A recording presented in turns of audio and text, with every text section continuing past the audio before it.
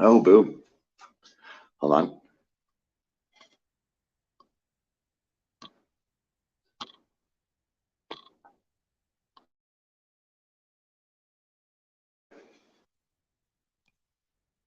Right there.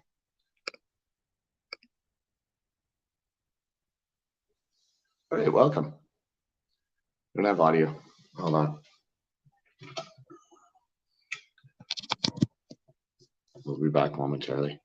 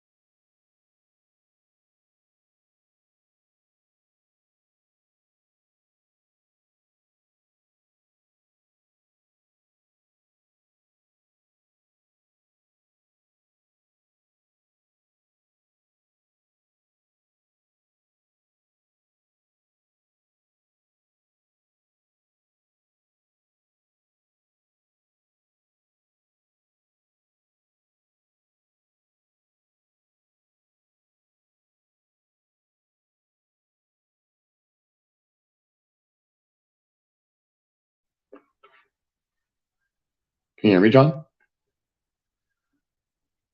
I don't hear anything.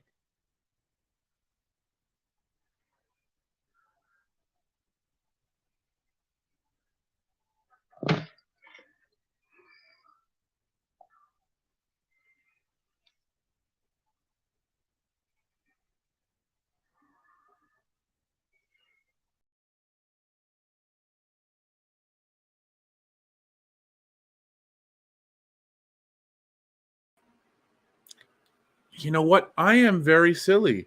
Sorry about that. I forgot to add myself to the stream.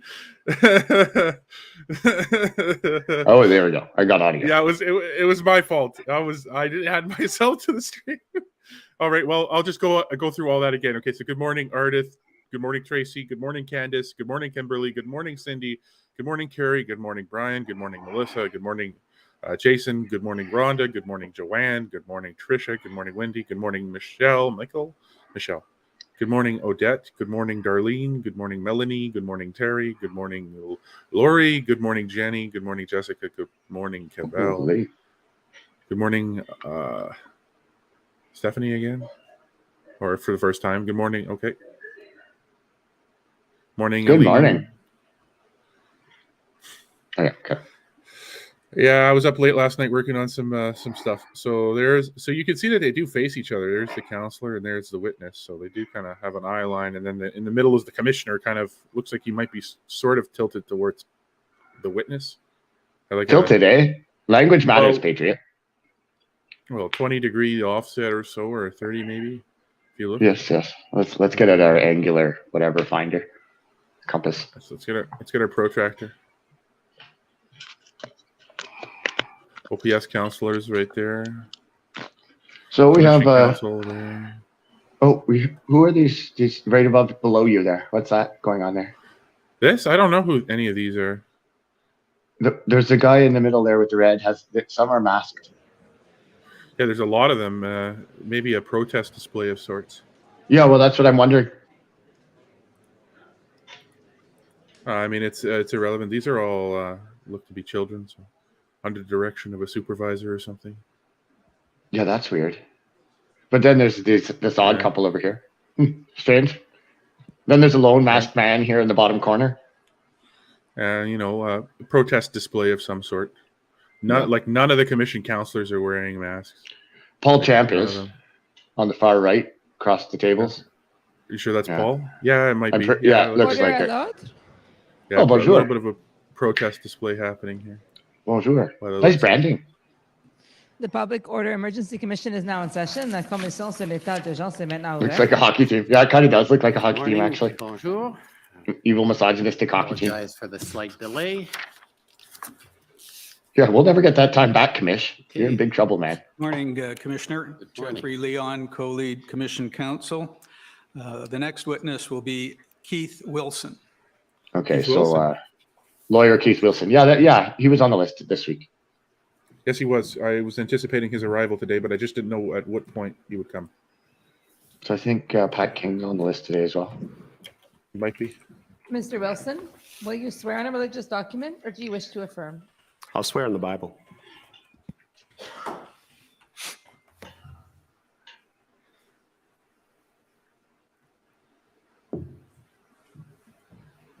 Good morning, everyone. No problems with Keith. Keith appears to be. I have never met him, but Keith is, I think, a straightforward, straight shooting guy. For the record, Yeah, please state I've your never full met him name and either, spell it but out. Ian Keith Story Wilson, strikes me. Wilson. Do you swear that the evidence to be given by you to this Straight shooting commission guy. shall be the truth, the whole truth, and nothing but the truth? Banner, so help you please. God? I do. So are you asking me to do some producing here?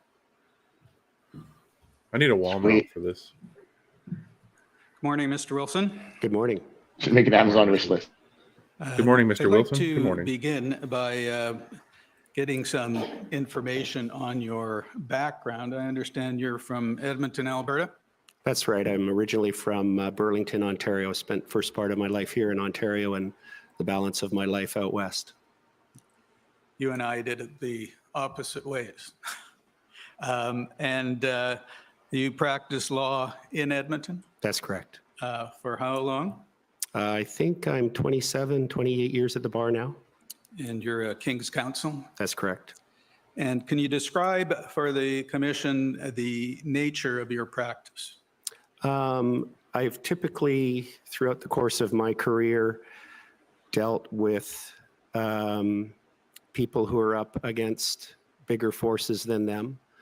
I have represented many landowners and farmers and ranchers in Alberta in disputes with oil companies. But I've also, much of my practice has been focused on helping people when governments, in their mind, has gone too far, affecting their life or their business or their livelihood. And so I've done a lot of judicial review and administrative law and tribunal work. Thank you. And have you, I take it you've appeared before all levels of Alberta courts and many regulatory tribunals? That's right. And can I ask the clerk to bring up WTS 60? Well, they have the chief commission counselor on this, the co-lead You counselor. attended an interview with me and my colleagues on October 2022, That's correct. and you were provided with a draft summary that was prepared by I don't agree with that, Phil. That's right. And you had an opportunity to review that summary, comment on it, and then you were provided with an amended Wilson, version King which you Counsel. also reviewed. That's right. And I'm showing you on the screen what we've, an interview summary. You recognize this as your interview summary? I do. And do you have any changes or corrections you want to make this morning? No, other than, as we've heard from so many witnesses, there were so many events occurring and it was some time ago, but to the best of my recollection, this is accurate. Thank you. If I can just interrupt, you have a tendency to speak rapidly. So if you could try and moderate it, that would be helpful. It's for the interpreters, obviously. Thank you, Commissioner.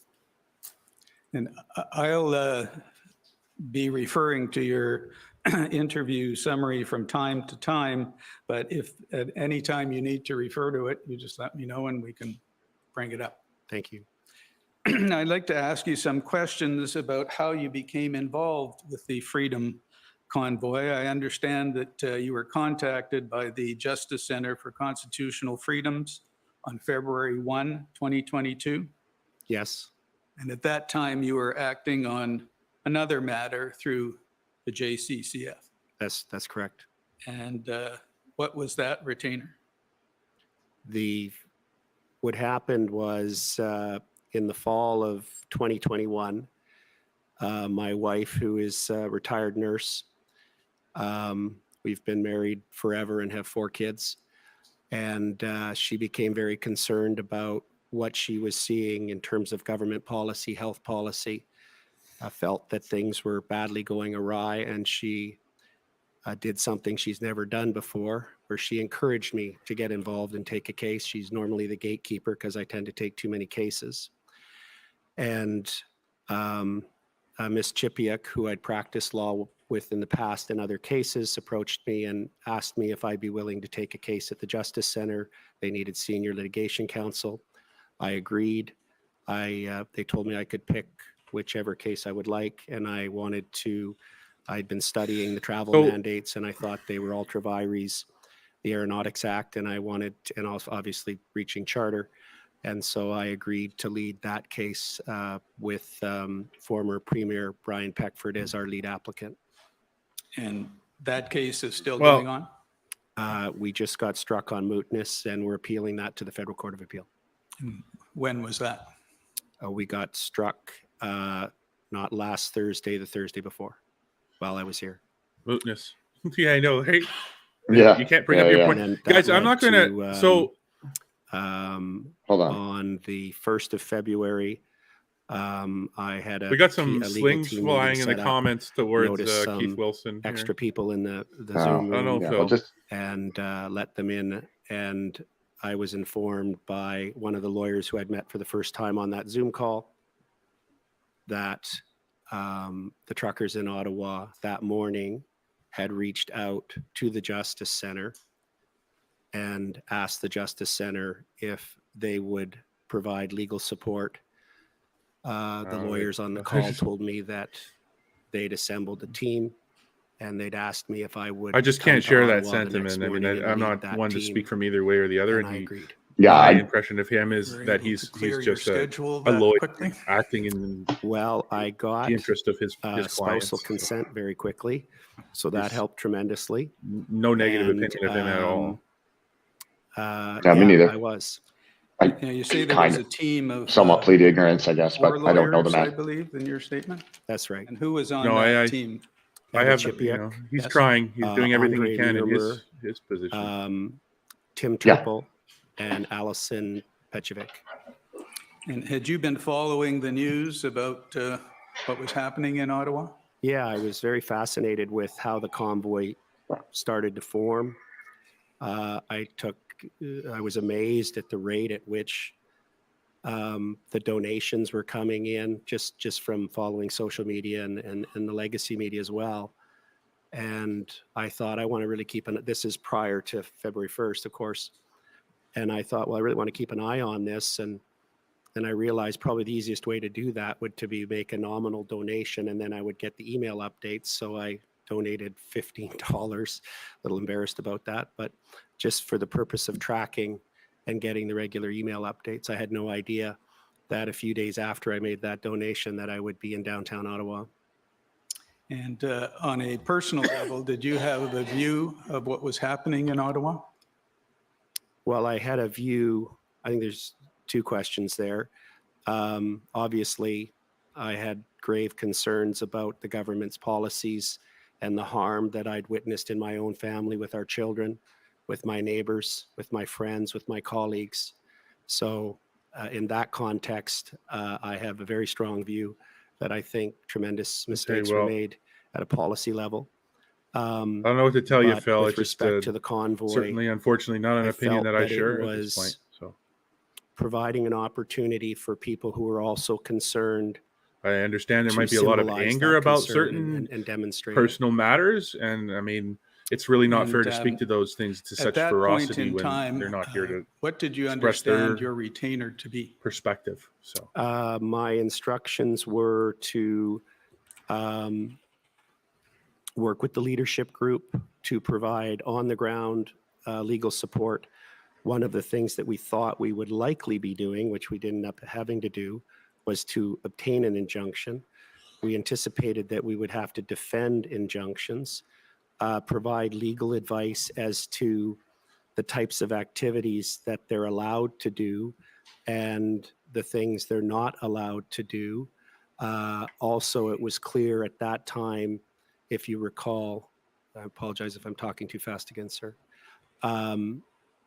If you recall that around that time, GoFundMe had publicly announced a suspension of the fundraising campaign.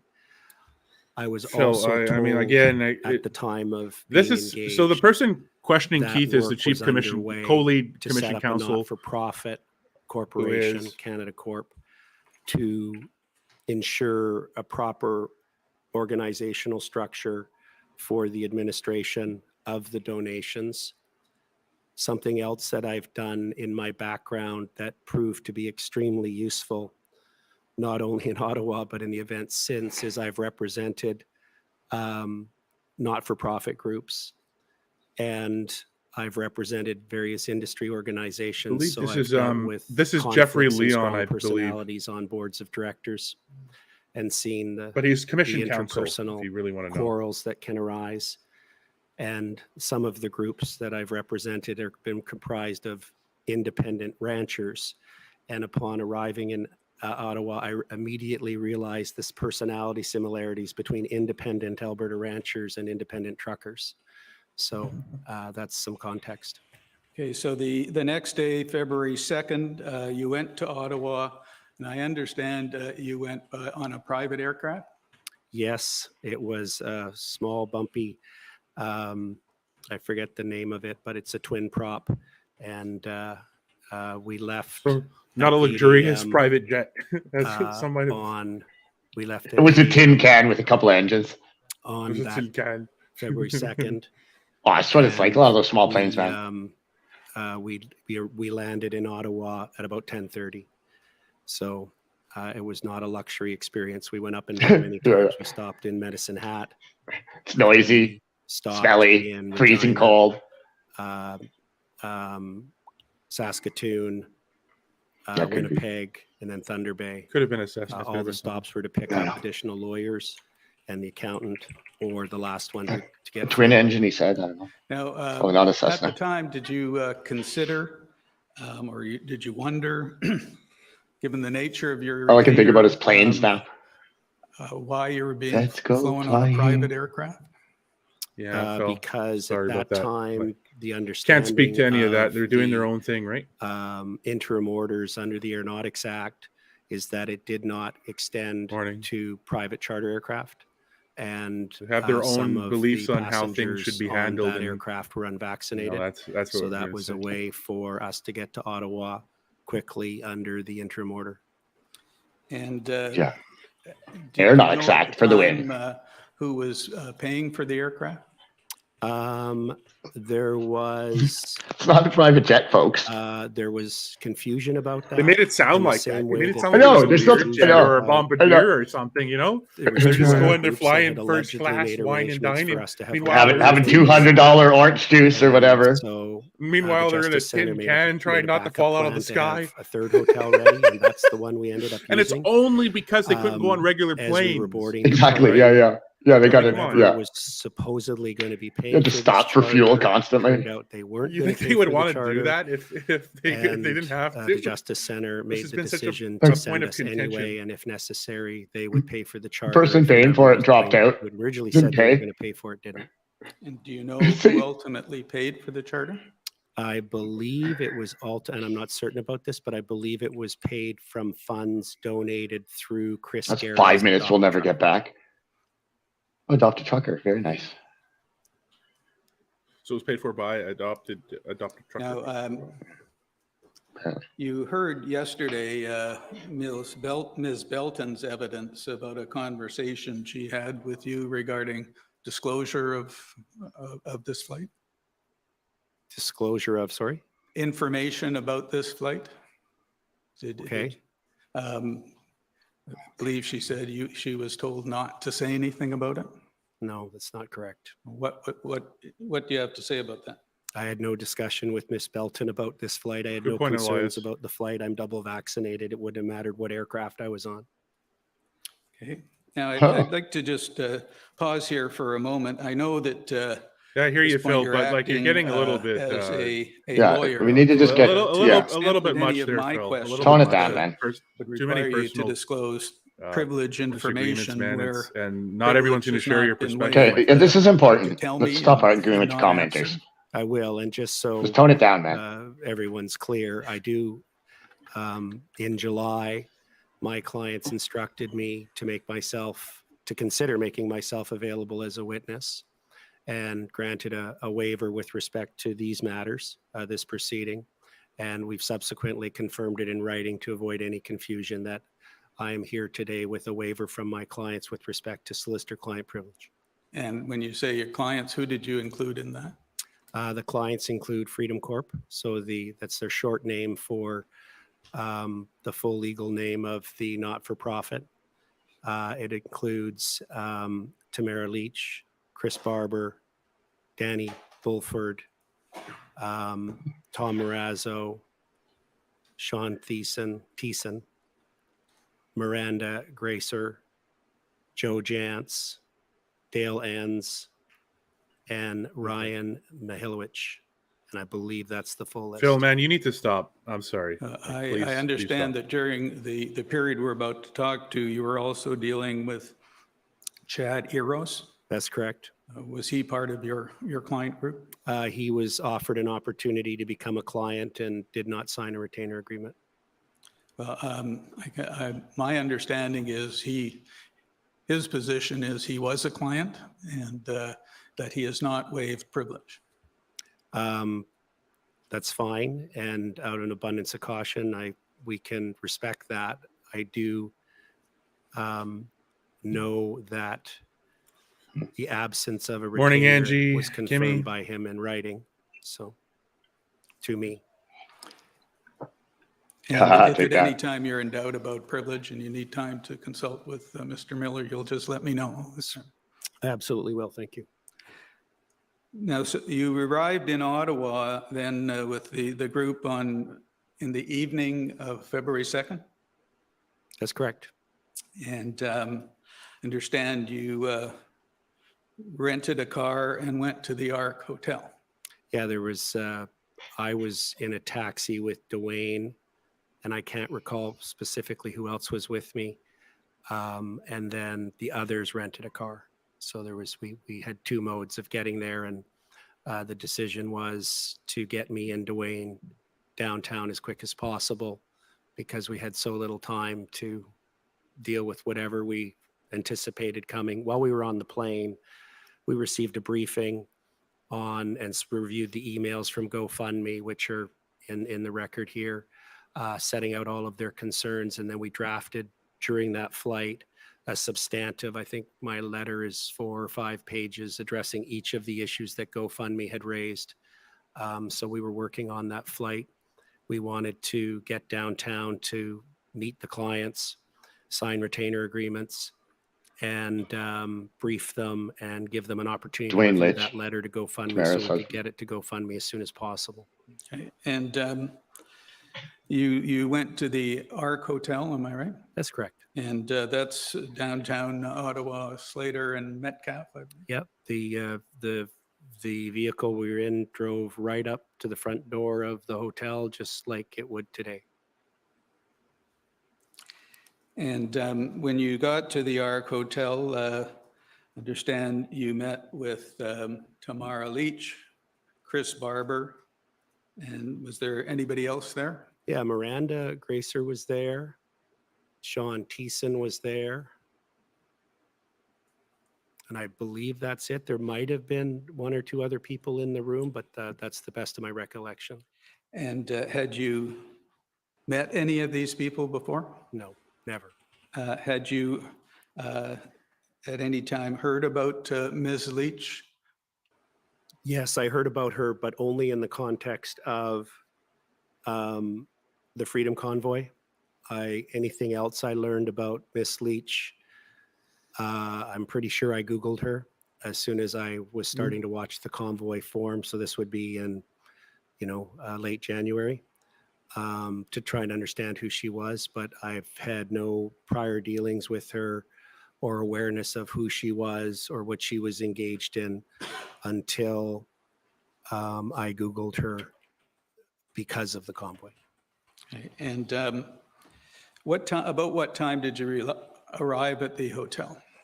My memory is it was about 11:30 at night. Thanks, Cheryl. Okay. Have a great day.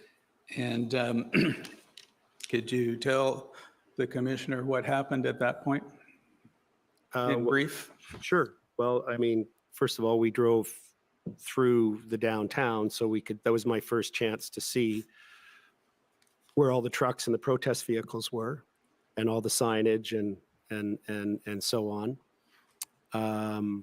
And how you could still drive around. There was always one lane open. That's how we got right to the hotel. When I walked into the lobby, I don't think so.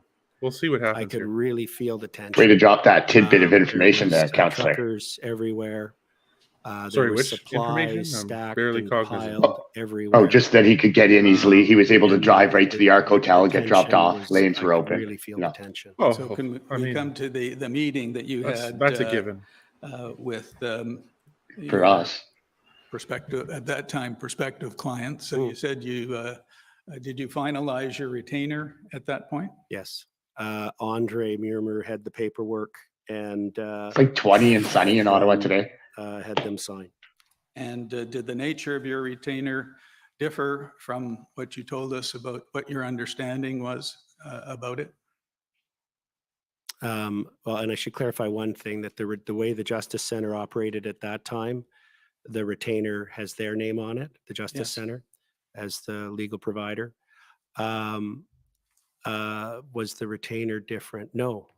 At the nature of my anticipated involvement remained constant.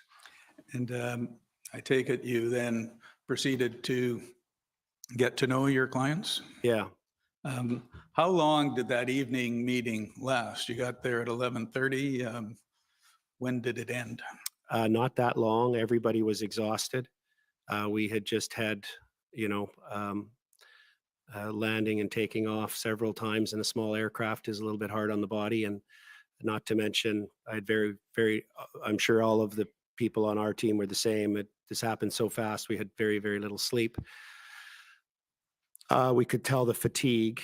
And that was when I first was informed that Tamara was aware that some group was calling a press conference for the next day and they wanted her to speak. And I immediately started asking questions about, okay, who's called the press conference? What's its purpose? Who all speaking? Was there a media advisory? She didn't know, this is not her world. I've dealt with high profile cases and communication specialists extensively, so she didn't even know what a media advisory was. Okay, and I understand that you wrote out her remarks for her. Well, what happened was I had no intention of being in the media. I was there to not be in the media, but to provide guidance. And even in that first meeting, I started hearing these different groups' names.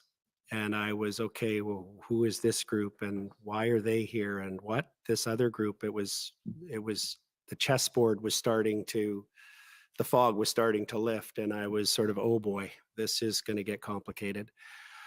The major concern I had was two things. Tamara made it clear to me that she did not feel comfortable. Appreciate she's absolutely exhausted. They all were. I could see the fatigue. And she didn't feel comfortable being exposed to a long format press conference where every media person could come at her, basically. And so I was already giving some thought as to how we could possibly restructure the press conference to make it more orderly and make it more effective in conveying some information that I thought the public and the world wanted to hear. So, and you did you prepare her remarks for her? So the next morning, my legal team was adamant that I should take a more active role in the press conference. I was initially reluctant. When we got from our hotel, which was out of the downtown, to the Arc and went into one of the logistics rooms on the main floor, it's a big boardroom, I got more information about the plan for the press conference, and that was, it was going to include a number of medical doctors. And Sir, my question was just whether you prepared her remarks, Tamara Litch's remarks for her. there was Take Back Our Freedoms had a external communication consulting firm that had prepared a speech for her. A number of us, including Tamara Leach, reviewed it, did not like the messaging. So Ms. Chipiuk and another individual, a medical doctor, rewrote it. It still wasn't in Ms. Leach's voice. So I assisted Ms. Leach in revising that statement, and it was finalized in very short order because we only had less than an hour. And then she proceeded to the press conference to deliver it. And Mr. Clerk, can I ask you to bring up JCF 50155? It's a video. And I'd just like to play 1 minute from that. Good afternoon. Thank you for coming. My name is Keith Wilson. I'm a lawyer with the Justice Center for Constitutional Freedoms. As some of you may know, there was an announcement earlier today that the Justice Center and a team of lawyers are here on the ground in Ottawa to assist the truckers and the Freedom Convoy 2022 with whatever legal needs they might have. What we're going to do today in this brief press conference is you're going to hear from Tamara Leach, who we all know is the spark that lit this fire and the leader of this organization. You're also going to hear from Joanie Peltier, who is going to summarize in French what Tamara says. Okay, can I ask you to stop it there, please? You say that Ms. Leach was the spark that lit this fire. Who told you that? That no one told me that. Where did it come from? My brain. Okay. And how did your brain figure that out? Well, Okay. I observed what was happening, and I noticed that this is again prior to me being engaged, that she seemed to be the organic leader. She was the one that was doing the Facebooks, lives and other videos. She was the one who was sending out the message, and she seemed to have the personality of a natural leader that inspired others to get behind her. Thank you. Now, can you bring up, Mr. Clerk, HRF 40139? And this is a letter to GoFundMe that I think dated February 3rd, and that's the letter you told us was drafted on the plane, correct? That's correct. And just if you can scroll up, please, a little more. You note at the bottom there, you set out your understanding of the evolving goals of the committee's GoFundMe campaign. Yes. And if you can just scroll up, I won't read them, but that's what you understood to be the goals. Just one moment.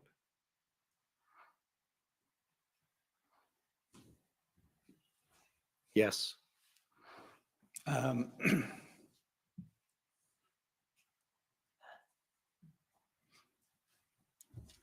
And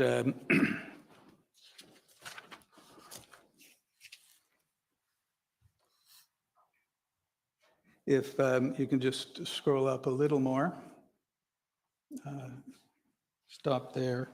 The paragraph beginning, everyone has been surprised.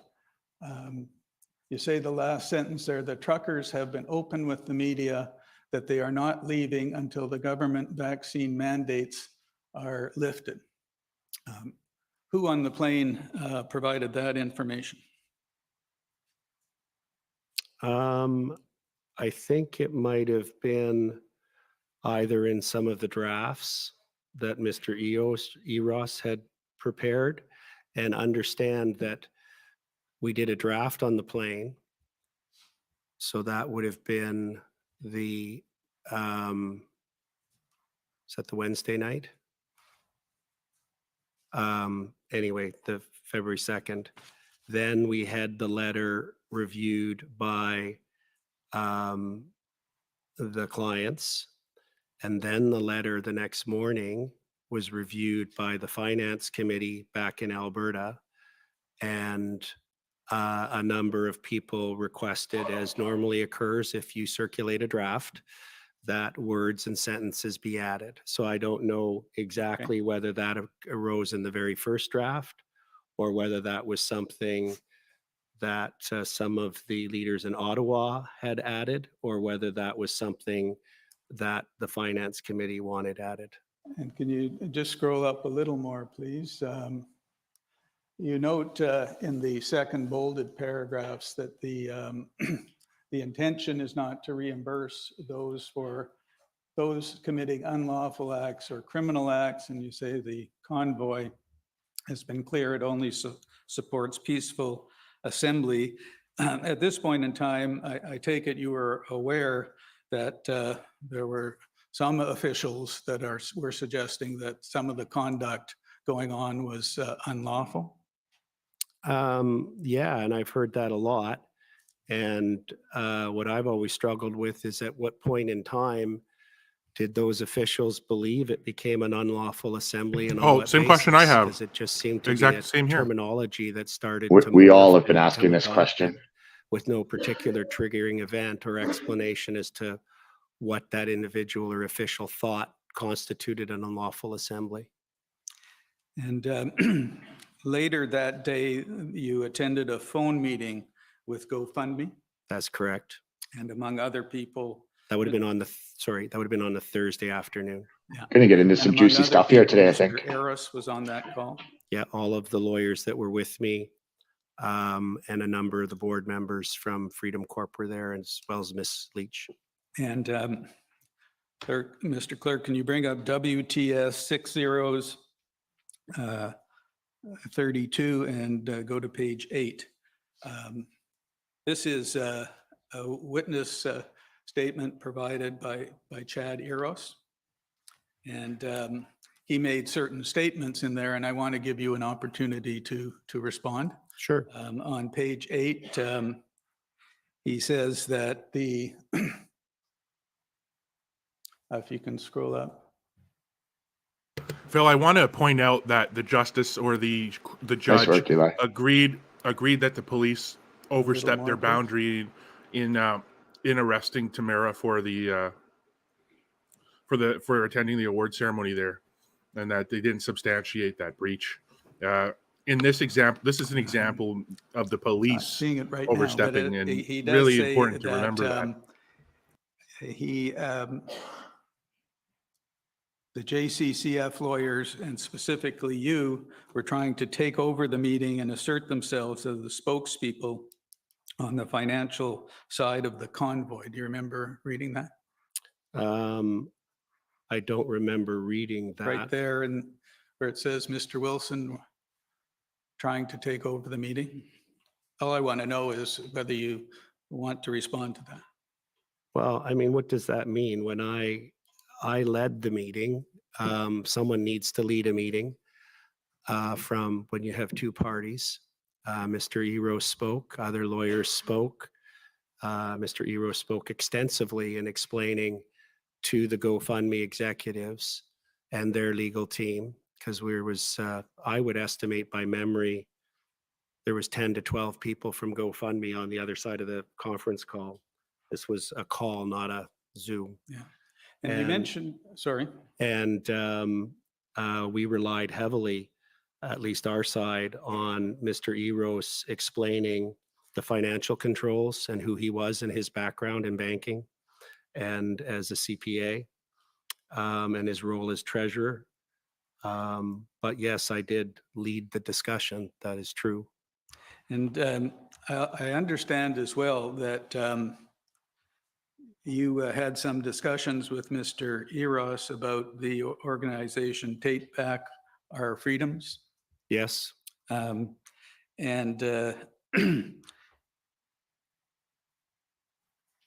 did Ms. Leach have some concerns about that organization? Yes. And what were those concerns? My memory is,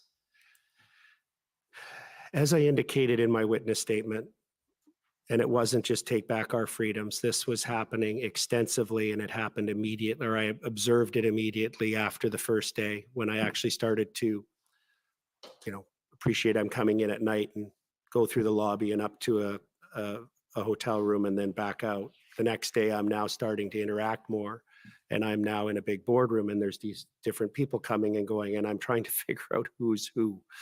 There was no organization chart. There was no introduction session. It's not even like a meeting where you go around the table and introduce one another. That didn't happen. It was constant chaos. So I learned that there was a group, and then I learned that it was this TBOF. I didn't even know what TBOF meant initially. And then I'd heard about this Canada Unity.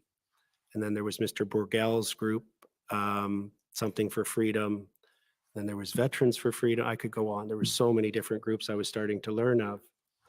Didn't Veterans for Freedom only start after the convoy? That different groups were trying to take officially, yeah. Yeah, I mean, they were formed. control. They just weren't. They weren't a not-for-profit, or they probably didn't have the. Observed. But I mean, the people were all there. Is that some were founders. trying to take control because they saw the organic, flat hierarchy.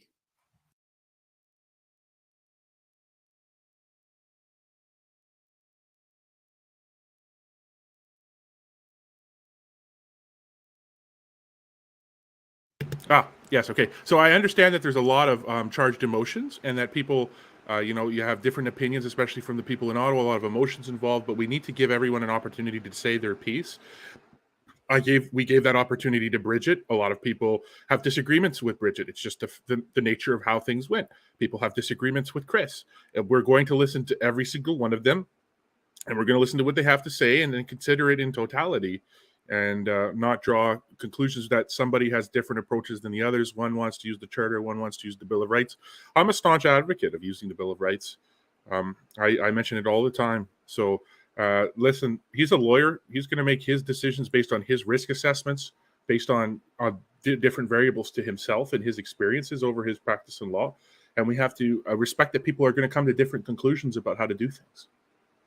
Freedoms. Am I correct that Mr. Peckford was the chairman of that organization? Yeah, and it's interesting because he's more of a symbolic chairman.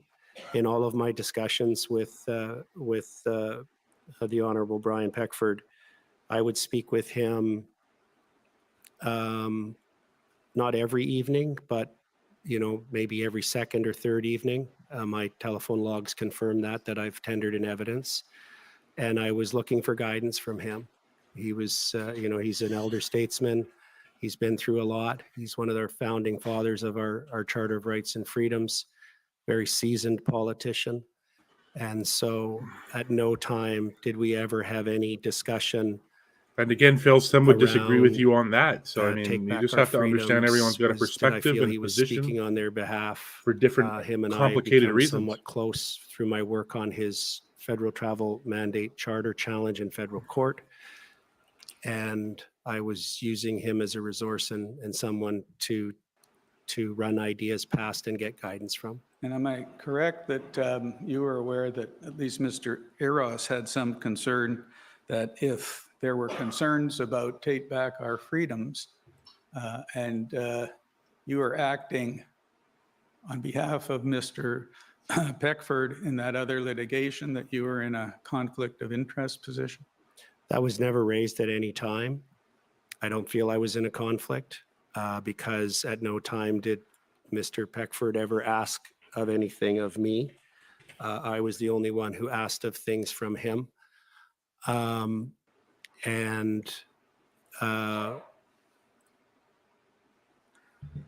the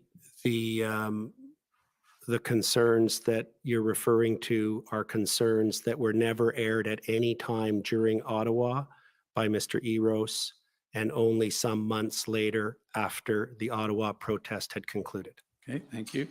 And just to shift a little bit here, you were staying at the Ark Hotel? Is that? No, Where were you staying? at a Best Western. I believe it was about a 20-minute drive towards the east. So you arrived there. Hello. Excuse me, on So February. 20-minute drive from downtown. So Right. each day it took us 20 minutes to get into the downtown core. And so you arrived there on, did you stay there the night of February 2nd? That's correct. And when did you leave? Our stay there ended, it would have been approximately around the Sunday of, just trying to visualize a calendar here. The second Sunday would have been, anyway, I think we stayed there for about 10 days. And then where did you go? Then we went to the Swiss Hotel. And how long did you stay there? We stayed there until the Wednesday, which would have been the 16th. It was on the Wednesday that it was apparent. This was when I had the phone call from Steve Kay, city manager, advising me that the third attempt to move trucks was going to be unsuccessful, and he was very disappointed, as he himself testified here. Okay, and I was just asking you the date, sir. And, Yeah, I'm sorry, I'm trying to contextualize things, and I have to remember things by events because I wasn't calendar focused. And so it was that day that it became apparent that something dramatic was about to happen by the government and the police. And as a result, Miss Leach instructed Miss Chipiak and I, because we were the only two lawyers left on the ground at that point, to relocate to a new hotel. and where was that? La Germaine. And how long did you stay there? I stayed there until the Sunday, which would be the 20th or the 21st, I believe. And then did you go back to Edmonton? I went home, yes. Yeah. Okay.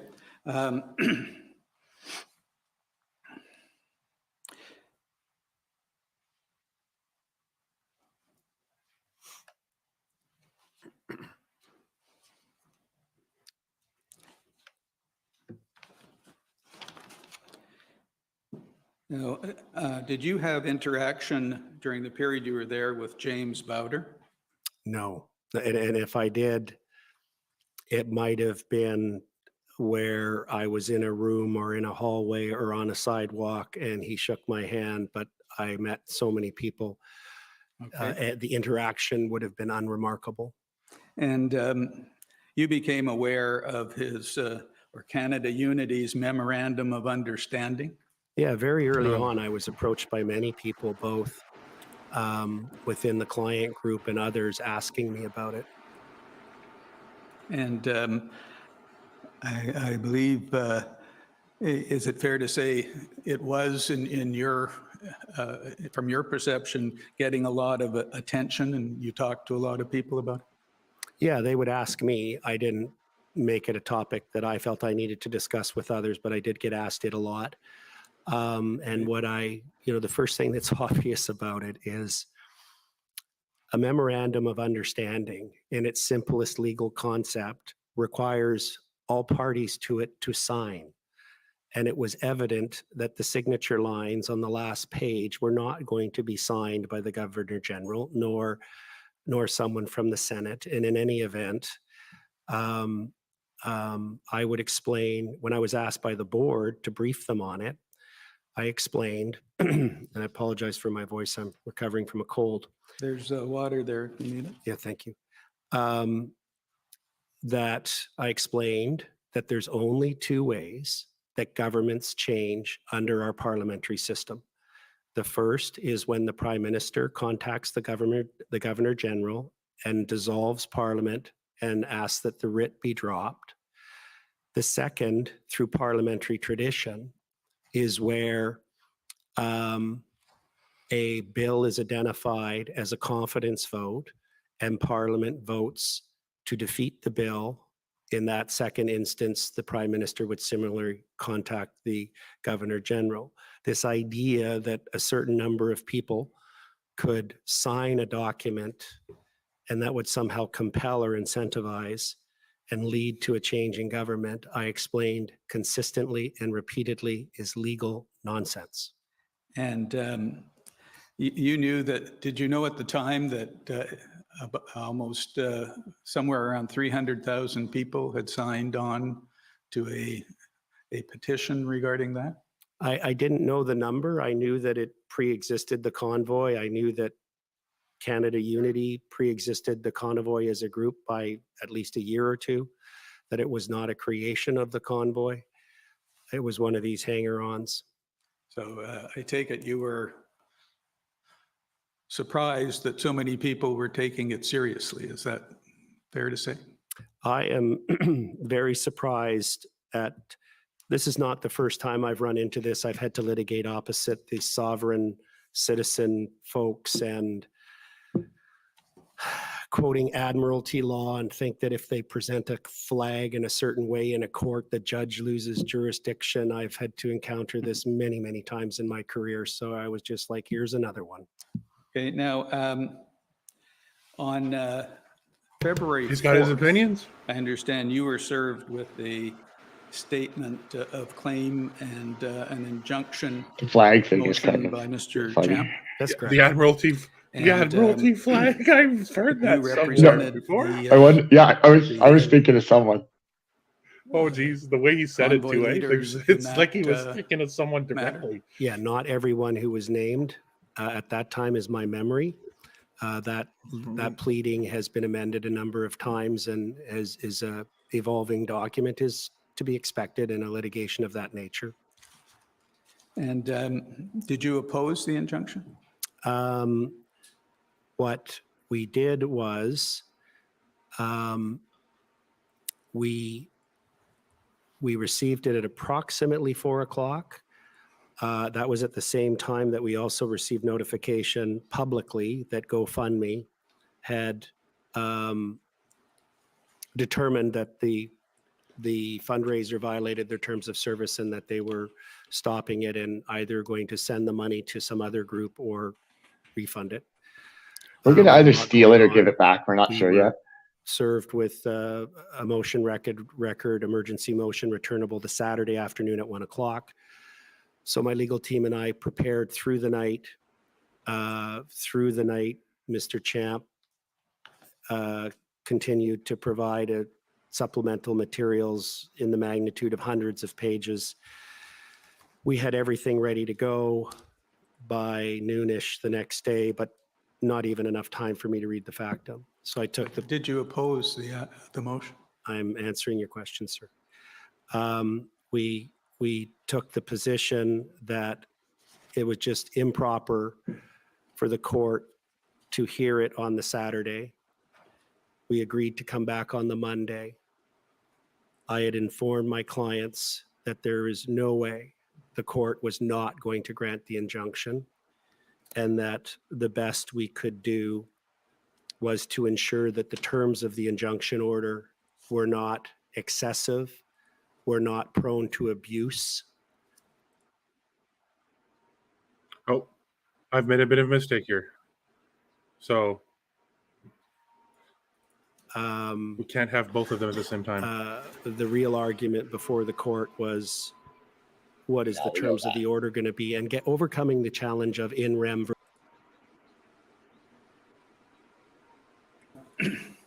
Hey, stop that, John. Now, It's- around that same time, I understand from your witness statement that That's scribe work. Where's our scribe?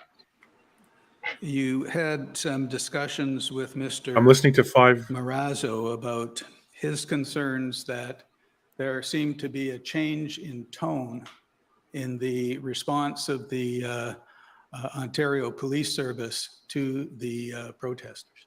Yeah, the Ottawa Police Service, that's correct. And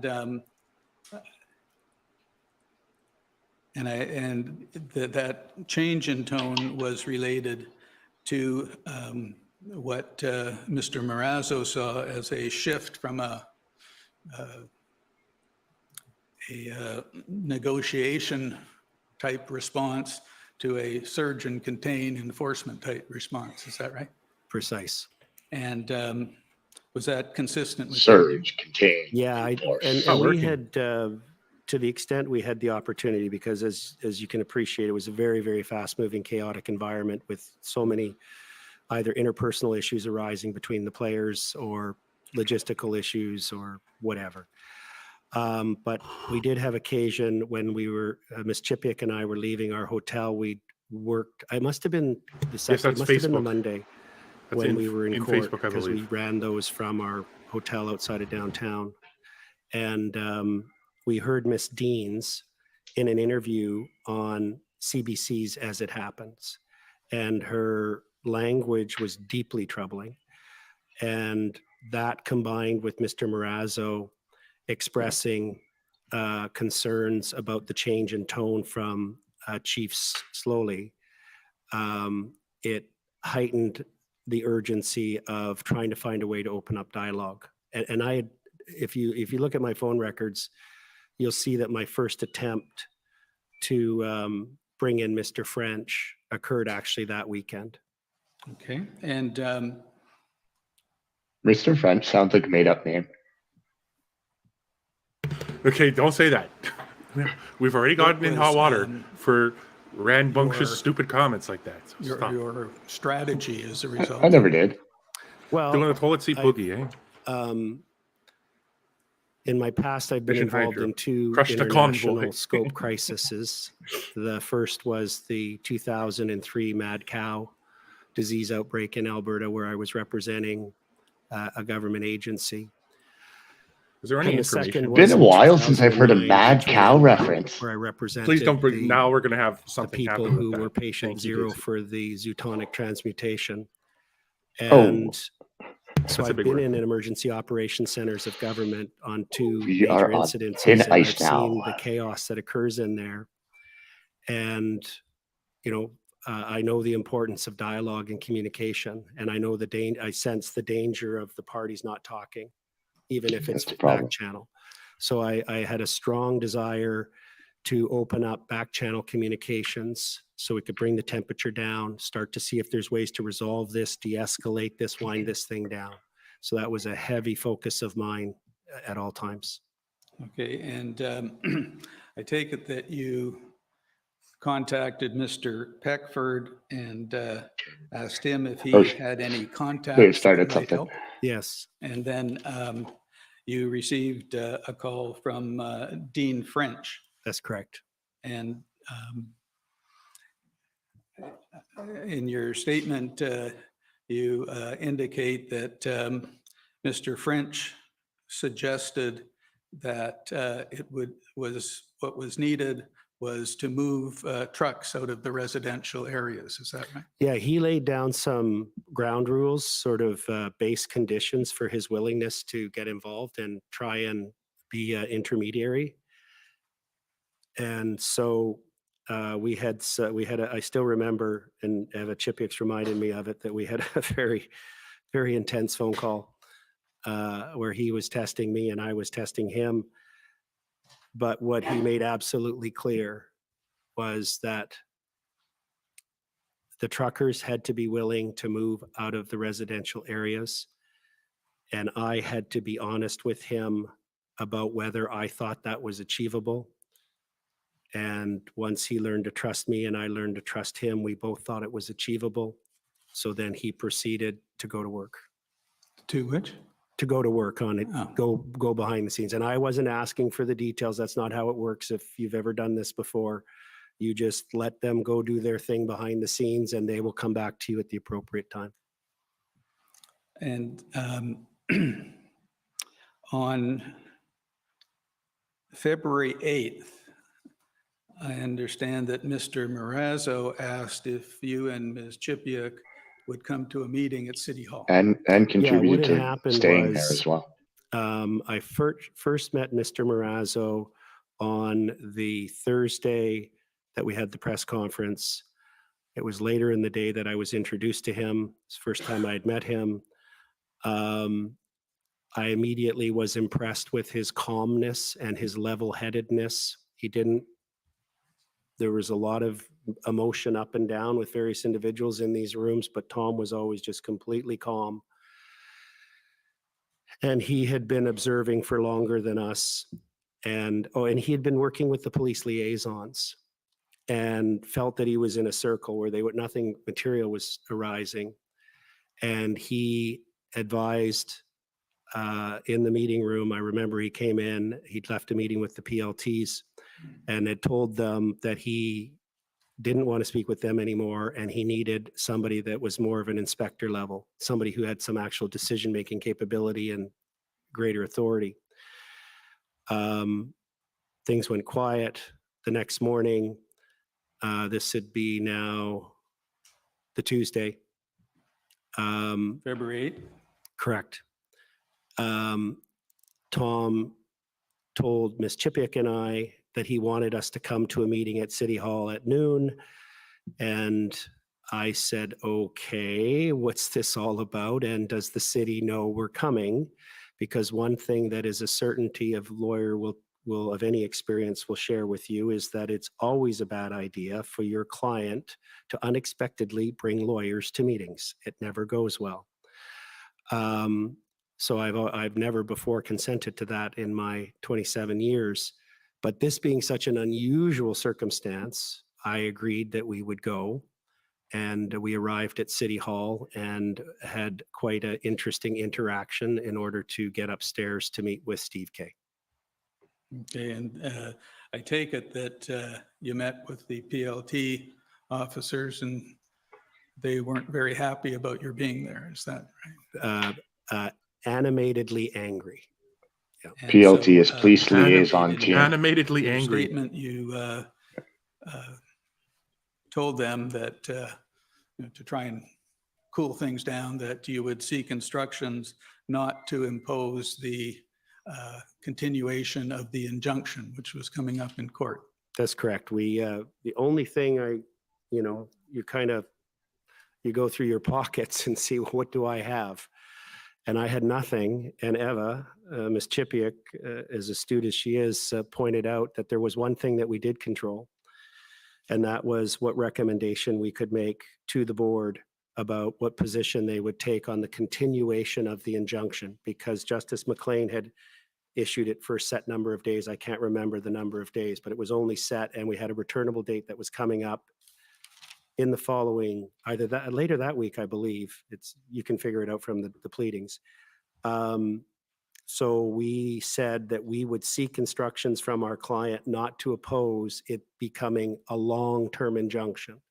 So the quiet that had resulted from the injunction would remain, and that was what we offered.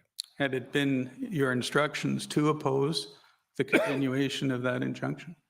I had not yet received instructions at that point. And I take it that you ultimately That's interesting. had the meeting with Mr. Kanellakis? Yes, And were you here for his testimony? yes. Nice. And is there anything about what he testified to regarding the meeting that you disagree with? There was a couple of sort of nuanced details, but that I think he might have just been misremembering, at least, or alternatively I am. but nothing of substance. Okay, and subsequent to that meeting, or sorry, let me take a step back. Sure. I understand that he had two concerns. One was to keep the meeting secret because he didn't want it to get out if there wasn't a successful negotiation. And he wanted to move trucks from the residential area and the Rideau-Sussex intersection. Yeah, he'd given us a list of 3. So I led by saying once Evan and I went into the room, and I know there was some conflicting testimony. There was 3 PLTs in that room. There was 7 people in that room. I know someone testified. I think it was one of the, it might have been Drummond, that there was no police in the room. That is absolutely false. And he's likely just wasn't accurately briefed, I suspect. And I led by saying, okay, Not accurately give briefed. us your top 3. If we can get movement at 3 locations in the downtown, if we can move trucks and protesters, where can we provide the most immediate and effective relief? And they gave us the 3 locations, and one of them was Kent, and I can't recall the other 2. But what I also picked up on, as did Tom, Marazzo, and Eva Chipiuk, is that they spent almost the entirety of the time talking about Rideau and Sussex. And so even though we had this list, it was clear to me and to us as a team that Rideau and Sussex was in a category by itself. So we promised them at the end of the meeting that we would keep the meeting secret. And the reason that that was important, it's in these situations, it's always about building trust. And it's the littlest things you can control that build the trust. And so we agreed to keep the meeting secret. And in fact, no word got out about the meeting. And I said, and I'm not from Ottawa, so, you know, I was stuck in buildings. And then when I was on the move, it was often at night. So I was very spatially disoriented all the time.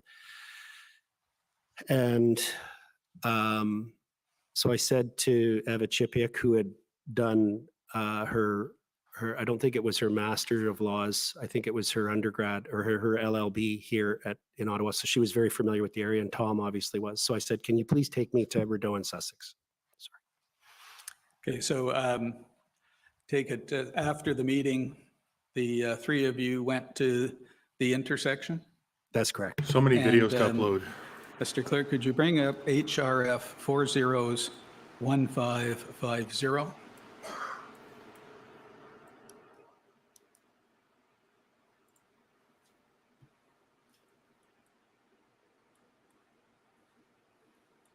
Take it, this is a picture that you took of the intersection at that time? Yeah, I took several pictures, including a picture with Mr. Marazzo and Ms. Chipiuk in it. I started doing that just to help keep track of things. You know, you get metadata on your phone, so it shows exactly what time and place. So I started taking these pictures. Now, you indicate in your statement that at some point you left the intersection and Ms. Chipiuk and Mr. Marazzo remained to talk to the protesters? Yeah, we decided, and this is the way things worked, particularly with the people that were there involved in the protest, is if something needed to be done, you did it right there and then. You never waited. So the decision, we had a discussion, and it was Eva and Tom were like, well, why don't we try and move this intersection right now? So I said, all right, I'll go back to the Sheridan. And the reason that we agreed that I would go is because we had so little to negotiate with in terms of Yeah, you got to be tools and careful there, tactics Eli. with the protesters. So, Because I had been on the stage at the press conference the week previous, the name of I was Rhetoric Man? recognized He wasn't Rhetoric. as Steve the Charlin. truckers' convoy lawyer. So the idea was that if they Rhetoric made Man. significant Would you agree with progress, that, but Daisy? Rhetoric needed Man? just something more to Not the get verbiage I would use, but clear this teach intersection. their own, I guess. that they would say, well, we're going to have Keith come. And then I would come and try and use whatever influence I may have. So that was the plan. And to be clear, because there's been conflicting evidence. Eli, getting the work done. Nice. Our focus at this intersection was to clear it. Yeah, he's good. Which He's is very scribe. different from. I know you are the scribe, Eli.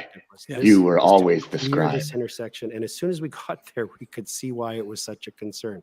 I think there's 6 streets that come together. There's the very high-end condo tower. There's the U.S. Embassy down the road, the Senate, and on and on. And we're like, okay, we understand why they want this cleared. So our goal was at least to clear up the westbound lanes. And if we can bring up, back up your witness summary, WTS 6058 at page 7. And you do it well, good sir.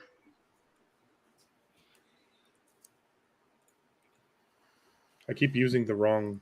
And can you scroll Screen. up a bit? Oh, I didn't You tell said you. out Didn't tell there, you, John. I got knighted or some such time thing by Maverick News the other day. Of what happened at, Freedom Night. At Rideau and Sussex. Where the hell's my night? That led up. Ask, um, ask Rick. Got on over to To, Maverick News, Maverick Multimedia. finding out that there was a willing, or at least Ms. Chipiak and Mr. Marazzo, the bottom paragraph, finding out that the truckers had agreed to move their vehicles to Wellington, but there was a problem in removing the Jersey barriers, and that fell through. Correct. Well, and it was not. What had happened was my briefing is that I'm on the second monitor. we had an advantage because the first 3 big trucks that would have to move were the ones that had the Polish immigrants. And Miss Chipiak is Polish background and can speak Polish fluently. And she very quickly developed a rapport with these truckers. And we knew if we could get the first 3 to go, it would incentivize the other ones to join in. There was a sense of each of these areas that people didn't want to be left alone, that there was a real group think going, we picked up. So, but this was an intense group. There's no doubt about it. I mean, you've heard about that. There was this forfada stuff that the first time I heard it was in this inquiry, so it was never on our radar. But That's interesting. So Mr. Marazzo. Oh, I messed up. Give me a second. Okay, that's twice today, John. Relax. Amongst themselves, It's okay. You're only allowed 3 screw ups in And 5 he weeks moved or forward 6 weeks. and So. effectively a parlay in Behave. the old I'm gonna military fail. sense Oh no, parlay. with the police to the west up to closer to Wellington. And then the particular police liaison, Sergeant Feng Li, had a little bit of an aggressive personality. He could Feng Li really was aggressive. Feng Li was a firecracker. And Mr. Marazzo was concerned about him interacting directly with the Yes, truckers. Mr. Marazzo likes calm. Intersection. So Tom went up, spoke to Fung and said, okay, bring in the equipment. We're ready to move at least half the intersection, the westbound, up into that space on Wellington. The question was something about did the barricades get in the way? He stepped back. And This then guy gets a turned lot on around the and record said with to one Tom, question. "The deal's off. They're not going to move the barricades." And we now know from the record and the testimony of others that others higher Well, up that's got to be by design. vetoed that movement. So Okay. Tom, but this is important. See, Tom this guy wants him to did shut not up. go back and disclose what actually happened. He said they just can't get the barriers moved because he didn't want to destroy what little progress Yeah. we had made. We agreed to have a cooling off because a lot of the truckers were upset. Sounds like he's saying Tom was doing damage Arrangements to make control, kinds of trying moves to, before our involvement, even to protect the negotiations with police. and so we testing decided something. to give everything a cooling off and a try again on the Thursday. That's interesting Hurting. testimony. So that was on February 8th. And I take it that February 9th, there were some discussions with the Yeah, what kind of OPS plea? Yeah, PLT yeah. Put that officers aggressive in person that on the riot squad. I led mean, the to public February order 10th, unit. where you This is not returned working. to Rideau and Sussex to try again. Is that? Yeah, on the 9th, PLTs about 4:40 p.m. Contacted me through Eva Chipiuk. That was the protocol we had, is that if they needed to get me urgently, they would call her because she was always at my side. And they came over to a meeting in the main floor of the Sheraton. It was an intense meeting. But we briefed the board that evening, and Tamara Leach requested that all of the road captains, all legal, the board members all assemble at Sussex, Rideau and Sussex the next morning prior to 10 a.m. in an all-out effort to use their persuasive skills. We had an initial success where there was a load safe truck that you'll see in lots of pictures. Load safe is what was on the logo on the side of the cargo trailer of the semi truck. And it was parked right by the valet area of the Chateau Laurier, and it was pulled up on an angle, almost jackknife, blocking almost 4 lanes, and the police did not like it at all. They'd been trying to move it, and I was standing with a large group of PLTs, Miss Leach and others. Mr. Barber came up. We said, hey, I said, Chris, or one of us said to Chris, is there any way you could go talk to that guy? And as you heard, we all watched in amazement. Chris jumped up on the step and was hanging onto the mirror. The window came down. He started visiting with the guy for a few minutes, and all of a sudden Chris hollered out for truckers to come and set up a perimeter to safely back him up. And the backup alarm went on, and they repositioned him so he was right up against the curb. And I remember we all thought, okay, this is a good sign. Maybe we're going to do this. And then, as you say in your statement, I got no problem with you, man. I got no problem. there was a crowd that Also can't talk about everything I suddenly know on appeared who didn't understand what was going on. Nobody doesn't like it, though. they, That's not what it in is. effect, People got different opinions. kind of I think. surrounded. And we can't really engage The in area. here the way we would need to really have that conversation. Because I think it's important for context. If I can just stop you for 1 second, I do have a video. Would that help? I'd like to contextualize it first, if I could. Sure. I am reading them for what it's worth. Happened was we had a bunch of failed attempts to get You talk to the Eva. You want the enough keys. truckers to agree. We always had the I'm just Polish trying to guys figure in the this front out. that were ready to go. So Ready to go. a lot of Ready the to go. team, or those of us who were there to try and clear that intersection, were done. It was a very, very cold day. I was back and forth trying to keep warm in the lobby of the Chateau Laurier. That's when I got served with one of the seizure orders and was dealing with the TD Bank on interpleader. There was so many things going on all the time. In any event, we'd largely given up. It was just about to get dark. And then one of the PLTs came out of the area, and he came up, and Tamara was with me and a couple of others, and said, they're ready to go. Definitely agree there. And Tamara's like, well, then let's do it. So they called in the big heavy lift equipment to lift the barricade, and they end up bringing a tow truck as well, a flatbed tow truck, because you may have saw one of those pictures. They have these orange mechanical devices that are actually bolted to the ground, and when the vehicle drives over it, it comes up behind it. So we were waiting. It was now getting dark, and as was typical, as you get into 4 or 5 o'clock, 6 o'clock, the number of Ottawa residents Eli and is on others fire start to today. converge into Hashtag downtown Silkcloth would News. significantly increase each night. This was typical of that. When the trucks and the heavy equipment arrive, they've got yellow flashing lights, they have backup alarms. That caused even more people to come. Because we were anticipating moving the trucks up past the War Memorial to Wellington, we needed the police were obviously handling this part of it, more police to create a safety corridor so that no one got run over. And Safety corridor. as the I like these one terms. vehicle backed up and its alarm was very loud, people started to rush in. Tamara had been removing from the barricades. Started to rush in. No one out. The police were There was smart a not beeping to and go everyone just start rushed over. taking What's signs going on? that it was Tamara. She was Well, yeah, it's like in the suburbs, if a guy starts a saw of some sort, and like all the other men run out of their houses, like, ooh, what's going on? Without Someone's using a saw. controversy, hopefully. Just as the equipment was going, Some 2x4s there. people rushed behind the tow truck because they seemed to think that the police were about to do something bad to the truckers. I was talking to them. Tamara was individually talking to groups of people. It's okay. This is a cooperative move. We're trying to clear this intersection. The truckers want to move up to Wellington. And then people would sit on a barricade. Tamara would go talk to them. They'd apologize, get off the barricade.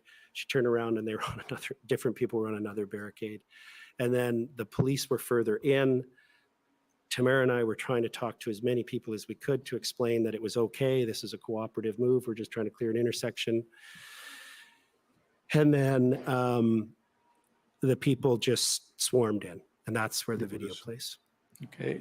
People just Can you swarmed in. pull up, please, HRF 401587?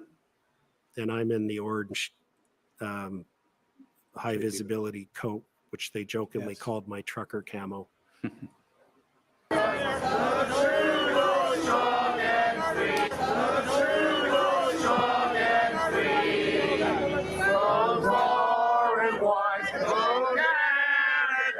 We stand on guard for thee.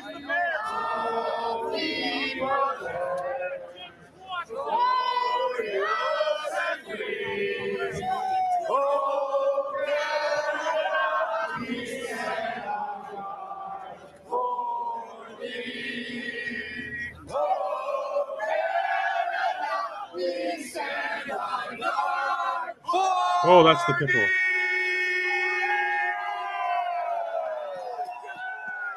Thank you.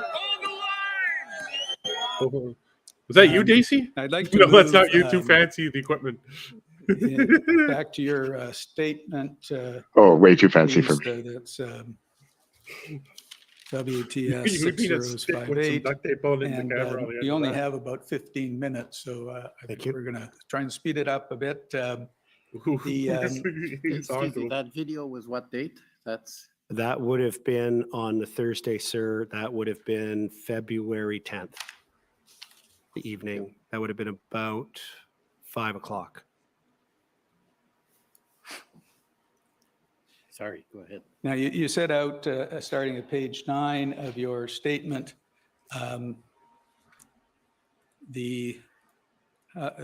your dealings with Mr. French, Mr. French. and leading up to a meeting with him on February 11th, where he presented to you a draft letter from the mayor, and you went and got instructions, and you discussed it with the board, and the board agreed essentially to go ahead with the proposed deal to move trucks out of the residential areas. Is that? That's correct. And the proposal was never just to move up to Wellington. It was always recognized that probably only 25% of the vehicles could go to Wellington. The more dominant theme of the plan was for the vehicles to move to the remote locations at Embrum, Exit 88, and Armprior, and to have expand the shuttle buses that were already running. And there was also, this is a very important point, and I don't know that it's come out yet, is a lot of people who were there, the truckers, never planned to stay that long.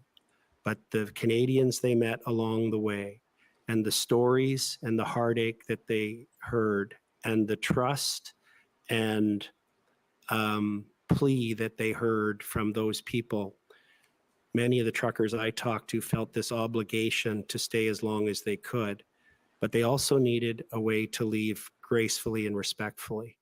And one of the things we recognized was that if 75% of the vehicles were going to be given an opportunity to leave and go either to Embrum or Armprior, that some would actually use it as an opportunity to go home and do so respectfully. So that was an important part of the plan. And that's what you refer to in your statement as an exit strategy. Correct. And in that regard, if you can bring up, please, HRF 401278.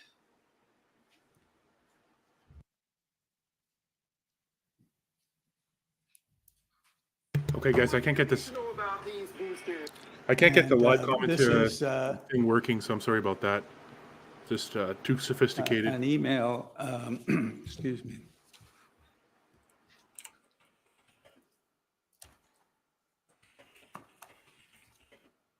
It starts at the top, February 12th, from you. It's in reverse chronological order. So Yes. that would be the latest response. I had prepared following the board meeting on the Friday evening where the board decided to approve the deal. They were all there in person except for Mr. Dichter, who was incapacitated due to his broken leg and had to stay at the Sheraton, but we had him joined by conference call. And because of the significance of this, even though on the Friday they had all agreed to proceed with the deal with the mayor, I wanted to get something documented. So I sent an email to all of the board. You can see where it says right just by where the mouse is, a little bit up and to the left, a GIDG. That's a part of Brigitte Belton's email address. You'll also see, you can see Mr. Dichter's emails on this as well. It's the first one on the CC line, actually. And I received responses from everyone approving it. It makes reference to the arrangement with the mayor. The plan was, how are we going to get the truckers on side? So the decision was made to do this Freedom Manifest document where Tamara, with all the board members signing at the bottom, would say it's time. We've had an impact. It's time to do something differently. It's time for us to focus our presence on Wellington, where our beef is with the federal government, for them, and for them to have the other trucks move out to the other locations. Right. And if you can just scroll up, please. There, stop right there. You say in that email from February 12th at 3:47, you indicate that the drafting committee had looked into a way to draft a document that would describe the Freedom Convoy's overall demands of all governments and a way forward strategy. And so they were working on the broader document for review by the board tomorrow, but you're circulating a draft now as a and it was intended to be a communication for the captains and truckers regarding the deal with the mayor. And then you say on towards the end of that line after Wellington and Elgin, while at the same time taking away the excuse that Trudeau wants to unleash the police goons and seize trucks. Remember, we are trying to block Trudeau from having the justification to cause the police to use the new emergency powers against the truckers and allow the truckers to stay here in Ottawa for as long as it takes, etc. Now, this is February 12th. At that point in time, did you anticipate use of the Emergencies Act? Yes. And further, if rather than looking at what's the draft, can we pull up Mr. HRF 40? Sorry, excuse me. I apologize, Mr. Leon. Commissioner, I'd just like to make a note of the record, or perhaps a small objection. Ms. Belton testified yesterday that on the mayor's deal, and it was her understanding that it was all completely fake news. I think was the terminology she used. And as I understand it, Mr. Wilson is now testifying that this deal was sent to Ms. Belton as one of the convoy organizers and that they all agreed to it. I just note in fairness to the witness, I don't think that was put to her by the commission nor the convoy organizers or Freedom Corp. So, I mean, we're all working very hard, Herculean, and we're missing lots of things at times. Just I think Miller just stood up behind him. Point that it's unfortunate we didn't hear from Ms. Belton on that issue. Yep, he did. I think at this stage, let's hear the evidence, and maybe that's a point that can be made later. But I'm sorry, you want to also involve yourself in this? Yes, sir. I don't think the issue is whether or not Ms. Belton is being impeached. Frankly, I don't think it matters. So this commission doesn't need to make a finding of credibility of Ms. Belton. So I understand my friend's concern, and he's turning to the. Well, there's Tom Marazzo and Chris. Yeah. I don't really even think it's a concern, sir. It's not material. Okay. HRF Not Daniel 401285. Lee, sorry, that was Douglas. Oh, Douglas. Miller time with arms crossed. Yeah, so they're basically letting Brigitte impeach herself, perjure herself. Here, And Okay. this is that's what that was the about. Freedom Manifest that was, I think you said there were about Paul Champ seemed to be 800 defending copies made Ms. up Belton and distributed. because he realized that this testimony is contrary to The hers. truckers. That's correct. About 850 copies were printed. Well, we'll see what happens. We from this. decided to go old school Gutenberg, printed press. The majority of the In people fact, I have took a little expressed that video there's a and deal and that forwarded the it deal was to being Dean worked on French quite so that hard. he could see that So, progress was being made That's the sentiment we on heard from the efforts and the plan to we heard that from different get police the officers like information out to the Russell truckers. Lucas. The Chris So, Barber, Inspector Tamara, and Russell- others Russell Lucas. So went we'll, out onto the streets. one person and saying met there with wasn't a deal truckers, doesn't and mean anything, the road right? captains handed these out. Unfortunately, it's not an objective And fact. It's an Tamara opinion, even went out to is what I mean to say. It's an Armprar opinion. and Embrum to inspect them, to make sure that they had sufficient capacity to take all the 75% of the vehicles, and to meet with the owners of those lands to make sure they were comfortable with that many vehicles showing up in the coming days.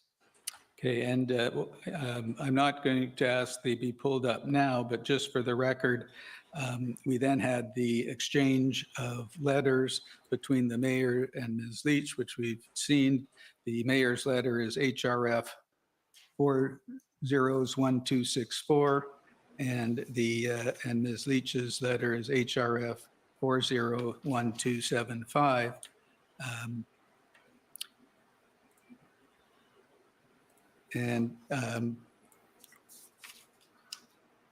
Can I now ask to bring up HRF 401323?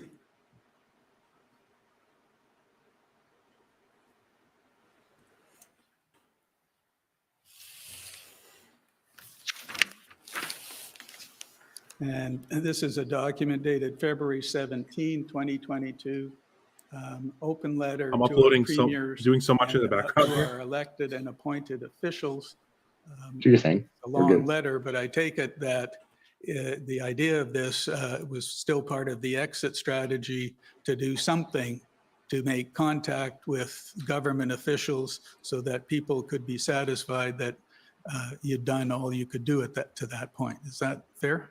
Yeah, it is. And I think what we were hoping would happen is that the success that we felt we could achieve with the arrangement and the agreement with the mayor, and because if it was successful, we were going to have had the downtown cleared out by the Wednesday, but for Wellington, up to the Sir John A, and a defined area, which they actually in the logistics meeting shorted up because of the issues about the hospital and so on access. And the truckers agreed to make it even a smaller area.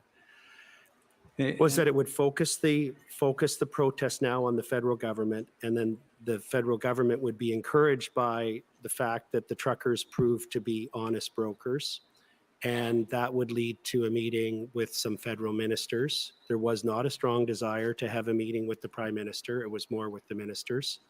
And that we could agree on a process of of formally presenting briefs and information and scientific information to support and comparative information, because Canada was an anomaly at this time in terms of our mandates. The other G7 countries weren't doing these things to try and persuade the government to review its policies. Thank you. And then we don't have to bring it up, but in your statement, page 10. This is very good 11, stuff here. You outline your Glad it- understanding oh, no, this of what happened in terms of the movement of the trucks outside from the residential area, either to leave or up to Wellington, correct? Yeah, well, I was directly involved, and on the Monday, and my text messages and my phone logs confirm it. My text messages with Sergeant Lee, with the mayor's chief of staff, and with the city manager. The reports I was getting from the ground were that the police were not in a position. They were getting blocked at different phases by the police. They finally got some trucks moved. We were ready to move trucks again on the Tuesday. Police were the problem. Chris had worked, and others, Joe Jantz and Ryan and Dale and others had gone out and worked hard to get a whole bunch of trucks ready to move on Yeah, we expect to hear from the any combination. Tuesday. Police completely blocked it. We now see all the back communications and infighting that was going on. We didn't know that at the time, obviously. This is And big. then again on the Wednesday. And the other thing is, we realized when we discussed it, and I listened to the road captains and to the Chris Barbers, is they felt that once the big trucks moved, there would be stragglers, but they wouldn't want to be alone, and that they would either leave or they may go and infill a little bit. But so we recognize that. And there was also discussion that if, and this is controversial, but there was also discussion that if we get down to a few areas where everybody else has either gone up to Wellington or gone out to the base camps or gone home, and we have a few holdouts, that Freedom Corp would no longer provide any supplies, fuel, or materials to those areas to incentivize them to follow the lead of everyone else who was leaving downtown. Thank you. I see. That is quite interesting information. I have, Commissioner, I have two more points to deal with, if I could. Sure. Thank you. Sure, no problem. You're the commission lawyer. Take as much time as you need. HRF 401298. This is a letter It's worth that it. you sent to Chief Bell stating your view on the the powers that were the police were given under the Emergency Act. Mhm. And you took issue with whether there was the power to prevent peaceful protesters from coming into Ottawa to protest. Correct.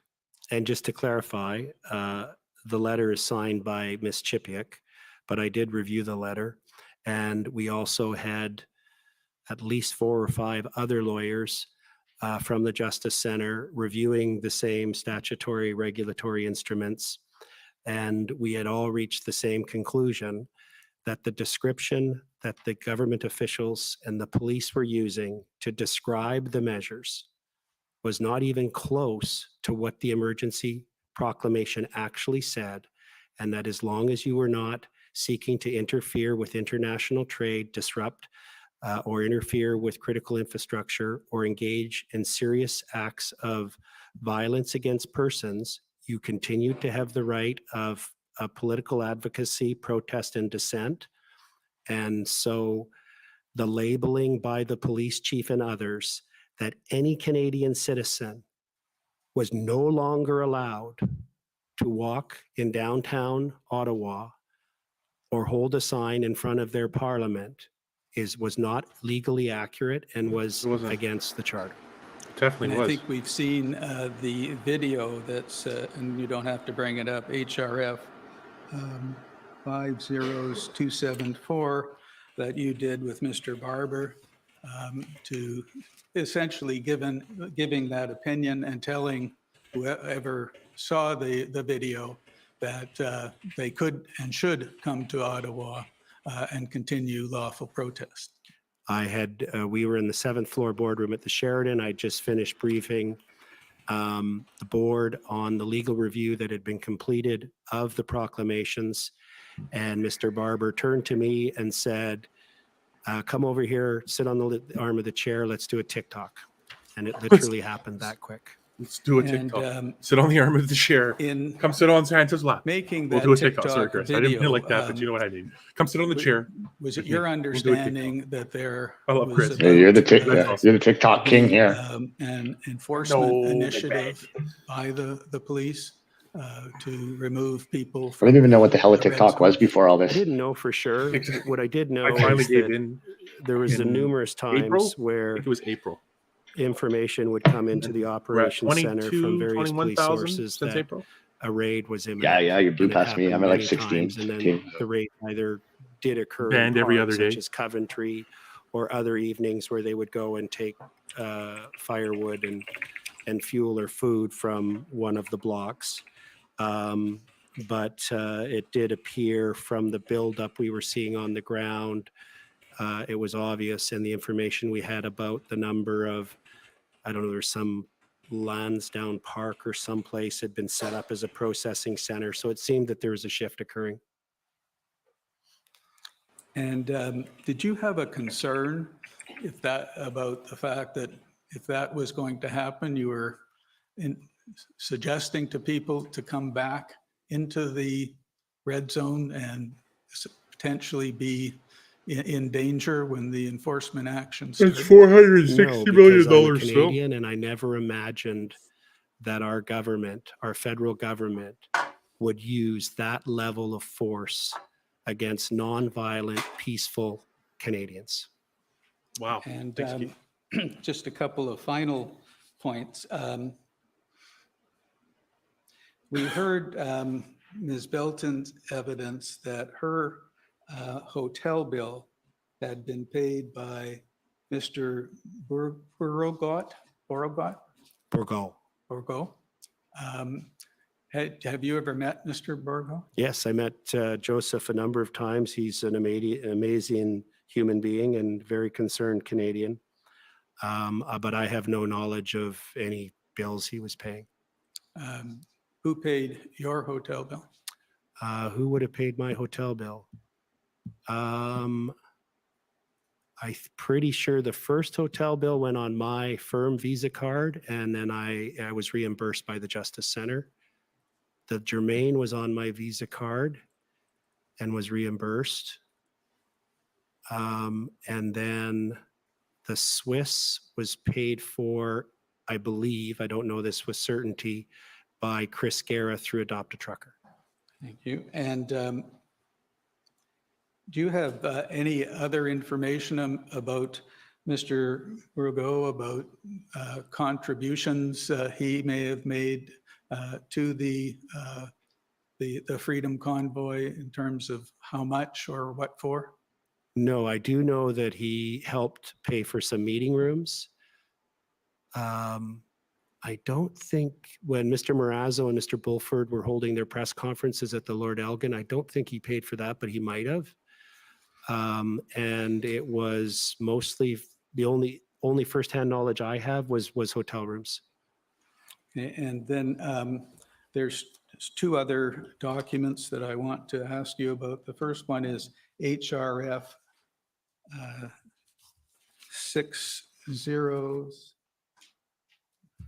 Just let me get it here.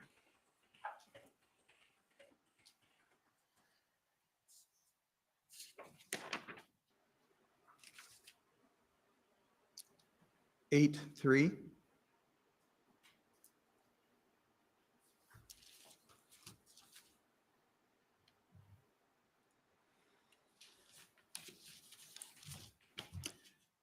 And this was a press release, February 17, 2022, from the Freedom Convoy indicating that they did not support any of the comments being made by Mr. King.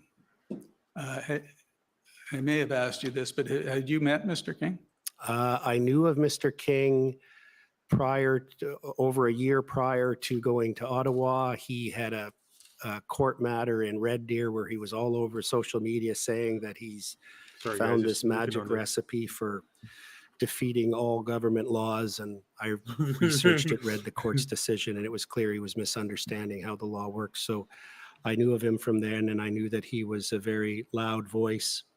When I found out that he was here, I told the clients that I wasn't prepared to be in the same room with him. There was one instance where he was brought into a room, and I immediately requested that he leave. The reason was that I had heard of his language at times, and maybe it was unfair to him. Maybe I was duped by the media. I don't know, but there was innuendo of violence, and it was completely unacceptable to me. But more importantly, Miss Leach, because the legacy media was repeating it so many times, and it was needing to be explained so many times, the board made the decision to issue this press release. This is the only press release of this nature that was issued where they identified a person. Sorry, guys, and just made it working on clear different things here. that they did not agree with, as it says, he does not speak for us. We express Likewise.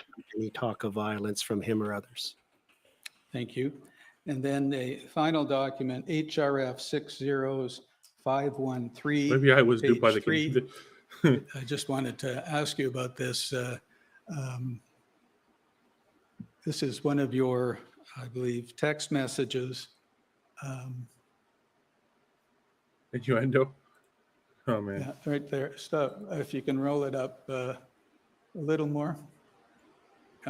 There, right there. I believe this is.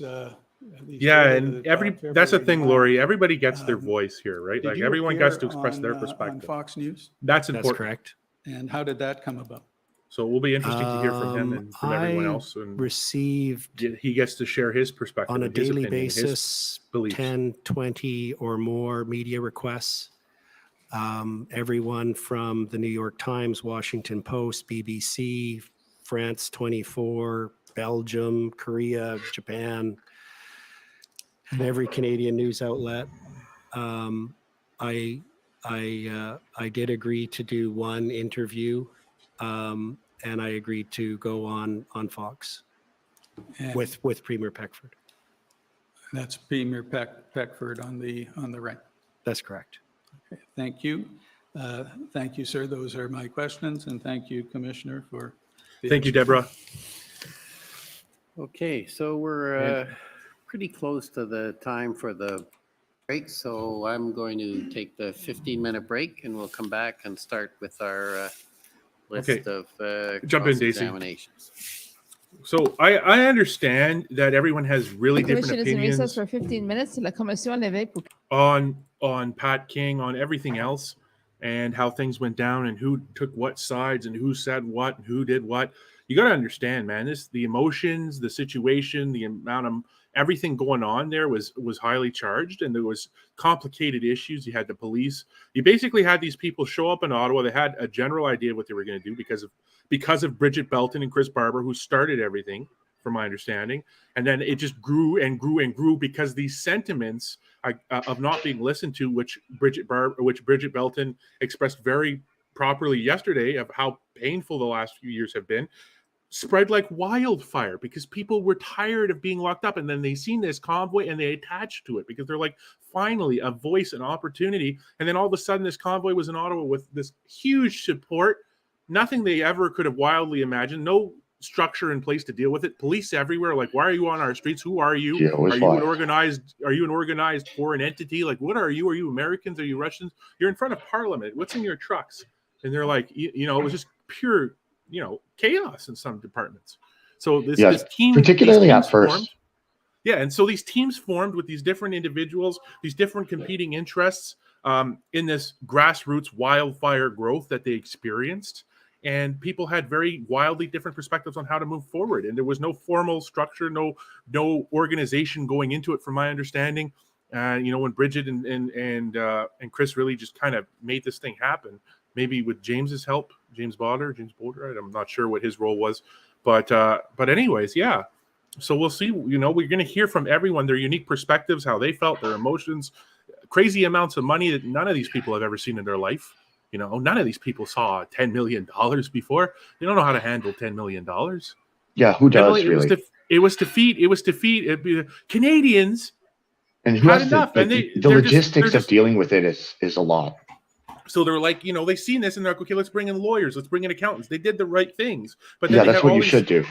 and so they did the right things. They brought in the right people, the people who who had experience dealing with large amounts of money in organizations and so on, and setting up nonprofits and having boards so that there's accountability and stuff like that. That stuff matters because there's so much going on. You need the right professionals in the right place.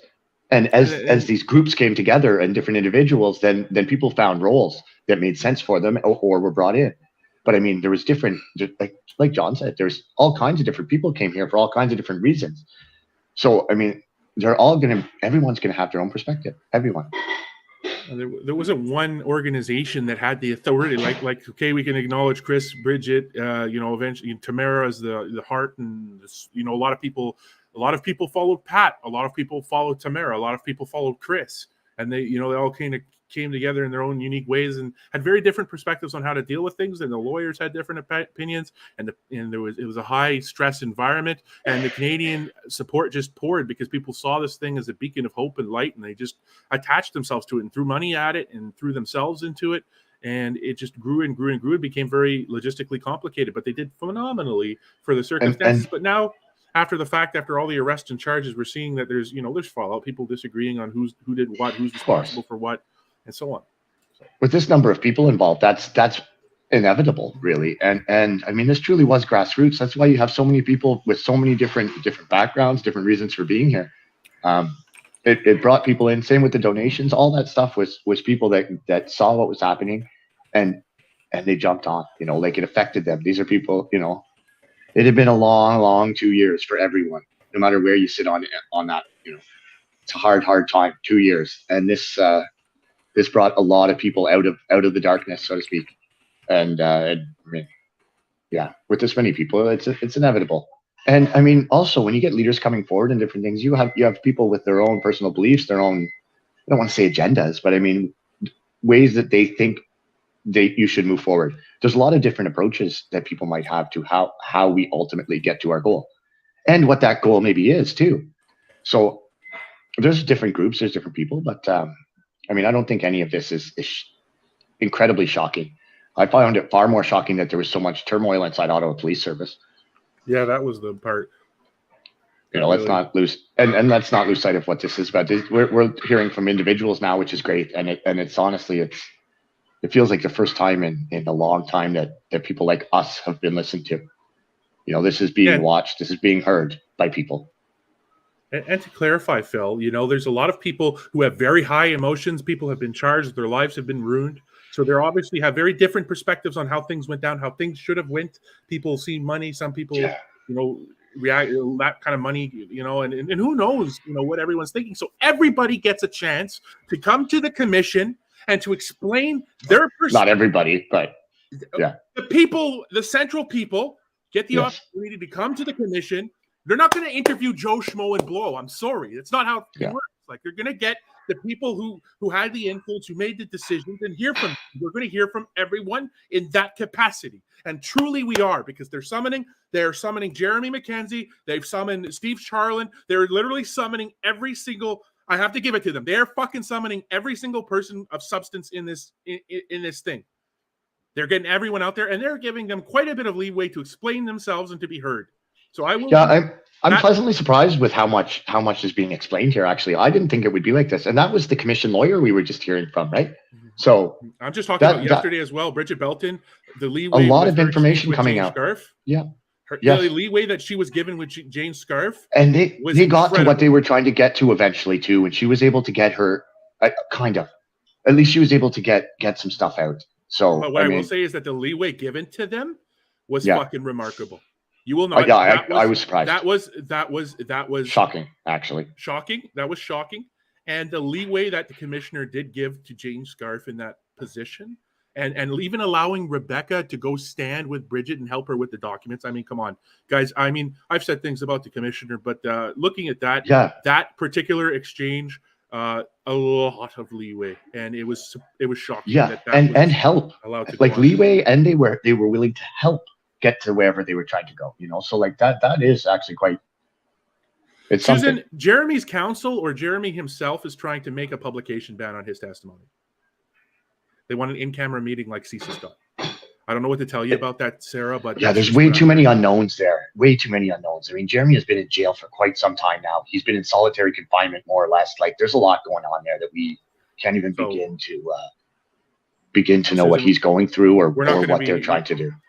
They're trying, Jeremy's counsel or Jeremy himself, I believe, this is my relevant, I could be wrong, but I heard that they were attempting to make it a private session. They don't want the media circus. Fair enough. And there's a lot of reasons that could be the case too. Yeah. There's a lot going on there. Quickly confirm this. He's on video. Yeah. You keep talking. Share your opinions. I'm looking at this. He's. I heard that as well. So that, like, I mean, also the optics of appearing from jail could be an issue. Like, how does that work? They drag him out of his cell that he's stuck in for most of the day, and then they put him on camera for the world to see and ask him a bunch of questions from a box. Okay, I'll quote the article. This is from CTV News. Mackenzie's lawyer has made an application to the commission asking that he testify in the absence of the public and parties or under a publication ban. Oh, right. Yeah, so that is the case, but who knows why, right? Like there could be. We can't speculate on that. We can't speculate. We can't possibly fucking speculate on that. What we do know is that Jeremy's been in jail for quite a long time now, and for a good chunk of that time, he was basically in solitary confinement. So, I mean, take that for what you will. They're not going to, Lori. Hey, these extreme measures aren't being taken. It's very apparent he will be appearing via teleconference. This is and that could be part of the issue. Him to Ottawa. Extradited. No, first of all, that's for when your charges are in a different jurisdiction. Then you get extradited. They're not going to prisoner transport him all the way across the country. Whatever you would call that term. But it would not be. I don't think that would be an extradition. That's not to face criminal charges in this jurisdiction. So, irrelevant. But man, there's so much. Let's not get bogged down in that. And I know there's a lot of people who are really, really upset about the things that Brigitte said. People are upset about the things that Keith said. Guys, you have to understand, like we went over this, this was a thing that exploded in grassroots in support. You can't even imagine, even me on my modest platform, how many messages I get a day, how many comments. Can you imagine what these people were facing? Tamara Litch, Pat King, whatever their different disagreements are, what kind of communications were coming on their phone, calls from the police every 15 minutes, text messages from the police what's this truck? Who's that person? You never met them in your life. You're like, who? What are you talking about? Not to mention the inundation of random messages from people, and supporters, exactly, like haters, 6 million phone calls, and exactly. But and you have the police asking you, "What's the blue truck on Slater?" And you're like, "What the fuck you talk about blue truck on Slater? Like I've never met this person in my life. Like, what do you mean?"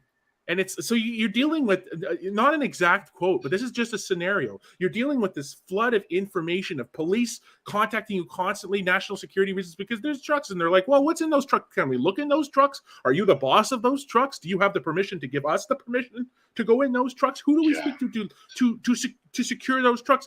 Who are these people? Who is that? What's happening over there? What are you? And it's pure, in some forms, chaos. And you have to understand, really at first, the support materialized out of thin air because that's what grassroots is. Which allowed what happened. James and other people started, and Chris, Brigitte Belton, James and Chris, from my understanding, are the main sparks. And then, of course, Tamara with being likable and her heart and everything like that. Yes, and it grew into something huge, though. And people far beyond what anyone imagined. Each one of these personalities, like Pat King has his unique supporters. Tamara has her unique supporters. This one has their unique supporters. And there's some crossover, but there's also some separation between them.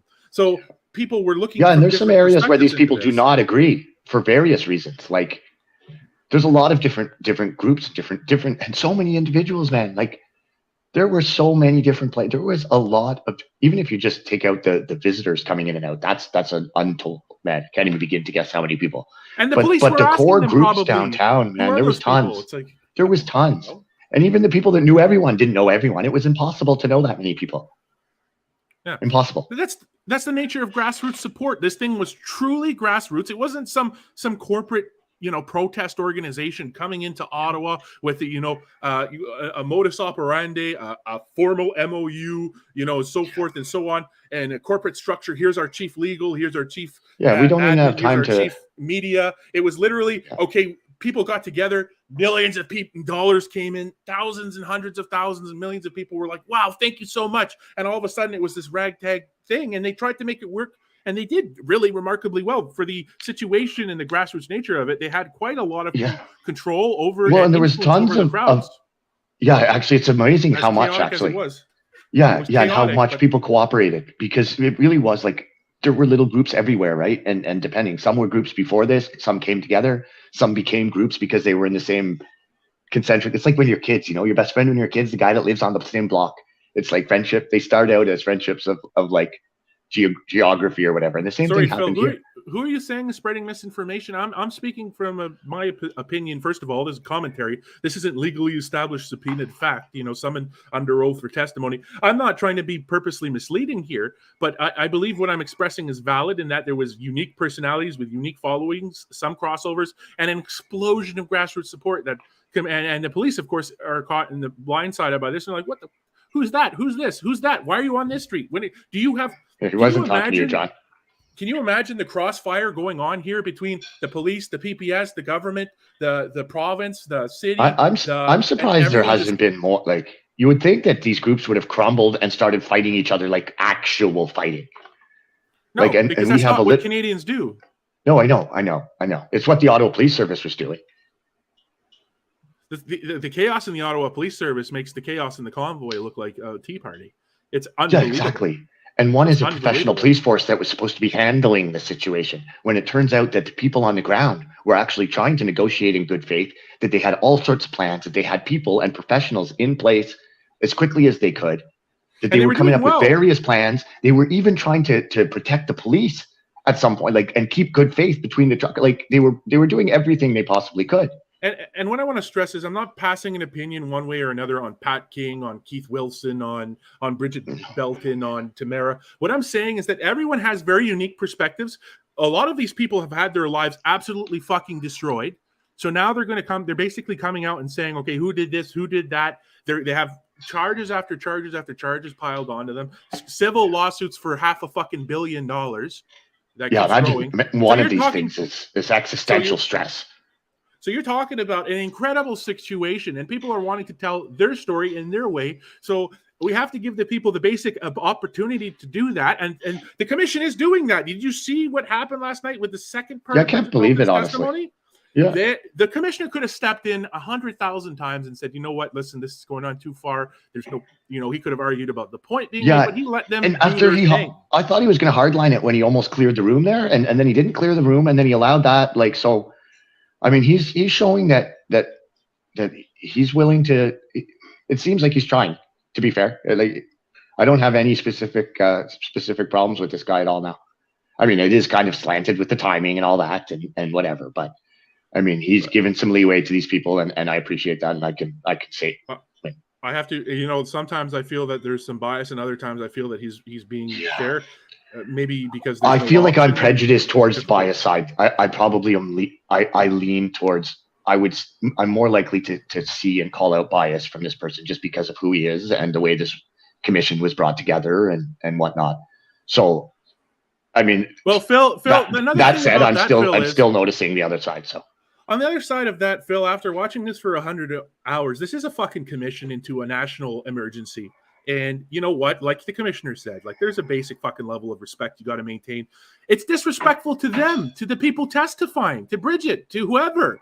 If you're going to erupt like a circus and fucking ruin it. But I mean, a spontaneous eruption kind of is not the end of the world. But I'm trying to say that like this is a fucking serious matter. Yeah. People are there. They're summoned. This is not an optional. A lot of them did optionally, but this is a legal proceeding with the powers. Yeah, and they're on the record under oath. It's serious stuff. This is oath, sworn testimony, very, very serious. It's not going to give people the outcome that they want of people walking away in handcuffs and so on, But at the same time, we have to maintain a certain level of something, right?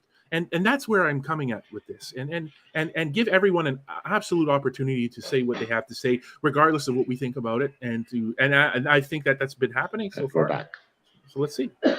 Very quickly, if you enjoyed our work today, consider buying John a coffee at buymeacoffee.com/Patriot Smoothie. He shares them with me. Or alternately. Okay, stop that. There we go. E-transfers can be sent to dcmedia@gmail.com. And we're back. I'm just no. Smoothie's smoother with that than me. I'm still working on it. It's awkward. I mean, oh, I'm Robert McKinnon for the Government of Canada Council. okay. Government of Canada. We haven't seen Hair Guy in a while. Mr. Wilson, I just want to take you to a point that you made. You probably at the end needed of a bit your of rest. testimony with Been keeping Commission up a while. Counsel. I don't know that we have to turn up the document, but it was in reference to an email of February 12th that you had sent. And the line in there that I just want to clarify is where you say, "We are trying to block Trudeau from having the jurisdiction to cause the police to use the new emergency powers against the truckers and to allow the truckers to stay here in Ottawa as long as it takes." Do you remember that line? I think you misspoke. I think you meant to say justification. Does it say jurisdiction? Oh, having the, okay, sorry, justification, good memory. So is that not a reference to the declaration of emergency that was made the day before by the Ontario Premier? No. It does not speak into the future. It says to use the new emergency powers, which just came into effect the day before. It was we had, so I had lawyers with me on the ground. I also had teams of lawyers back at their normal place of business. When an issue would arise, I would delegate it out. I would say, okay, this team in Toronto, I want you to review this. We even prepared a draft judicial review application for the both the city's emergency proclamation and the Ottawa, or sorry, the provincial government one. Media assessment is, what does this change? What impact does it have on the rights of the people on the ground? And we concluded that it was largely benign. Okay. What I'm saying is that those words refer to the new emergencies power in the present tense. The declaration from the federal government came on the 14th. It was 2 days before. Well, I can help you by telling you what was in my mind. And our concern was, I believe that it was early in the previous week. By early, I mean the Tuesday, and if not Tuesday, the Wednesday for certain, that we started hearing rumors that the federal government was contemplating invoking the Federal Emergencies Act. So all of the references in any of the communications that you have at that time would be, and unless there's one that's more specific, about that. There was, we weren't concerned about either the civic one nor the provincial one. Can you point me to one document which documents what you're just telling us now? Well, first of all, this was not a normal file. Right, but you've managed to paper Can I this finish file. my? Sorry, can okay. I finish Go my ahead. answer, Sure, go please, sir? ahead. Oh, highly This was adversarial not with the a government of normal file. Canada here, You did as not, always. did not have opportunity to document Good. things. Good. Steve Carlin yesterday, when and, the government counselor came out, was like, "Do you represent the I'm government telling or the?" you under oath It was a class. that at no time was He was an absolute legend. either the Holy Ottawa State of Emergency Declaration nor the Ontario State of Declaration a matter of concern for me and the other lawyers with me. We were very concerned about the potential and the rumors we were hearing for the federal government to invoke the Federal Emergencies Act. Who told you the federal government was considering using the Emergencies Act? Who told you that? I can't remember the specific individual, but I do remember the source that they relayed, and they advised that they had heard from some MPs that there was active discussion over at the Parliament about the Prime Minister considering using the Emergencies Act. And it was so MPs, some MPs had shared with people involved in the convoy, and they reported that to me.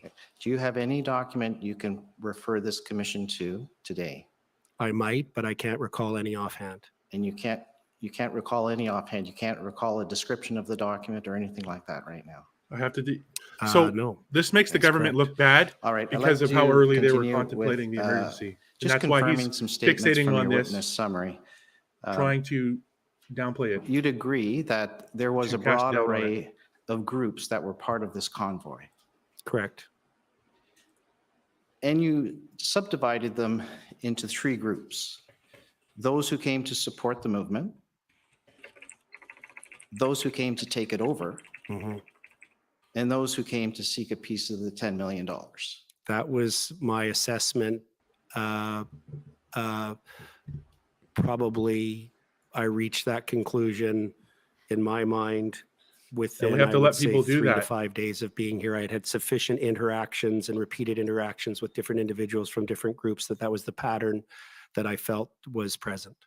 And you also have said that the convoy attracted a lot of strange people.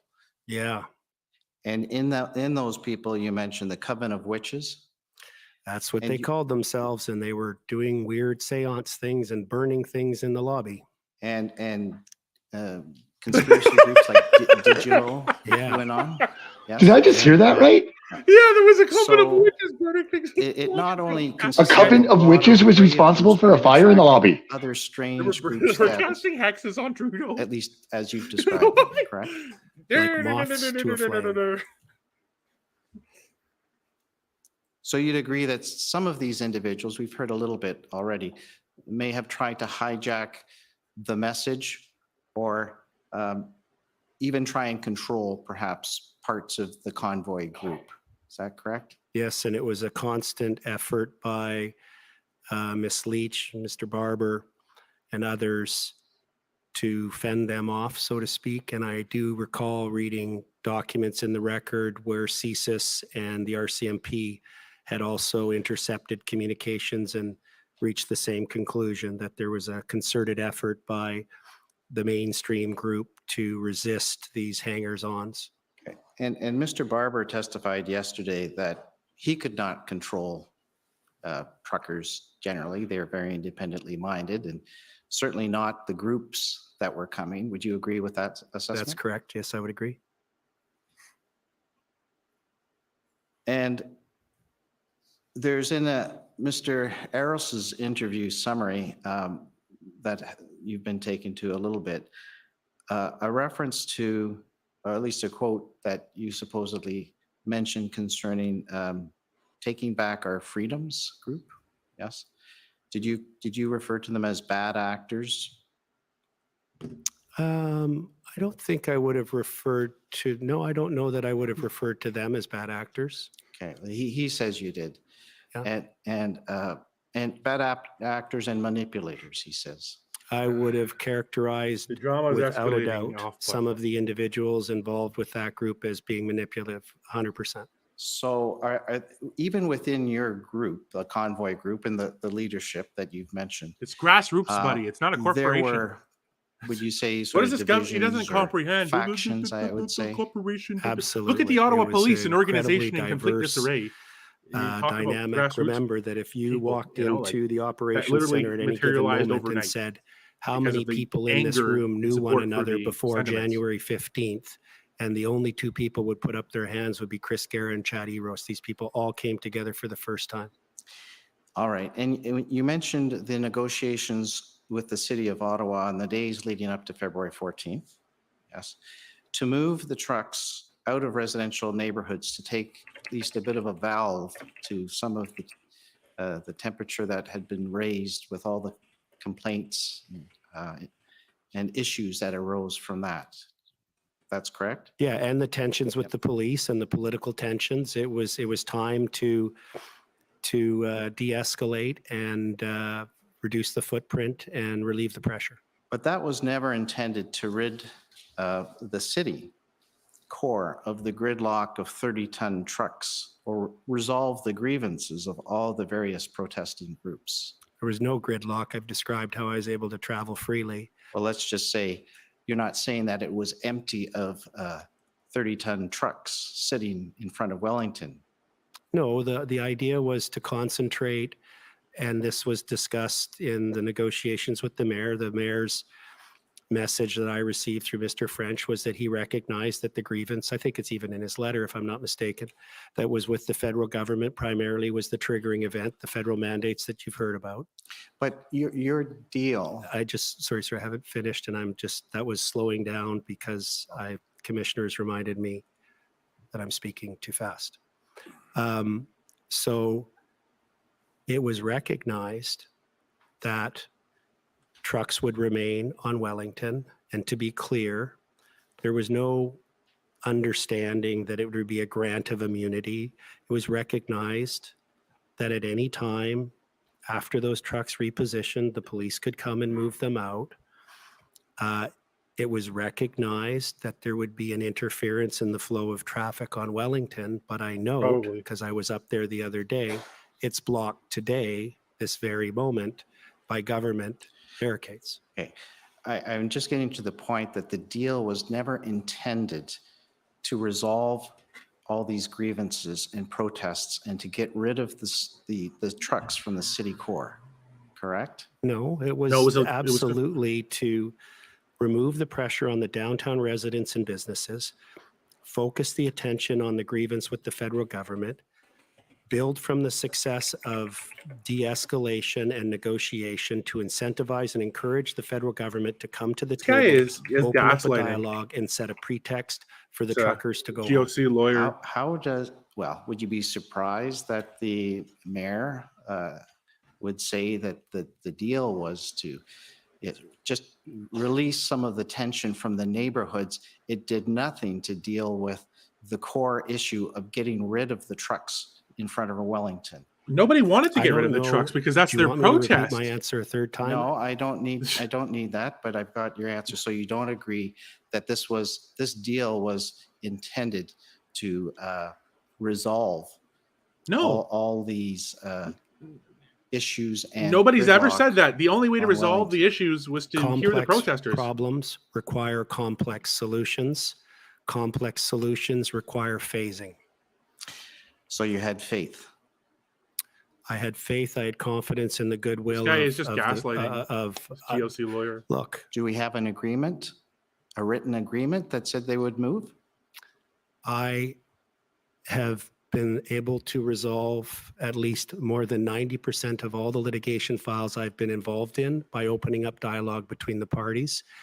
And I remained optimistic that through applying those skills and those tactics, You never that we justified could the have Emergencies Act, had a government peaceful crony. resolution. That's not a government lawyer. That's a and liberal a lawyer right there. respectful Canadian dialogue about important policy issues. Who were you representing at the negotiations? Were you representing the leadership that you mentioned, that the directors of that angry. company, the He's so- nonprofit he's so company, the salty. Freedom 2022? Your and government had President no reason to Tamara invoke the Leach Emergencies and, Act. Period. The vice president, Chris Barber. and the Period. That's on treasurer, you. What you did is on you Chad for Eros. no reason. Just to Beyond those squash people, dissent. who were your clients? You've described them. That's accurate. So you were not acting on behalf of all of the truckers. That's correct. So you had faith. I had faith, and Keeps my asking the same faith, question. What happened to ask and answer? in the same way, I would have quit practicing law, sir, a long time ago if I didn't have faith in the ability of people having civil and respectful discussions to resolve disputes. But the objective of that agreement No, it wasn't. was to move 25% more trucks into the Wellington Street area. So Yes. it doesn't do anything to relieve that congestion. Yes, it does. It It- moves it off of fair, residences but into We've already Wellington. established, sir, that the road's blocked today. So if I'm not sure if your concern is about the presence of trucks and Canadians or whether your concern is about the road being blocked. It can't be the road being blocked because it's still blocked to this day by the government. You Try more. have heard or you're aware of the evidence given Government at this Canada inquiry Council. of the racial slurs, the intimidation, Mhm. the threats against Ottawa residents and public officials, and the the blaring charges- high decibel horns at all times of day and night during these demonstrations Racial- in Ottawa. You're aware racial of that slur- evidence, the- correct? I'm The aware Freedom of Convoy the itself allegations, and was I'm a also aware mosaic of what I experienced, of which was Canadians. Canadians, particularly immigrants of all ethnic backgrounds, coming together in a very peaceful, respectful way with a deep concern about what the federal government and governments were doing to their Eat your rights and shorts, government freedoms. lawyer. I'm just talking about those particular allegations right now, okay? False. Yes. As a lawyer, you would agree that those are not protected as a form of free speech And or wantonly action declaring the under Emergencies the Act charter. for no national I emergency don't is know not that I protected. agree with that. I need it. You have to be very contextual specific. Our free speech rights are very broad, and just to say that someone lawyer- made some This GLC lawyer is out some of vague- field here. He's trying so hard. So allegation of racism is not enough for me or anyone else to make a reasoned conclusion. you agree hate speech has been codified in the criminal code, right? Yes, and I find the Prime Minister's hate speech towards unvaccinated people and saying, how do we deal with these people, deeply troubling. Right. So you don't agree then that threats against the life of somebody is No, that is didn't not happen. a protected form of speech under the charter? Okay, then deal with those. I do not believe that anyone, either morally or legally, should be threatening anyone else's life. And I have received many death threats myself since representing the Freedom Convoy. Okay, so we agree that that's not protected, right? Death threats are Yes. not protected, Correct. nor is speech that is looking to demean to an extent a particular group of people in a serious way. Sir, Hate speech. I'm going to have to object at this time. My friend is entirely mischaracterizing the law of Section 2B of the Charter and the decisions in respect to that. In fact, the Supreme Court of Canada, of course, has held that hate speech, other than inciting violence, is actually protected by Section 2B of the Charter. And so I would ask that my friend essentially cease putting errors of law to the witness on public television, sir. I am just asking for his view as a lawyer, but I don't have to continue. I have other questions. Mr. Commissioner, I hate to interrupt the proceedings, but I've received an email communication from our certified transcriptionist asking if parties, when they're making objections from the floor, to please state their name first. Thank you, Mr. Commissioner. Okay, I think this is proper cross-examination, so go ahead. Okay. So Errors of law. you'd agree trucks do not have charter rights. Yes, obviously. Good. And you don't have the Good. right to park somewhere for 3 weeks. Invoke wherever the you Emergencies want, Act because whenever of you it. want. Invoke the Emergencies I Act was for a asked parking many violation. times Thank you. Thank every you for day admitting that's what it was, government by of Canada. truckers when they MS. recognized me, and they would say, Mr. Wilson, am I allowed to have my truck here? And if they were parked in the parking lane, I would say it depends. What does the sign say about how long you can park? You might get a ticket. If they were parked in a driving lane, I had the same response to all of them, which was, you tell me this. If you were to stop your truck in the number 2 lane on the 401 and get out and leave it, what would happen? And they would say the OPP would come, they would ticket it, and they would tow it away. I said, I would say to them, you're in the exact same situation here. No, you cannot lawfully park your truck there. There is an interesting argument because they were told to park there by the police as to whether they might have an officially induced error defense, but that was the answer that I would give them. Okay. You'd agree it's not a protected right under the charter. Of course. Okay. And neither is blaring high decibel horns. And neither is that a protected form of justification. speech or action under And the that's not a charter. justification. Well, there was, and I'm not trying to be cute about this, but you're asking me a very nuanced question because charter rights, especially when you get into freedom of expression, are nuanced. There were times where these dance parties on the weekend, and I said this and it's in the transcript, but when I was before Justice McLean, because we did have a discussion about whether there was an artistic element, and the trucks would start with the different frequency of their horns, would start doing dance beats. So there was that, but it's clear Miss Leach and Mr. Barber were clear that they did not want the horns. Before the injunction, the week before the injunction, the truckers agreed amongst themselves to have a quiet time from 8 p.m. to 8 a.m. because they wanted to get sleep too. The injunction allowed that to be expanded. Well, people weren't dancing to these horns that were going all hours of the day and night. You've heard the evidence from the residents. I witnessed people dancing a lot to the horns with the music. I'm sorry, sir. That's what I saw. I'm under oath. Yes, at 1 a.m, 3 a.m. Yes. And okay. I did. won't I wasn't go on the any- street at 3 a.m, so I can't say, but I was at least once or twice leaving meetings at 1 a.m. I've got your perspective. Do you recall a second press conference that you gave on with others on February 6th? So this one you were more organized. I could call up document COM. I think it's 50856. It's a transcript of that. There, you attended, Ms. Litch. This Mr. government Bulford, counselor is a Mr. clown. Dichter, and Tom Quiggin. Is that how you pronounce his name? Quiggin. Yes. Quaggan. Quiggin. Do you Quaggan? recall that? I believe that was a press conference that Mr. Dichter had asked that was primarily focused on Bitcoin. It was in the Sheraton Hotel, and I and Miss Litch were asked to come to attend the first part of it, to provide a legal update and an operational update on where things were at. We do So have these a were Canadian people Bill who of are all Rights. part of your group. Is that right? So Tom Quiggin, Mr. Dichter, Mr. Bulford, Ms. Litch, that they're all part of your convoy group leadership, would you say, or part of your working group? They're part of the Freedom Convoy, about as far as I'd be prepared to go. Okay. And you worked together. I worked with lots of people every day on a wide variety of issues.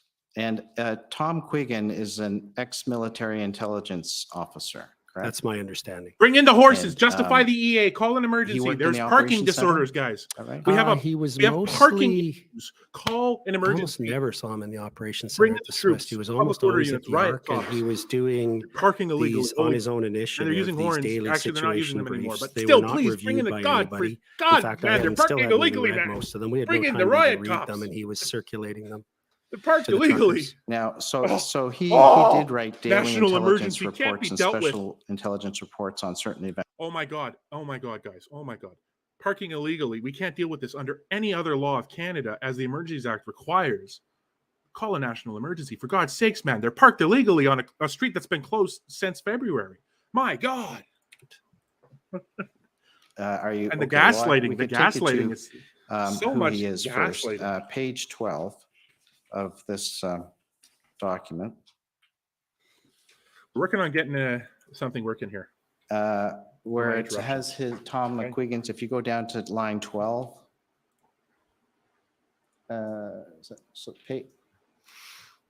Are we on the right page 12? Okay, I've got page 12 here. Page 50. Uh, Page 50, sir. Yeah, so yeah, that's it, yeah. So it says, he describes himself, I'm ex-military intelligence. I also worked for the RCMP for 6 years in national security, the Integrated National Security Enforcement Team. I'm one of the few court experts in the country on terrorism, and I'm a declared court expert in both in criminal court, and which is to say Ontario Superior Court as well as the federal court. Do you see that? Yeah, I've since reviewed his CV and confirmed these things to be true. Okay. And he did put out reports every day, right? I don't know if it was every day. I was a few days in that I learned that these things were occurring. I think they were distributed to the block captains, if I'm not mistaken, in the morning. Yeah. We just So put a I- walk out. on I'm going to page- have to get to the point quite quickly. You're already over time. Oh, okay. Well, I'll take you to one of the threat assessments right now. Okay. One of the daily assessments. It's document HRF 1, 2, 3, 4, 5, 6 zeros 18.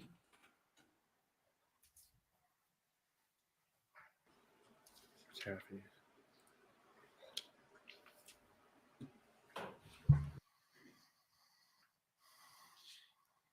So you'll agree that there were people attracted to the convoy, not only strange, but who had violent tendencies, if you could look here. So this is on February 3rd. This is the day I think you arrived. Here, the assessment is Freedom Convoy 2022 assessed that potentially violent protesters may arrive in Ottawa to vandalize property. Following that, they will then attempt to blame convoy members for the violent actions. The protesters are likely to arrive in Ottawa either late Wednesday or Thursday. The violent actions are likely intended for Thursday and Friday. The actions from the protesters are likely to consist of harassment of citizens and damage to vehicles and properties. And then they describe how they're going to be dressed. Do you see that? Yeah, I recall that. In fact, we were received a separate briefing, and this actually was raised by GoFundMe executives and their legal team on our call on the Thursday. And it was Antifa. They had previously come in on occasion and knifed trucks, cut the airlines, knifed tires. And they had announced on social media, I was told, the Antifa group, that they were going to be coming in a larger numbered force and trying to do more damage to the trucks. So if I might ask one more question, Mr. Commissioner, just on, it's on a document that the transcript, if you could pull up the transcript again, it's page 14. It has to do with tow trucks, an issue that everybody seems to have an opinion on. So this is Tom McGuigan, again, in the interview.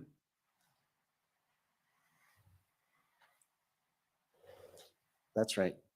So he says concerning tow trucks, the short answer is tow truck companies right across the country in Alberta, Ontario, whatever, have either politely refused requests from the government to assist or not so politely refused requests for assistance. And if you turn over the page, well, sorry, go down to the bottom of that page first. What it shows is the federal government in Ottawa is reaching all the way down to Buffalo, New York, trying to find a tow truck, and they can't get one because the, turn over to the page, trucking industry is somewhat of a brotherhood, much like the military, much like the police, and we do kind of all know each other, and no tow truck company that wants to be in business for more than a week after this is going to help out. And it goes down a couple more paragraphs. So what's actually happening now, we have a network of tow truck operators who are talking to each other to see who's being called and who's not. Short answer is they're having a hard time getting tow trucks. So was the convoy actively trying to prevent the use of tow trucks? No, there was never any of the rooms I was in, and I was usually with the leadership at all times, any effort, attempt, or even discussion about reaching out to any tow companies to discourage them. And we know from the evidence from the police and the previous days of this inquiry that, in fact, the governments were able to get tow trucks. So that contradicts what Mr. McGuigan just said in his press conference on February 6th. And corroborates my evidence that sometimes I agreed with him and sometimes I didn't. Thank you. Okay, the Ottawa Residents Coalition, please.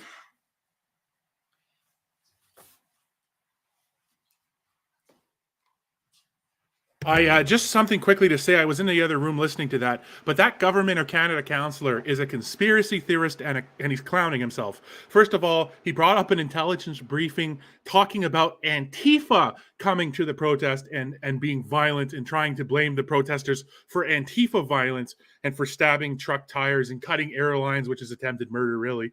And this Government of Canada councillor thought he had an ace in the pocket with that clowning testimony, bringing up an intelligence report about Antifa violence in the protest, trying to make the protest look bad. So this counselor is a clown. Then he brings up the tow trucks, and he doesn't realize what he's demonstrating is that there is widespread Canada-wide support for the brotherhood of truckers. And I'll tell you what, I was working during that time, and damn right it's a brotherhood, and damn right there was support.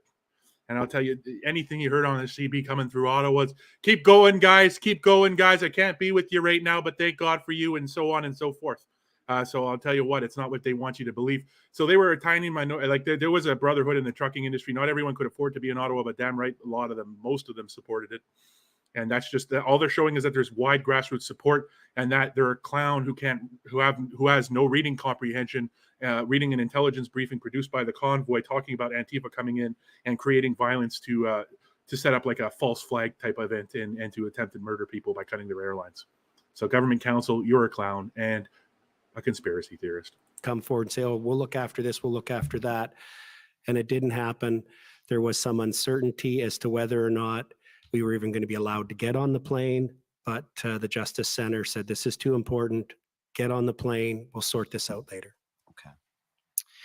Now, before you got on the plane, I understand from the interview summary of Mr. Eros that there was a virtual meeting or a Zoom meeting on or about January 31st, where there was yourself, Andre Mamari, Brian Peckford, Tamara Leach, and himself and Joseph Bourgault. Do you recall that? It was on the evening of the 1st. It was the reception they had in the hotel was terrible, terrible. They've only heard probably a third of what we talked about. Mr. Bourgault was not on that.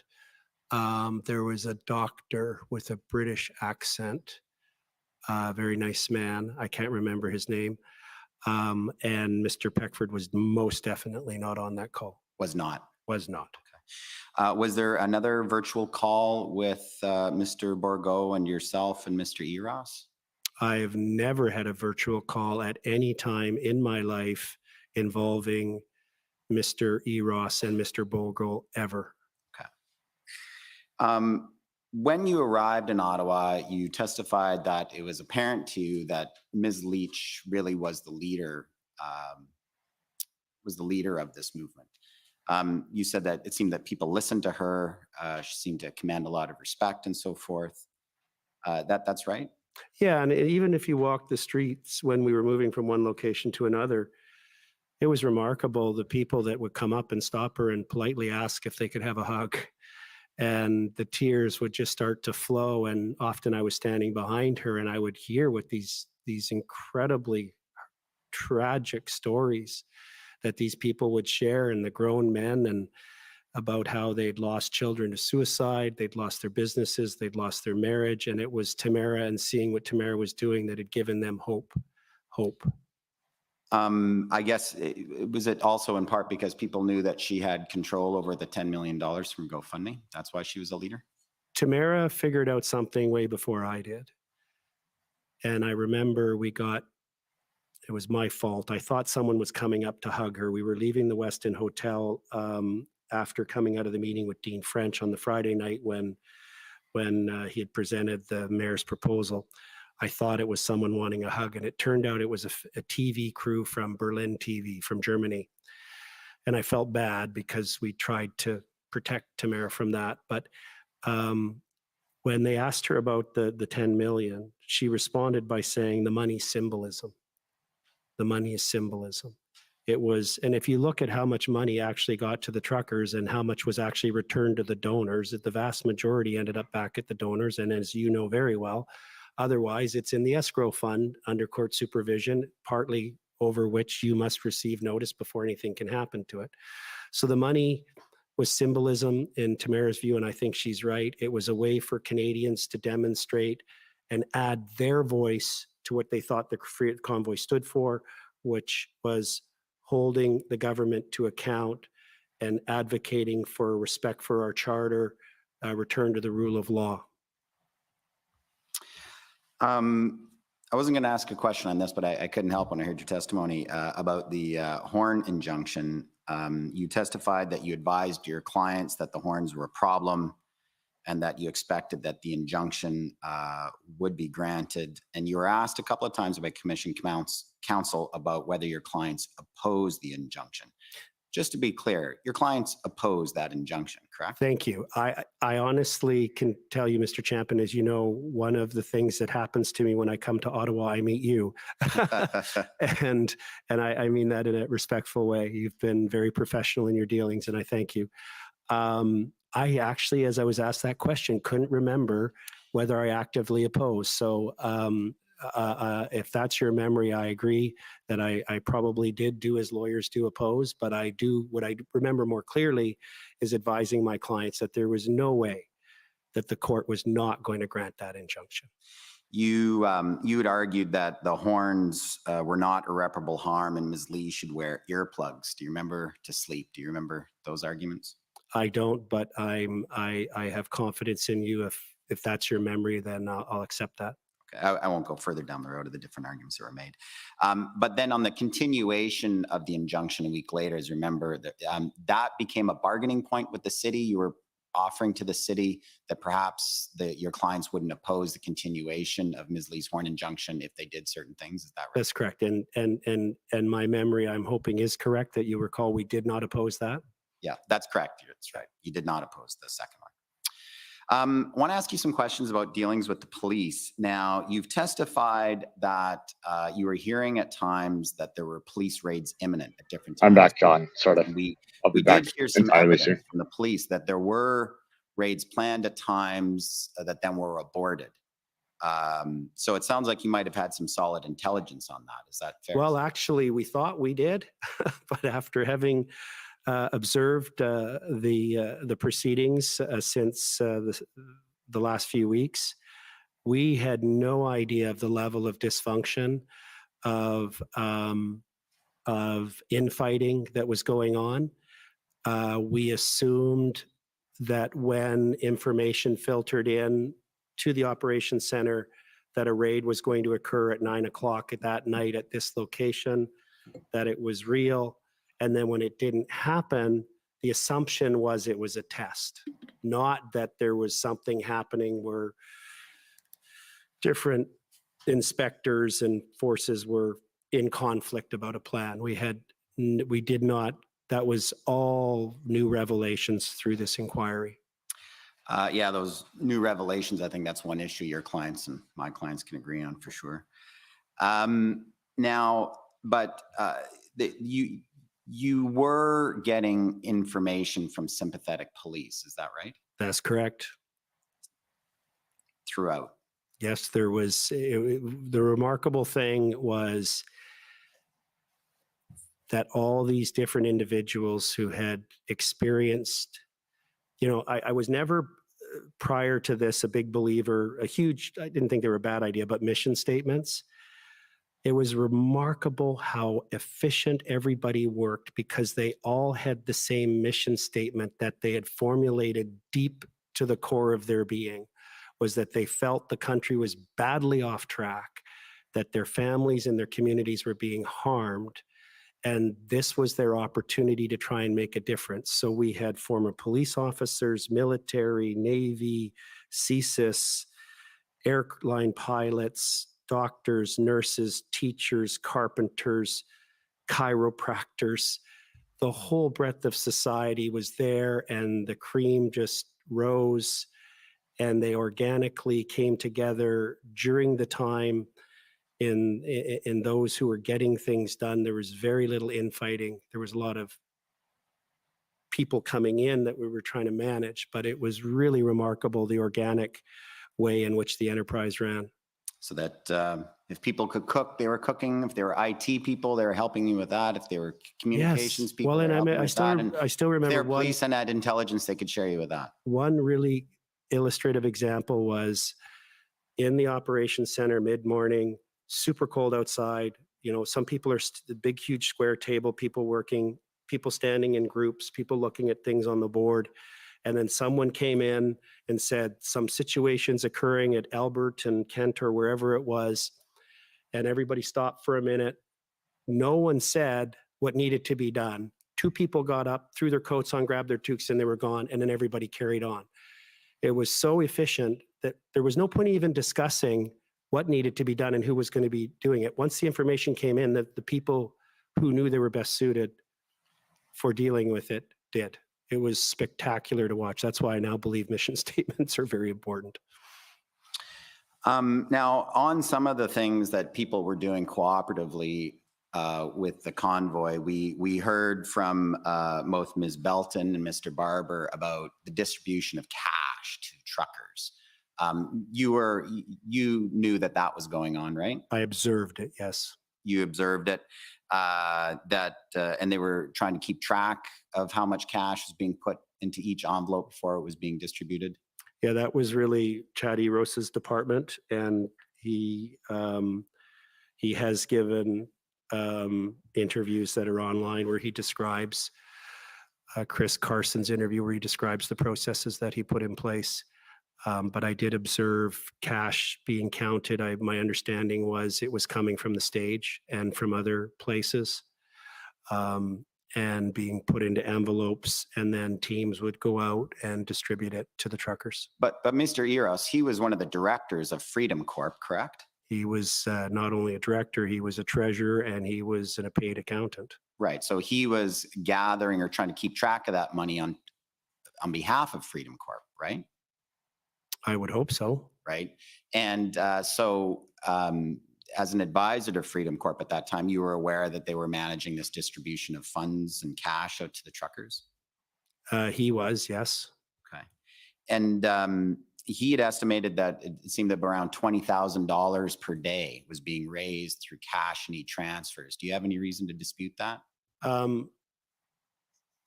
I think the first time I saw cash would have been probably around, just trying to visualize a calendar here, probably around the 11th or the 11th, maybe.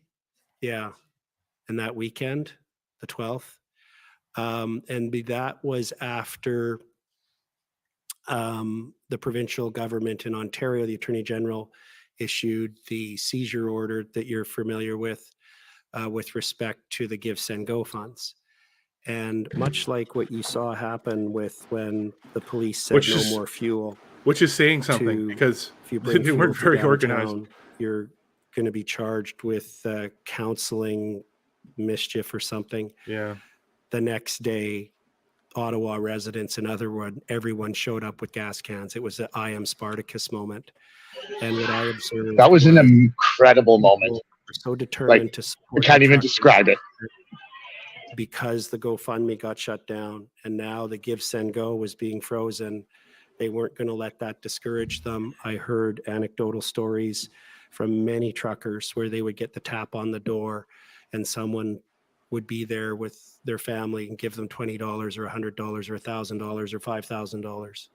So in your statement, you say that some people were at the protest for money. Is getting all of this cash, you think that was an incentive for the truckers to stay? Yeah, getting $2,000 in 3 weeks. Because that wasn't why they we were heard there. it cost There was over always- $3,000 to come there's from always Saskatchewan. Opportunistic. You're negative people 1,000. that You're getting are all more this focused money. on money than others of us. That's all I meant. And those trucks, the 300 to 400 semi-tractor trailers operating 24 hours or idling 24 hours a day required a lot of diesel fuel, correct? Not as much as they're pulling a load. For sure. But who was paying for all of that fuel, the big trucks, fuel at Coventry? I know we put into in your action with the Mariva injunction. There's details on that in the affidavits. But I also know that I was told by a businessman who wanted to donate fuel that he had contacted or had his office contact 3 different fuel suppliers and the bulk suppliers. And he wanted to pay for a shipment of fuel from each of them. They declined because they said the best they could do was put him on a waiting list. They had so many people phoning from across the country to pay for fuel to be delivered downtown that they actually didn't want his money, and they said all they could do is put him on a waiting list. They don't want your money. So just a couple last points. Take that, Counselor. Just about some of the people who you were involved with. Pat King, you testified that you knew him from about a year before the convoy protest. Is that right? Yeah, like I wasn't at his house or anything. And No. Yeah, he had gone on this highly misinformed rant on social media, and he was attacking a reporter. And so I it's always dangerous on Twitter. I jumped in and explained the law and showed the pleadings so to show where he was misunderstanding how the law We're worked. and 15 he days hadn't into set this testimony big here. precedent. They're 15 days into testimony here, and they still don't get the true magnitude of the grassroots stuff here. I was aware of him. But Mr. Sky Still is don't from get it. Ontario, generally speaking. Also Mr. heard no King is from justification for the Alberta. Emergencies Act so far. Oh, certainly. Yeah, Mr. Sky certainly made not. his way across The the country. illegal a few Yeah, I know parking times. that, but Mr. fiasco. King, he is in Alberta, so you did have some interactions with him. You know, there's 4 million people in Alberta, right? Yeah, but I presume you don't have interactions with all of them. But I'm asking about Mr. King, not all 4 million. The first time I was in physical presence of Mr. King was when he showed up in a boardroom in Ottawa during the protest, and it was about 2 or 3 days in, and I immediately instructed him to leave the room. Not him. I told the people around he's got to go. The only other So Keith direct Wilson, interaction I had with him was on Twitter in the previous about 18 months prior to that, where he was misunderstanding a ruling by a court judge. But Mr. King, my understanding, he was a supporter of Western separatism and so forth, Wexit and those kinds of movements. Were you aware of that? I wasn't aware of that. It wouldn't surprise me, but I wasn't aware of that.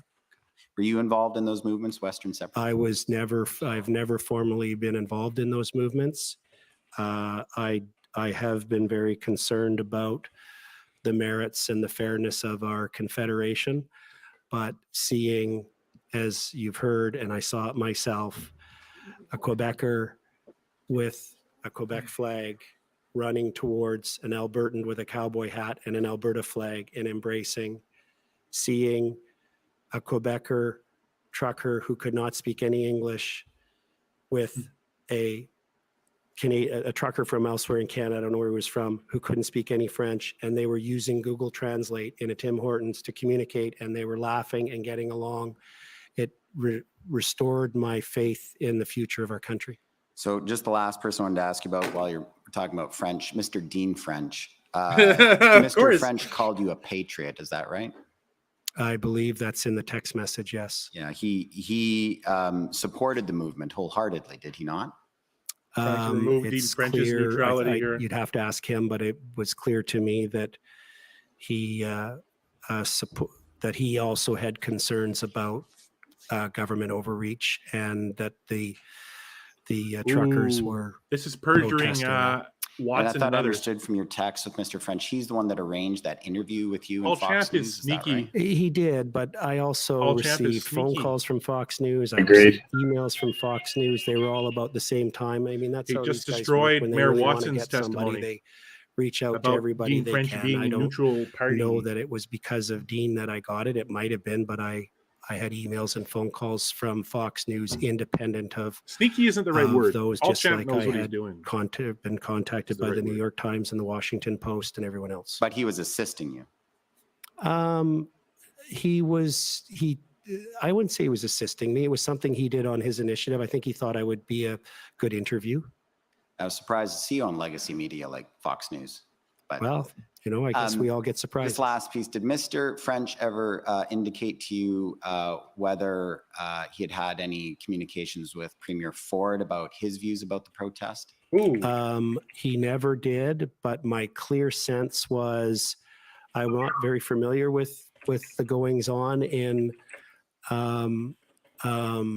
Ontario politics, but I had a general sense. I think I might have Googled him, and I think I got a sense there was some estrangement or some falling out between him and the Premier, but I I just wondering if he ever communicated anything like that to he you. never brought up. The only time he would have made a reference to the Premier was, like the whole Twitter account thing. That because we had the problem with BJ Dichter logging into Tamara's Twitter account and sending out that one tweet, and he said, multiple people have access to this, right? And I said, yeah. And he explained to me that when he was chief of staff to the Premier, they had a rule. 3 people had access to the Premier's Twitter account, but 2 of them had to agree to a tweet, no one person. And I said, yeah, it would have been nice to have known that. Just on that though, the Ms. Leach also I've done it again. put out a live stream on Facebook saying she wasn't supporting the deal that night. That's not true. That's not true. Okay. Thank you. Thank you, Commissioner. Okay, thank you. And next is the City of Ottawa. Am I to take it you have no questions? That is correct, Mr. Commissioner. Thank you. Next is the Ottawa Police Service. Well, they will have questions. This is Mr. Michkovsky? No, it's the other one. They're unilingual. Good afternoon, I think. Mr. Wilson. My name is Jessica Barrow, and I'm counsel for the Ottawa Police Service. I just have a couple of points I want to walk through with you. So first of all, I want to make sure that the record is very clear about who you do represent and who you do not represent. So as the representative for Freedom Corp, you represent only those organizers that I believe you listed earlier in relation to Freedom Corp and not other participants in the convoy, correct? That's correct. And so specifically, you do not represent Pat King or James Botter? That's correct. And you would agree with me that both Pat King and James Botter were espousing views that your clients disagreed with. Is that fair? At times, yes. Okay. Not universally, but some of their messages they did not agree with. And we saw specific evidence of them kind of rejecting the views of Pat King and James Botter. Is that fair? Yeah, James Botter, there was a number of times where they were preparing a press release to distance from the MOU, or they were going to add it to a paragraph of a letter. But if you've ever drafted by committee, you know that everybody wants their piece and certain things get left out. But I think they made it pretty clear that they did not support the MOU, and nor did they support, and they were very concerned about any innuendo of violence from Mr. King. Right. So speaking of violence, you indicated and that violence at the was time those quotes were sort of taken out of advertised context. on To be TikTok fair, that people should come to the city. you know, not It was necessarily your view that not was because necessarily it was the a most lawful appropriate and comment, peaceful but protest in Ottawa. Is to that say that fair? it was a Yeah, threat and it was or more than something that, because is one of not the things appropriate. There's context there. He was I mean, I'm more or a less talking lawyer, about but things I'm that also a could dad, happen. and You know, Yes, and that was 2 years ago, I believe. It was It's a long time remarkable back. to me. So yeah, the context is important in this case. And I mean 5, 6, up to 12, 14, and the amazement on their face. They're interacting with all these different truckers of every ethnic background and other Canadians, and the excitement and the pride was really historic. And I commended those parents for having their children learn from this and participate in it and experience it firsthand. It was very safe. I never imagined that the police would use the level of violence that they did. So you were aware, however, that, and there were multiple warnings to that effect, that arrests were going to be taking place very shortly, correct? The warnings really accelerated on the Thursday. And when Mr. Barber asked me to do his TikTok, that was on the Wednesday. And so when you're speaking of peacefulness and lawfulness, I take it you're not referring to those individuals that were charged with criminal offenses prior to that date in relation to violence or threats or weapons? I'm not following your question. What do you mean? So I believe you've seen the institutional report from the Ottawa Police Service. It's been made part of the evidence. Yeah, I've only had a chance to skim through parts of it. And would you disagree with me that multiple charges were laid prior to that TikTok video in relation to criminal offenses that related to violence or threatening behavior or weapons? I do know that We have the a stat on that, statistics don't were we, John? clear, that the crime rate had gone down. I do know that because of some of the former police, paramedics, emergency services people that were Thanks. in the operations center explained to me what happens in Ottawa here after, I think it's called Blues Fest, and the amount of assaults and violence that, and even on Canada Days, the amount of assaults and violence. They told me, having attended and participated and been on duty on those events, they had never seen this number of people come into the downtown core with this level of safety and absence of violence. She does not like that at all. Okay, but my specific question was, when you're referring to Clearly. peaceful protest, I take it you're not referring to the people who were engaged in criminal behavior. On that a was massive obviously whole, deemed it was not to be peaceful, is the point.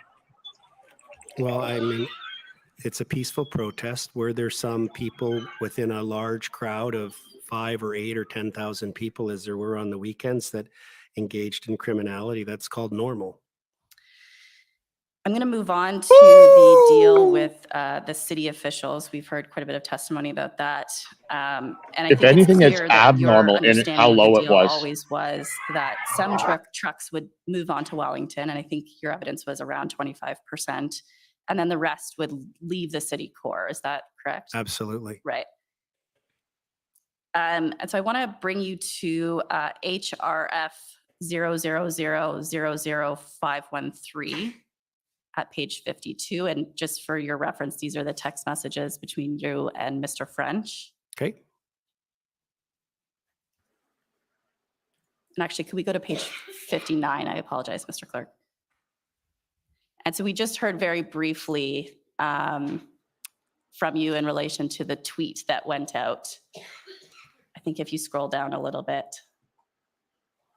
And that's the tweet that's being referenced, right? This is an article about the tweet where it comes from Tamara's account that it's a denial of the deal. Is that correct? Yep. Yes. And so regardless of who ultimately authored the tweet, it was coming from Miss Leach's Twitter account, correct? Mr. Dichter has confirmed that he was the one who did it. Right, but in terms of how the public received it, it came from Miss Leach's account, right? Yep.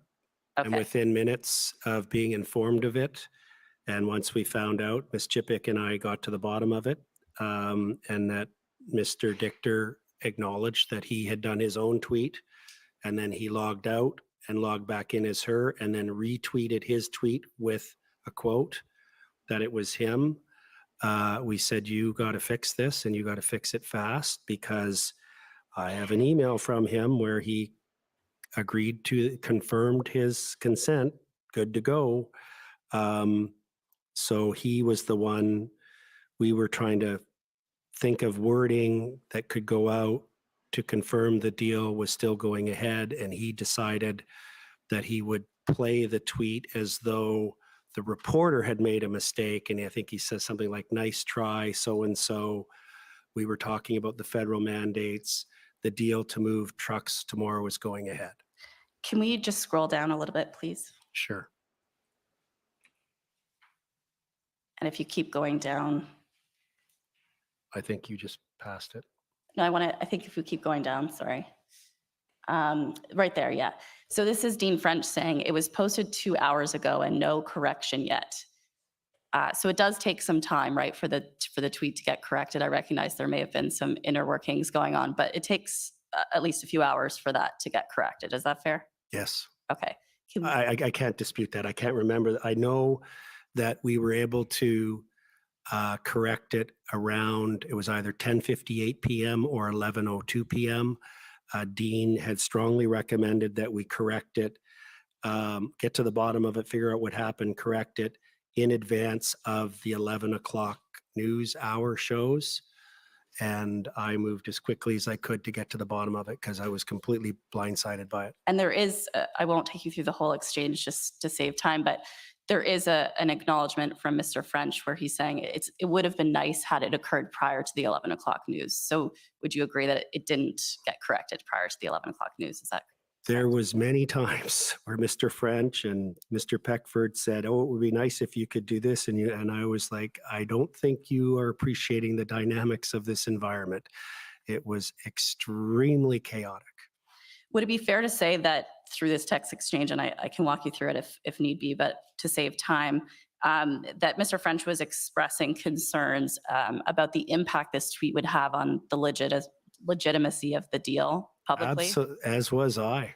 You shared those concerns. Yeah, I was. I received feedback from a lot of the people I was around that they were struck how calm I was most of the time. There was one notable exception where I was arms flailing, yelling, likely swearing at a very loud voice when I was like, who did this and what just happened here? I was because I and others had worked very, very hard to get us to this point. We had the logistics meeting at City Hall with IOT and the city manager and Drummond. We had report heard back that the trucks were ready to roll. Some of the guys were packing up some of their gear. And I was like, oh my goodness, we've come this far and we're going to get sabotaged. And you would agree that because of that miscommunication, it would have created a lack of clarity to those following that account about whether there was or there was not a deal. Is that fair? There was that lack of clarity even prior to that, because this is the Sunday night. So when the pamphlets were being circulated and people would get them, they'd go, oh, this is fake. Some people thought that it was actually counterintelligence propaganda either by the government or by the police. That's why the plan that we developed had teams of recognized road captains and other truckers who were very much recognized from the journeys to Edmonton to go out in teams to the various blocks to personally talk to as many truckers as possible so they knew it was real. But notwithstanding that plan that may have been engaged, we did hear from Ms. Belton yesterday that she was of the view at that time that it was fake news. And in fact, she put a video out on TikTok that said it was fake news. Is that correct? I can't recall. I think that was played yesterday. Sorry. Yes. Right. Correct. And so even at that time, there was still a lack of clarity, even amongst organizers, as to whether there was or was not a deal. I would say it differently. I would say that subsequent to leaving Ottawa, when they've reflected, they're remembering events differently because there are emails. Sure, there may be emails, but the TikTok video was put out to whomever Ms. Belton's following consisted of, correct? Fair enough. Right. And so I just want to bring up, you mentioned that the flyer that got circulated. Could we bring that up, please? That's HRF 1259.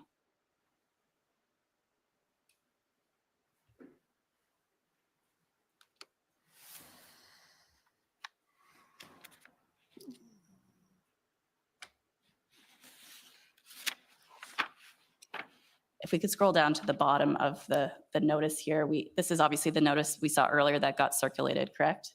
Sorry, if we could go, yes, right there is perfect. Is this the correct version? I believe so. And so Actually, if you scroll down a little bit, I can tell you if it is. Yes, okay. This is the final version. And so we see here that it says, if that's perfect. The truckers on the Freedom Convoy board plan to start repositioning our trucks forward on Monday to consolidate our protests to the streets in front of Parliament. There's also room for trucks to relocate to 88. That's the site out of the city, correct? Is one of the 3 sites that existed at the 88 is the exit 88, which I understand is near Enbrum. Would you agree with me that nowhere in this letter does it say that 75% of the trucks are going to have to leave the city as part of this deal? Obviously. Right. So there may have been a lack of clarity about that issue as well. There was a lack of clarity about many things, but most of the truckers would have, some of them wanted to go. Some of them wanted to go, well, just like look at Mr. Barber. First, he had his truck downtown on Wellington, and on his own initiative, he moved it out to Arnprior or Embrun, one of the two, on his own initiative. He didn't want his truck downtown. Others wanted to do the same thing. These trucks were covered in salt. It's not a good thing to do for a long time. They'd set up truck washes at these places. Mr. Barber wanted Big Red Clean. So this was not to be a precise document to enumerate every nuance of what we felt was going on at the time.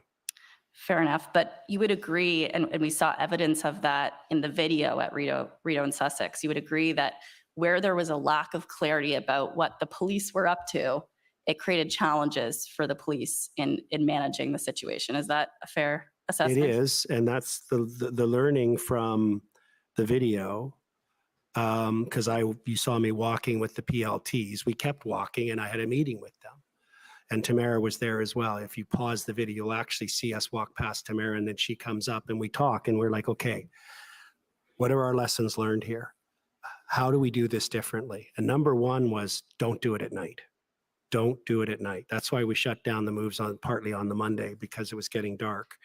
That was a huge error. And Tom Marazzo had actually said earlier on, we don't make any moves at night. It's just too dangerous. But it also changed the dynamic of the crowd. And that's why we needed this coordination with the police. We were very optimistic with the truckers, and A lot of them went out. It wasn't just Chris. There were several of them that were on their feet moving. If you look at some of the videos, you'll see them running along the sidewalk. You'll see the police cars, and then you see the trucks, and you'll see Chris running. And we were doing it. And the PLT were alongside doing that as well, correct? In terms of trying to get truckers to move in response to the deal? They weren't trying to get truckers moved. They were trying to get the other people in the police to agree that the truckers could move. On the Tuesday morning, a delegation of PLTs arrived unexpectedly for the first time ever at the Swiss Hotel. I was in a room working on the letter with Tamara for the Prime Minister and the Premiers, with the one that's been put in evidence. I got a knock on the door. The PLTs were there. I went in, and that's on the Tuesday. They said, like, they sensed something was wrong, and like the trucks are all wanting to move, but they said to me it was only a 24-hour deal. I said, look at the letter. With a large logistical exercise, the mayor's letter will take 24 to 72 hours. He looked embarrassed. He went over into the corner by the bathroom. He got on the phone, turned around. His face was a little red, and he said to everybody, sorry, major miscommunication. We're going to go out and try and get the trucks moving. So it was, the PLTs were not trying to convince trucks to move. They were dealing with the police hierarchy and trying to get them, whoever kept blocking, to stop the blocking. But I think after that miscommunication was clarified, PLT did work with protesters, and ultimately some trucks did move. Not correct? on the Tuesday. No, I'm talking about in general in response to the city deal. Some trucks moved. Oh yeah, well, testified. over Yeah. 100 vehicles, over two city blocks were cleared on Albert. 100 vehicles left the downtown, including around 40 trucks, 23 of which, I know it was 23 because I reported the 23 count from Chris. He phoned me and I said, how many do you have on Wellington? He said, we moved 23 to Wellington. If you look at my text message, you'll see 23 onto Wellington. But it was 40 semis moved in total. The others left. And we know for sure one of them went straight home. Okay, you're well over your time. Could I just so ask you're one gonna more have question, to- Mr. Yes, Commissioner? go Thank ahead. you. You were here when Superintendent Drummond testified, and he testified that there were challenges with getting some of the truckers to move in response to that deal. Do you have any reason to disbelieve that evidence from Superintendent Drummond? No, we anticipated that there would be some holdouts, but we also knew that they wanted to be part of the group. And we anticipated that once most of them moved, the holdouts didn't want to just be sitting there by themselves, and they would move. And you testified that you were taking that on faith. Is that correct? That was our expectation, and it bore out to be true on the Monday. Thank you. Those are my questions. Thank And you. thank you for the indulgence. Okay, counsel for former Chief Slowly.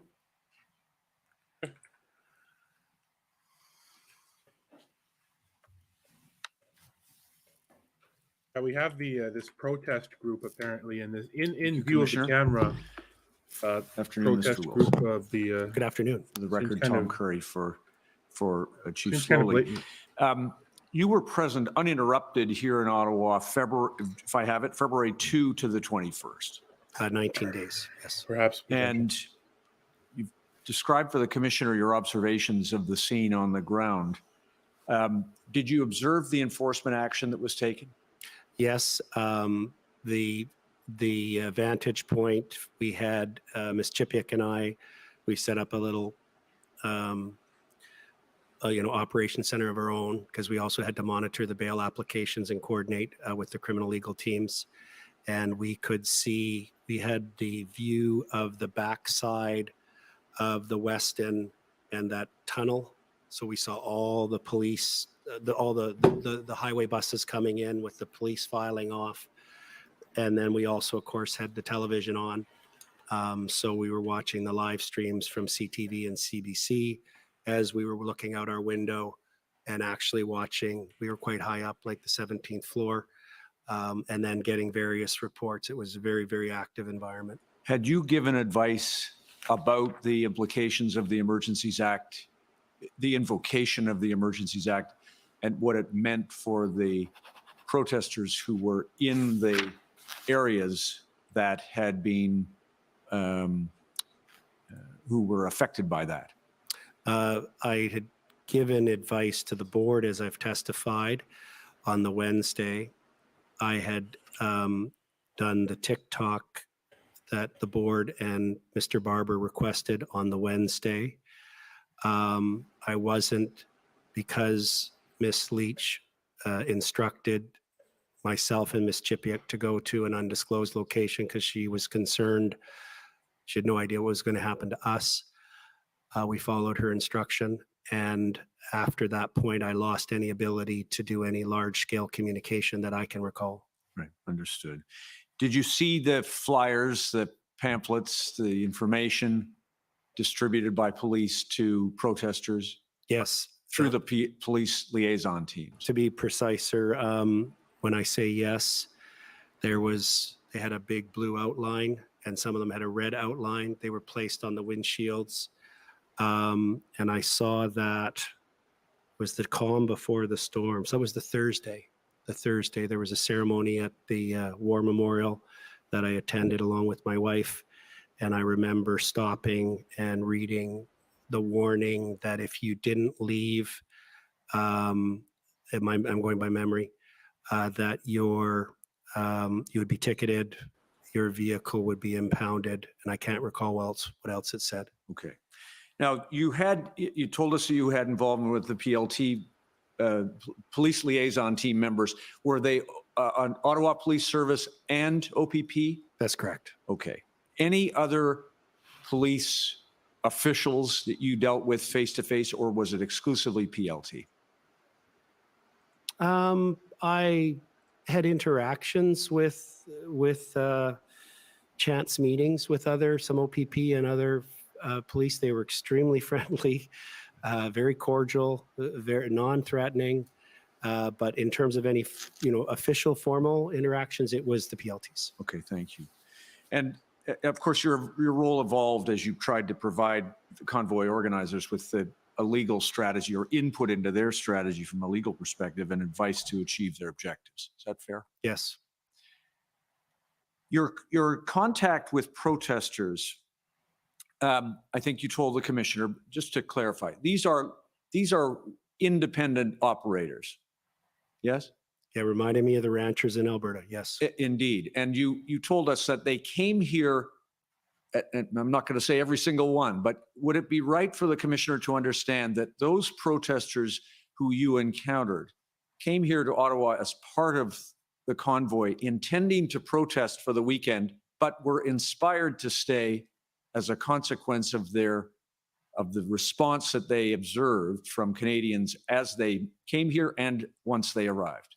I think they were inspired and they felt charged with a new responsibility to ensure the protest was successful, a responsibility they didn't realize they would be invested in them when they set out. However, Brilliant. I do know, having reviewed the evidence, that in every instance that I have seen, Miss Leach was clear that at no time did she say we're leaving after the weekend. I believe she said we're going to stay until the mandates are lifted. Right. The independent operator protesters, though, do you agree with me that because if they're not on the road, they're going backwards financially, right? Correct. And so would it be right? I understood your evidence to mean that the protesters, the independent operators, leaving aside the organizers and their message, that the protesters were invested in a shorter protest than they were inspired to commit to once they got here. Is that fair? Do you mean the opposite of what you just said? Independent operators who came here weren't intending when they let me start over again. The inspiration that you've spoken about, that acted on them to stay here and protest longer than they would have originally. Is that fair? I thank you. And I wasn't trying to be unfair to you. I had a number of truckers say to me that they originally planned, as you've already heard from Mr. Barber, to be in the convoy for a day, join it for a certain distance, and then turn around and reverse course home. and then they found themselves in Ottawa for a prolonged period. Yeah, that's part of that synergy of growth that occurred. And you told us that there were some challenging members, even among the top group or the leadership group. You've called Mr. King, I think in your statement, a rabble rouser who was at least, if not encouraging violence, tolerant of violence. Yeah, and I mean, I think he was very angry and frustrated and really wanted to fight hard to get the government to change course. And not all of us use the same approaches. Mr. Dichter was undermining the leadership, or at least in part. Yeah, I've just never been able to understand Mr. Dichter. I mean, and the other thing is that he wasn't there that much because, firstly, he had left early before I arrived in late January, and he'd had a car accident, I believe, near Kingston. And then he returned on the Friday, the 4th of February.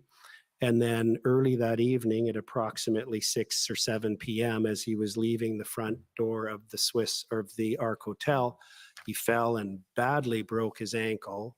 So then he was away at hospital for a period of time. Then he was restricted to his room because he just had a wheelchair and crutches. Then he had to go back for some surgery. So he was out of the loop a lot. Right.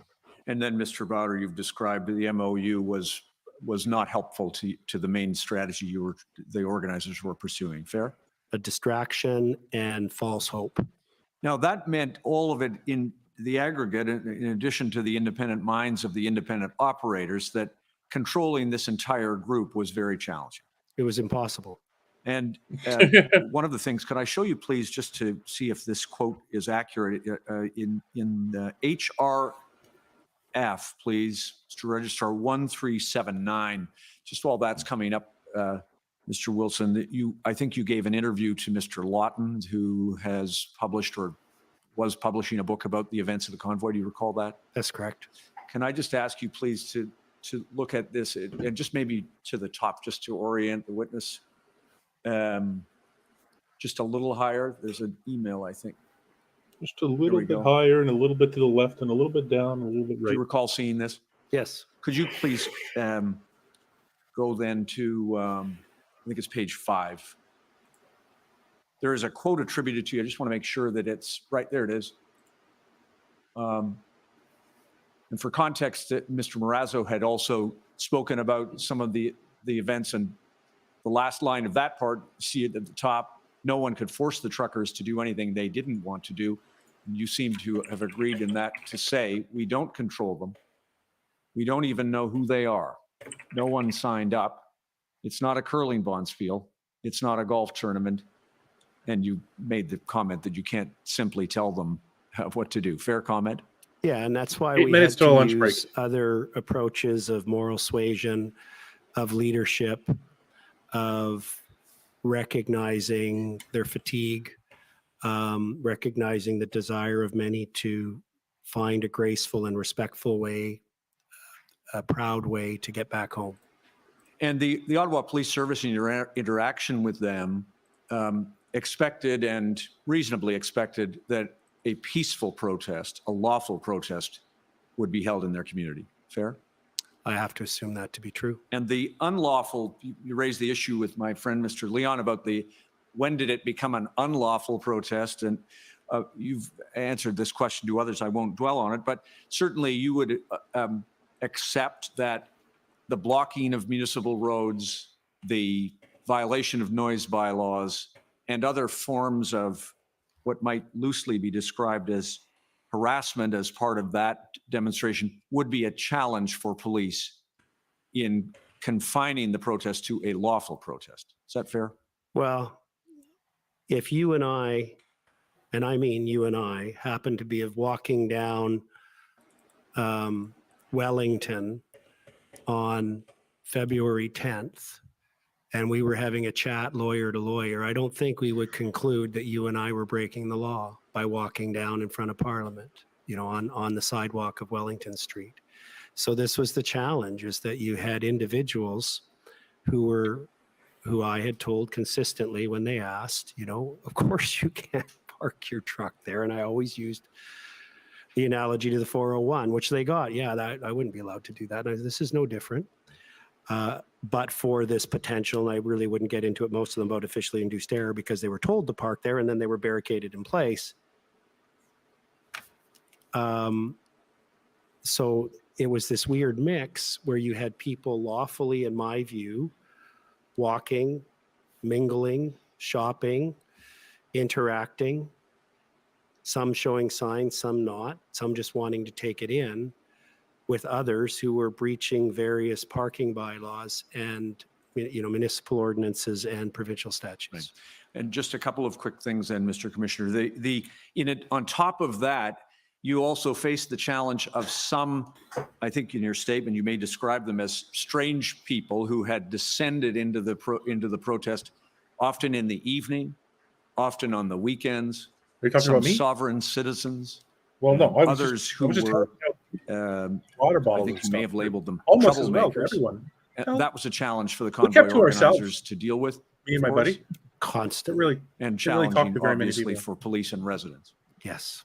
Talked to a And lot there of was a people, good but- cooperation there. I wish I When had more that was the rule. So everybody had a block captain, and if an Antifa was just going to show up, the rule was you phone the police, Antifa. you call 911. And the frustration for us was the next day, 3 people from Antifa came in and vandalized trucks. The next day, the police chief or whichever one would hold a press conference and say, last night we had 3 charges for property damage in the downtown core. And we're like, Yeah, but it was Closely Antifa. watched the signals coming from all levels of government. This is good stuff including the here. Police Services Board here in Ottawa and the Chief Slowly, correct? yeah, our most acute concern. I saw one of was the those level of pressure arrests we saw of building Antifa. on the police slowly from the Police Services Board. That's what motivated Mr. Marazzo to take a series of steps to cause the city meeting to facilitate some action to reduce pressure. Including through your efforts with Mr. French to avoid what I think in one of your text message to him was a And that's another thing about the OPS Yes, and the first institutional one, chart. though, was to The, it was so two quickly, the OPS institutional chart of the charges does not break down who was charged. How many of those charges were Antifa? We know that there was quite a few of them that were Antifa. So we don't know. I How know many of those folks were personally. Antifa? I know personally of one, and that was one of the few Thank you. charges before Next is the invocation of the act. Provincial So Police. that's relevant. And I saw the aftermath of quite a few. The OPP have no questions today. Yeah, there you go. Okay, I thank saw you. quite a bit of Next, aftermath CLA, too please. of these attacks.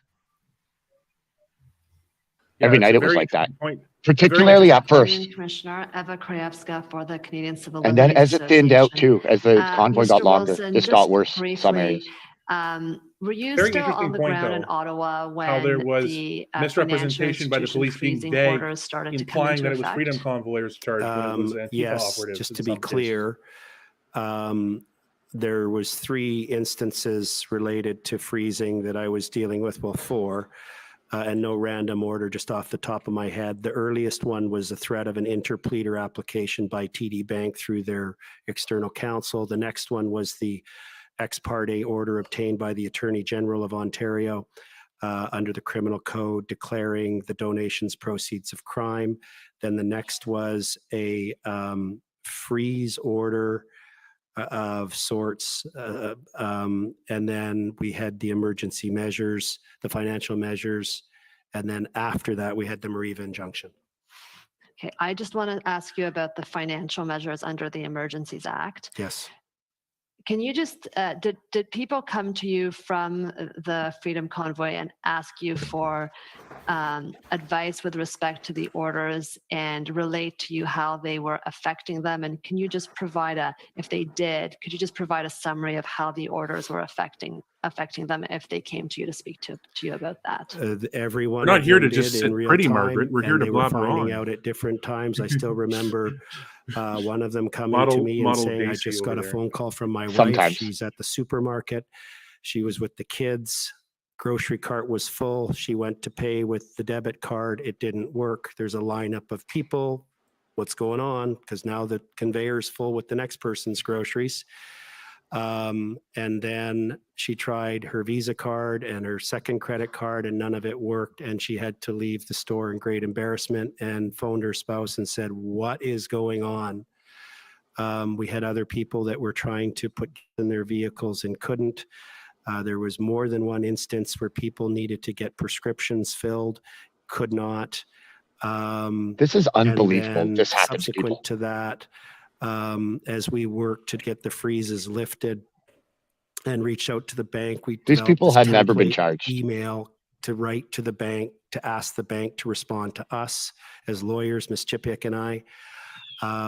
Then we have received reports since, and as to very recently, that a number of these people, even though their bank accounts were unfrozen, sorry, Mr. Commissioner, I just realized how fast I was speaking.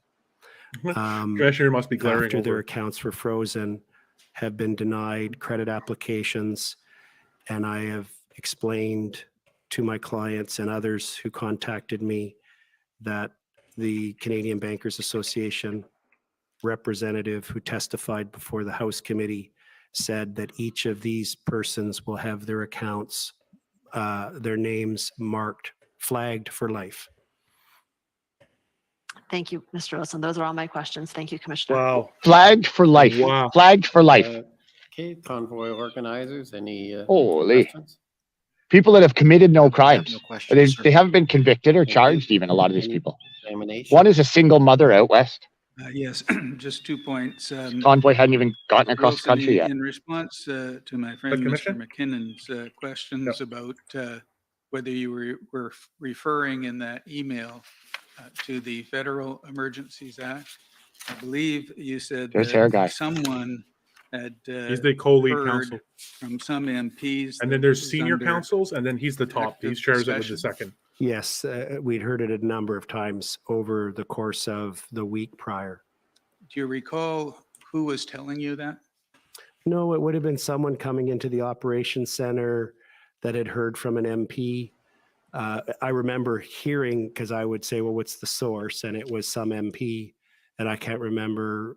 I don't believe it was indicated as to which party, whether it was the Liberal, New Democrat, or Conservative. Hearsay is on our MP. side now. It was, I Mofos. guess there was strong rumors over in the Parliament that it was under active consideration.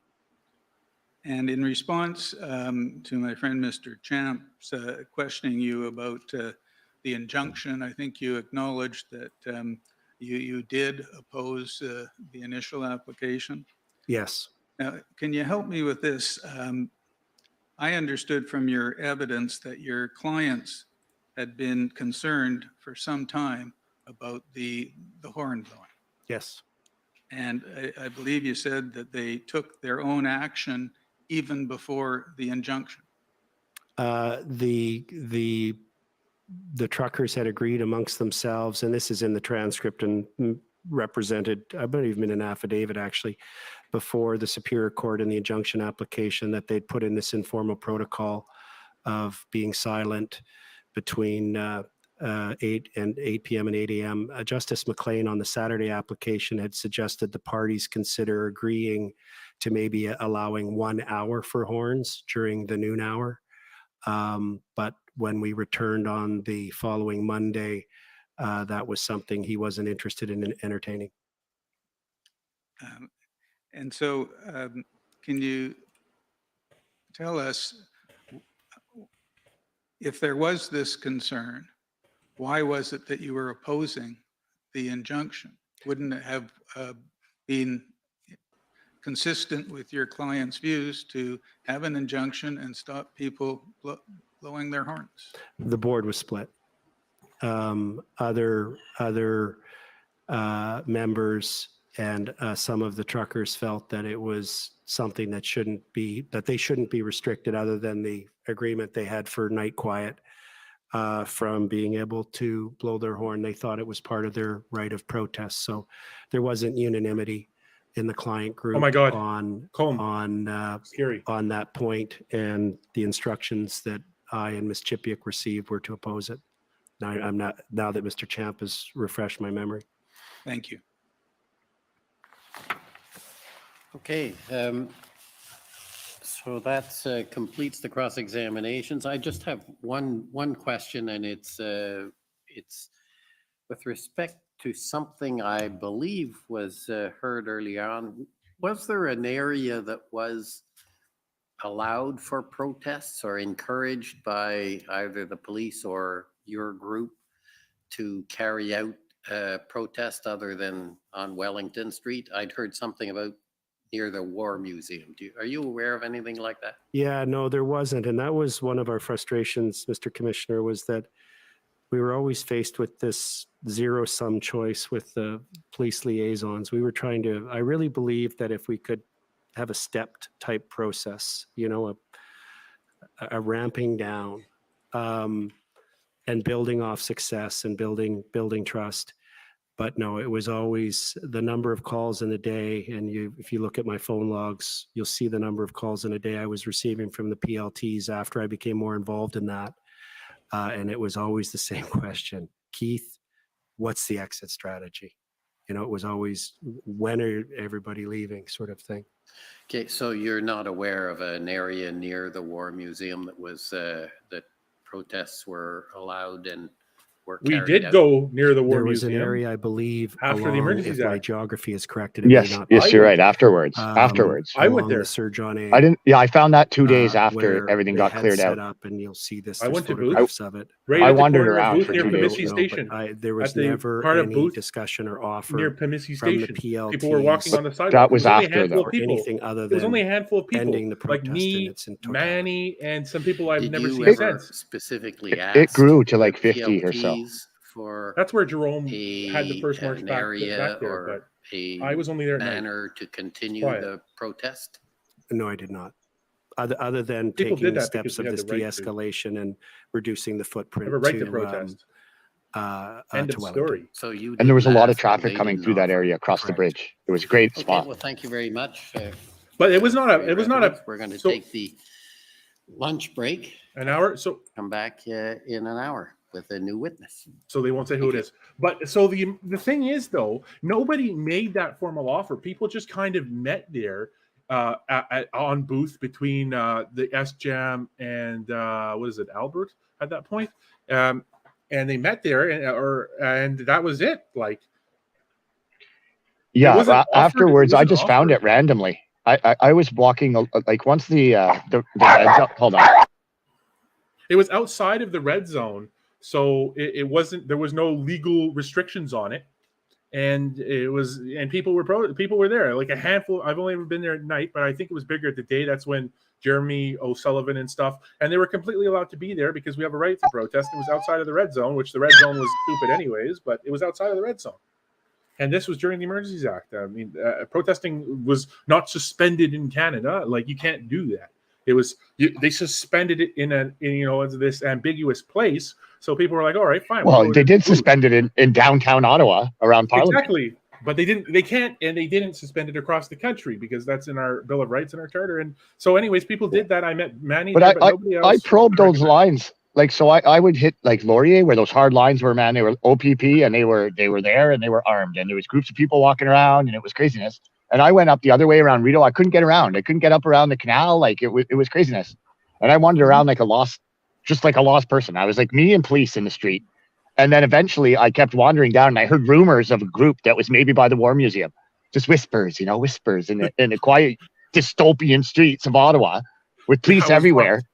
There was people that had gotten out of the zone, like the hard zone, and they didn't have their fucking leases with them or whatever, or their ID or whatever, and they couldn't get back home. Like, there was fucking armed people on every street, man, armed. 100 checkpoints. 100 checkpoints. Yeah, they bragged about it was nuts. And then, like, imagine, like, to see that in Canada was unbelievable. Then after one day, the second day of wandering, I wandered far enough the other way, down towards Booth, and I got there. I went up over the hill. I remember seeing it as I came up over a little bridge, and I could see that giant tall flagstack from what's his name there, the Aussie. I don't remember. Okay, well, Jack, I was only there at night, and the only person I recognized was that one documentarian who's now doing like a cross Canada puppet show. I think his name is Dan. I think you know who I'm talking about. I met quite a few people there, but you know the guy who was always filming, and he just kind of disappeared. But then he's like, now he's doing that's a lot of people. Now he's doing a cross Canada puppet show. That does not ring a bell to me, but a very unique individual. He's the only one I recognize there because me and my buddy had run into him during the convoy. He filmed us, but he lost the audio to that. And he asked basically me and my buddy why we were, giving out water to everyone, why we were giving out hand warmers to the homeless and things like that. And and we just talked about it, but we lost. But anyways, I met him there, and of course Manny was there all night, every night, never stopped walking from Albert. Like he just kept going. Manny was like, Manny, okay, yeah, I got to know Manny at afterwards. some points it was only 3 or 5 of us there, and I'm talking like the first days after, after the first weekend of the clearing, and it was like just a handful of people at night, and Manny had been there sometimes for a day straight, just walking up and down Booth by Pimisi Station, the LRT station there. So he was just walking on that one stretch of sidewalk, hours and hours and hours on end. And he was hurt, and he had been really beaten during the clearing operation. So he was there, and he was just like, I'm not going home. He's like I've got my peaceful thing to do here. So yeah, and he's such a peaceful guy. It's unbelievable that could happen to him, honestly. So somebody's just talking about in the comments here in Coots, they were giving roses for Valentine's Day. Then the trucks and tractors were vandalized. The same thing was happening here, kind of. There was people giving out roses all around right before the police action. So people still had all those roses right downtown. And then afterwards, once the police were gone and cleared out, or once the trucks were gone, everything was cleared out. And it was just hard lines and no people left or whatever, no trucks, no people. I was still wandering around, and you could find those roses all over the place. Smashed roses, rose petals, like white snow, then red rose petals and crushed all over the ground. It was quite the thing to see, honestly. I found one that was intact, and I stuck it on the strap of my ruck. Still have it. It's all crushed up, even worse now, but I wore it for a week and a half. Oh, go ahead. Yeah, no, I'm good. Okay, so if you enjoy the coverage today, please consider stopping by the buymeacoffee.com/Patriot Smoothie, or you can interact e-transfer to dacmedia@gmail.com. Thank you for those considerations. Appreciate it. Thank you all. And like, comment, follow, share. And get over to Patriot Smoothies Twitter. We are going to take the lunch break, I guess. I'm just trying to figure out. I took a lot of notes. I have to record the first part of my video, upload 6 other videos. Like I'm doing a lot of stuff here at the same time, and we will be back at 1 p.m. Of course. 2 p.m. 2 p.m. 2:05, I believe, because we started at 1:05. Keith Wilson is done. So next, we're expecting to see potentially Patrick King coming up. Pat King. Going to be a big afternoon, maybe.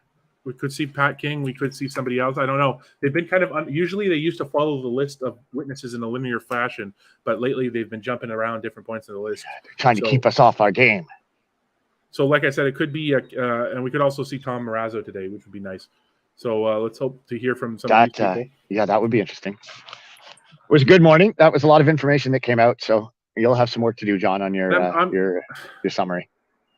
Like I said, I'm trying to figure out how best to do this to get the live captioning going. So anyways, have a great lunch break. We'll see you just around 2 p.m. Have a great lunch break. Thank you. Okay. I will be back.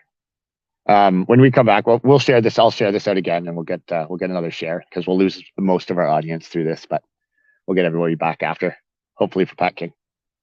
Enjoy lunch.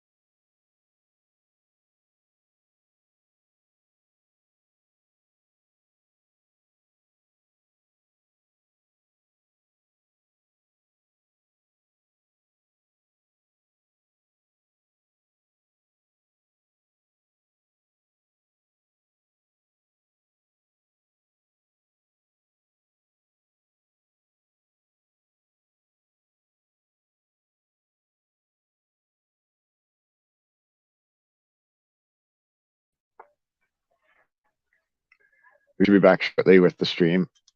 Started a few minutes, the break started a few minutes after 1. Found a beautiful spot here. Should only be a couple more minutes.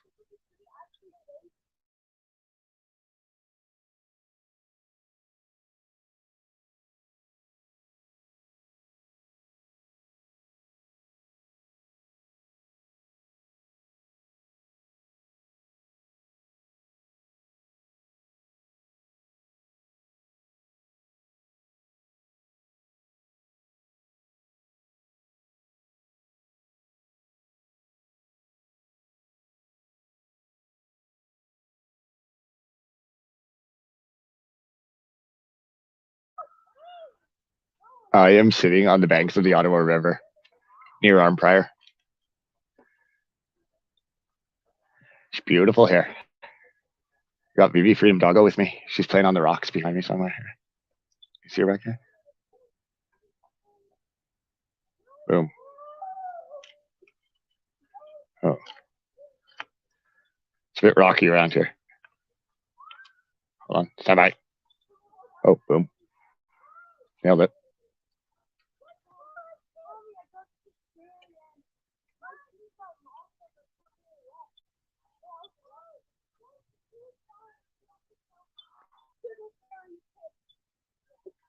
How's it going, everyone? I'm on a point. Yeah, it's absolutely lovely here in Ottawa, or near Ottawa. I'm in Armprior, near Armprior. Absolutely gorgeous. Lunch break's just about over, I'd say. I'm back 1 sec.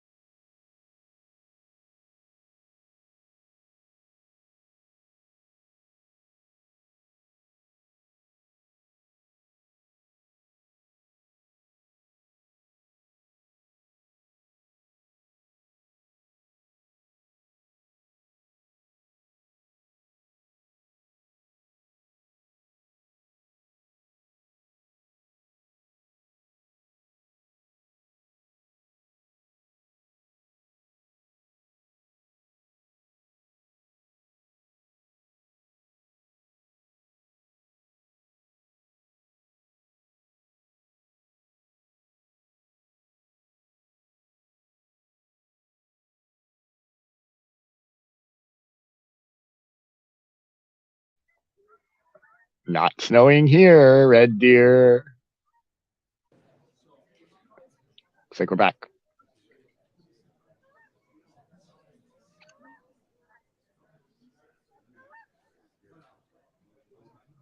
See what's up.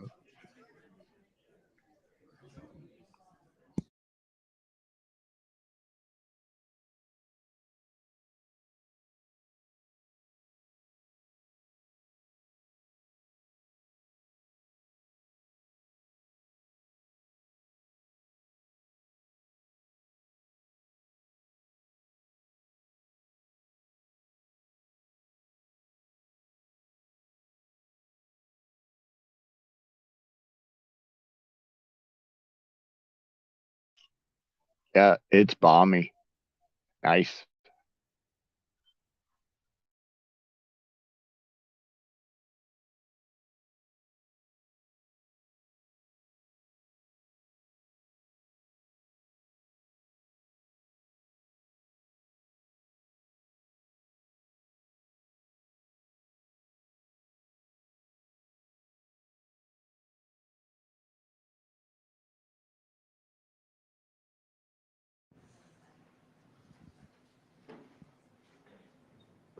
Order allowed.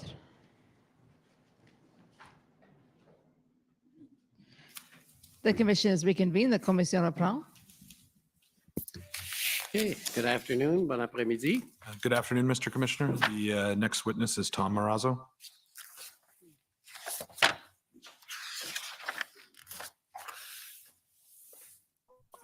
All right, there you go. Tom Marazzo. There we go.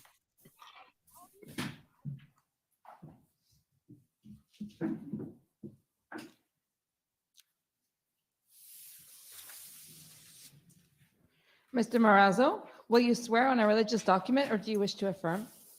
I'd like to affirm, please. For the record, please state your full name and spell it out. Thomas James Marazzo, Marazzo. Do you solemnly affirm that the evidence to be given by you to this commission shall be the truth, the whole truth, and nothing but the truth? I do. Thank you. Good afternoon, Mr. Marazzo. Good afternoon. My name is John Mather. I'm one of the commission counsel.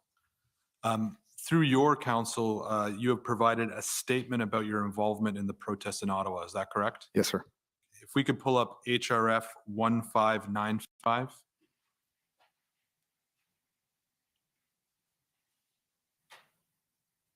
Is this the statement that you've provided? Yes, it is. Have you reviewed it before testifying?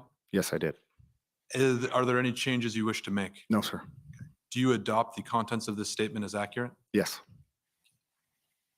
Can I ask you just a few questions about your background? I understand from the statement, which we can actually take down, Mr. Clerk, is that you were born and raised in Ontario. Where did you grow up? Niagara Falls and St. Catharines, Ontario. And where do you live now? Just outside of Napanee. And I understand that you're a father of 2 children, is that right? Yes, sir. And you served in the armed forces for 25 years, achieving the rank of captain, is that Yes. correct? Yes. And then after leaving the armed forces, you earned an MBA? No, I had the NBA when I was currently serving.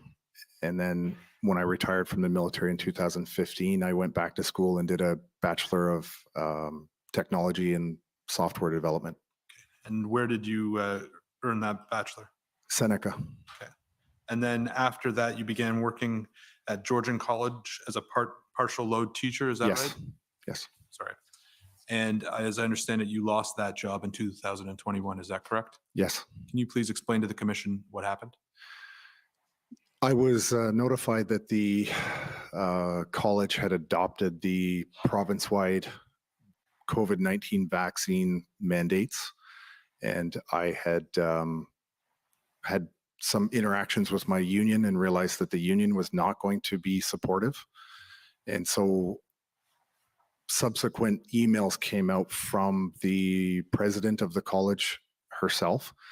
And my response to that was to send an email to the president of the college, as well as deans, the VP of HR, and as many other faculty as I could put on this email. I sent it internally to the college, not publicly, looking to express my concern and question. You know, I'm not a lawyer, obviously, but questioning the legality and sort of the morality of what they were doing. And a few days later, I was terminated with cause. And when was that approximately? September 13th of last year. So year September. And what were you doing between September 2021 and your arrival in Ottawa, which we'll get to in a minute, which I understand was in January 2022? Yeah. My former spouse and I sold our house and we purchased land outside of Napanee, and then we moved to that area. And the plan really this year was to build a house. I cashed an RSP to live off of while I was, trying to build the house, and really just focus on that, focus on my family. The level of tension in this country was extreme, to say the least. And I really wanted to focus on putting my family in a better situation, which meant actually going off grid if that was even possible. Because as an unvaccinated person, there was a lot of rhetoric about actually being able to participate in society. And so we chose to sell the house. We purchased land. We were going to build a house. And we ended up in an apartment together, the three of us with my daughter, in just outside of Kingston. And we were there working on plans for the house. And prior to participating in the protests in Ottawa, had you been politically active? No, I was not. And I understand it, but please correct me if I'm wrong, that you've never been a trucker? No, sir. And you say in your statement that you arrived in Ottawa on January 30th, which I believe was the first Sunday. Does that sound right? Yes. Okay. And what brought you to Ottawa? Through a mutual friend of mine in James Barber and his wife Sandy, I was contacted on the phone that Sunday morning, and I was asked if I would take a phone call with James and Sandy just to discuss some logistical, organizational ideas around the convoy. I had been tracking the convoy as it was coming across Canada, and I was absolutely a supporter of it. I really loved what this whole entire Freedom Convoy was about. So in that discussion, which lasted approximately 15 minutes, James had asked me if I would come to Ottawa and support the convoy in any way that I could in terms of getting organized, doing logistical stuff. And within 3 hours of that phone call, I was actually at the Ark Hotel. Who was the mutual friend? Her name is Jane Moffat, I believe. I had only ever met her once in person. And that I think I've spoken to her one time since the convoy. When you first spoke with Mr. Barber, what did you know about him? Nothing. What did you learn about him when you spoke with him, sorry? I learned that there was a great need to get organized. And from him personally, the details, I never got any details about him personally or his wife, Sandy. I knew there were two people that were trying to affect the change in this country, and I wanted to help them out. So there was an opportunity for me to employ the skills that I have gained over my career. And so I recognized it as a great opportunity to get involved. Do you have any sense how James Barber identified you as someone who might be able to assist? I think Jane had mentioned to him that I was retired military, and I think that's pretty much it. After that initial phone conversation with Mr. Barber, how often were you two in communication? I had seen James when I first arrived at the Ark, and then it was somewhat sporadic. I think he moved to a different location. I don't know where. I know he had a room in the Ark, and I would occasionally run into him. My contact with him was very sporadic. When you arrived at the Ark Hotel in Ottawa, what did you learn about the organization of the protests?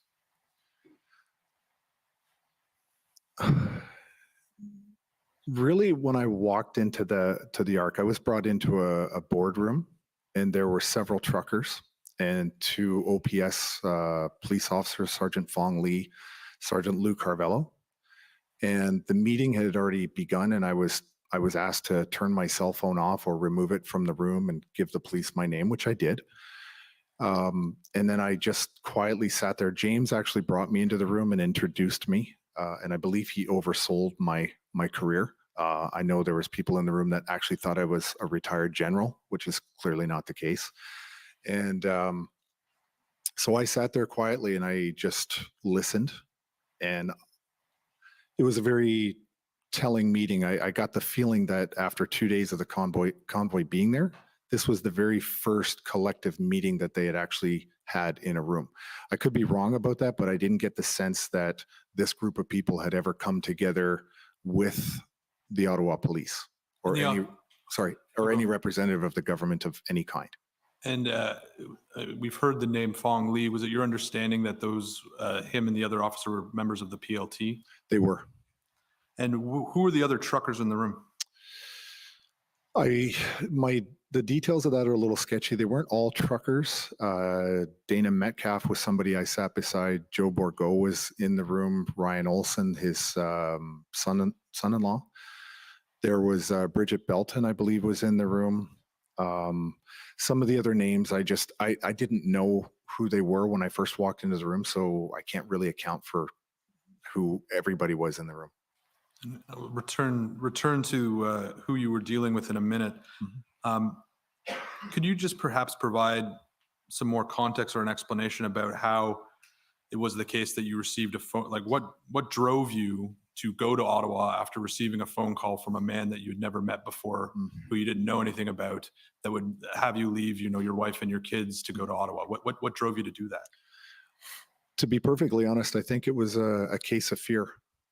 I had, over the time of COVID, noticed things that I never before believed that I would see in Canada related to the way the police and bylaw and the government were going after Canadians. And for the first time in my life, I was, actually afraid of police. And I have several friends that are police officers. And I had a phone call with Randy Hillier one day, and Randy didn't know who I was. This was, I sent an email to him and Roman Barber and other people, and months later, his office had returned the call. And Randy doesn't even recall the conversation. And they said, I spent 25 years of my life in the military, and for the first time, I'm actually afraid in my own country. And he said, never be afraid. Like, you can't be afraid of the police or the government. They're here to serve us. And I think for me, that kind of flipped a switch where I was like, I went from thinking I'm afraid to get arrested or beaten by the police or getting an $880 fine to, you know what, now I want the fine. I'm done. I'm not going to hide from these people anymore. And so that started to mentally transition the way I thought. And then we came to a point where I thought, well, at some point, the lawyers are going to step in and intervene and start protecting the public. And they didn't, except for a few. Then when the vaccine came out, I thought, well, the medical community is going to stand up and put a stop to this because of informed consent. And they didn't, except for a few. And it was the truckers that gave me an opportunity to actually get into, fighting for my kids' rights. The phone call you mentioned with Mr. Hillier, was that in the context of the Ottawa protests, or did that happen before? No, it was months before, when I still was employed and still lived in, I don't know if I was employed. I think it was, I still lived in my old house prior to selling it and moving to the Napanee area. When you arrived in Ottawa, did you have a sense of how long you were planning on being there? No, I had a bag, 5 changes of clothes. I believed that at the time I would go there, get organized, start to just kind of develop a daily sustainment plan and a routine, and then I would look for somebody who was able to basically take over from me. And then I would move on if I wasn't required anymore. So when you arrive and you've spoken to Mr. Bowder on the phone, he brings you into this room where there's protesters and some police. What happens next? How do you integrate yourself into the organization? That particular meeting actually got quite animated, very loud. I remember Brigitte being quite upset with Sergeant Lee, where she had made a comment of basically to the effect of, what, are you going to shoot us in the streets? Like, that's where the level had gone, and it had started to calm down. Eventually, the 2 police officers departed from the meeting, and we all just kind of sat around and regrouped. I think people went for breaks. And then people left the room. I remember Brigitte and I being in the room, and right around that time, I think somebody brought in the map. And so I had learned there was a list of places that the OPS had requested that we not go near, like roads that we stay off of. And I said, okay, great. We've got the map. Let's start marking the map. And for me, what was really important, because I had spent, my son has a very severe heart condition. And I spent Christmas this year in the hospital with my son. And so, you know, I'm very aware of keeping the emergency lanes open. It is an important issue for me. So the first thing we did was start identifying hospitals. We identified the police station, fire departments, vulnerable infrastructure, and then started to plan out the routes to those in an effort really to make sure that those lanes were always accessible. So that's really where we started. And then I needed to get a handle on where all the vehicles were located.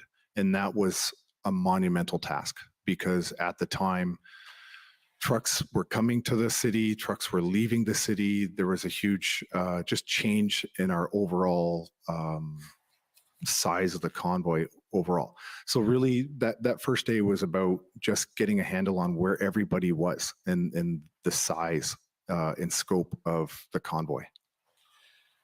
I take it that this involved you meeting a lot of people you had never met before. Yes, everybody. Did anyone ask you who you were and what you were doing there?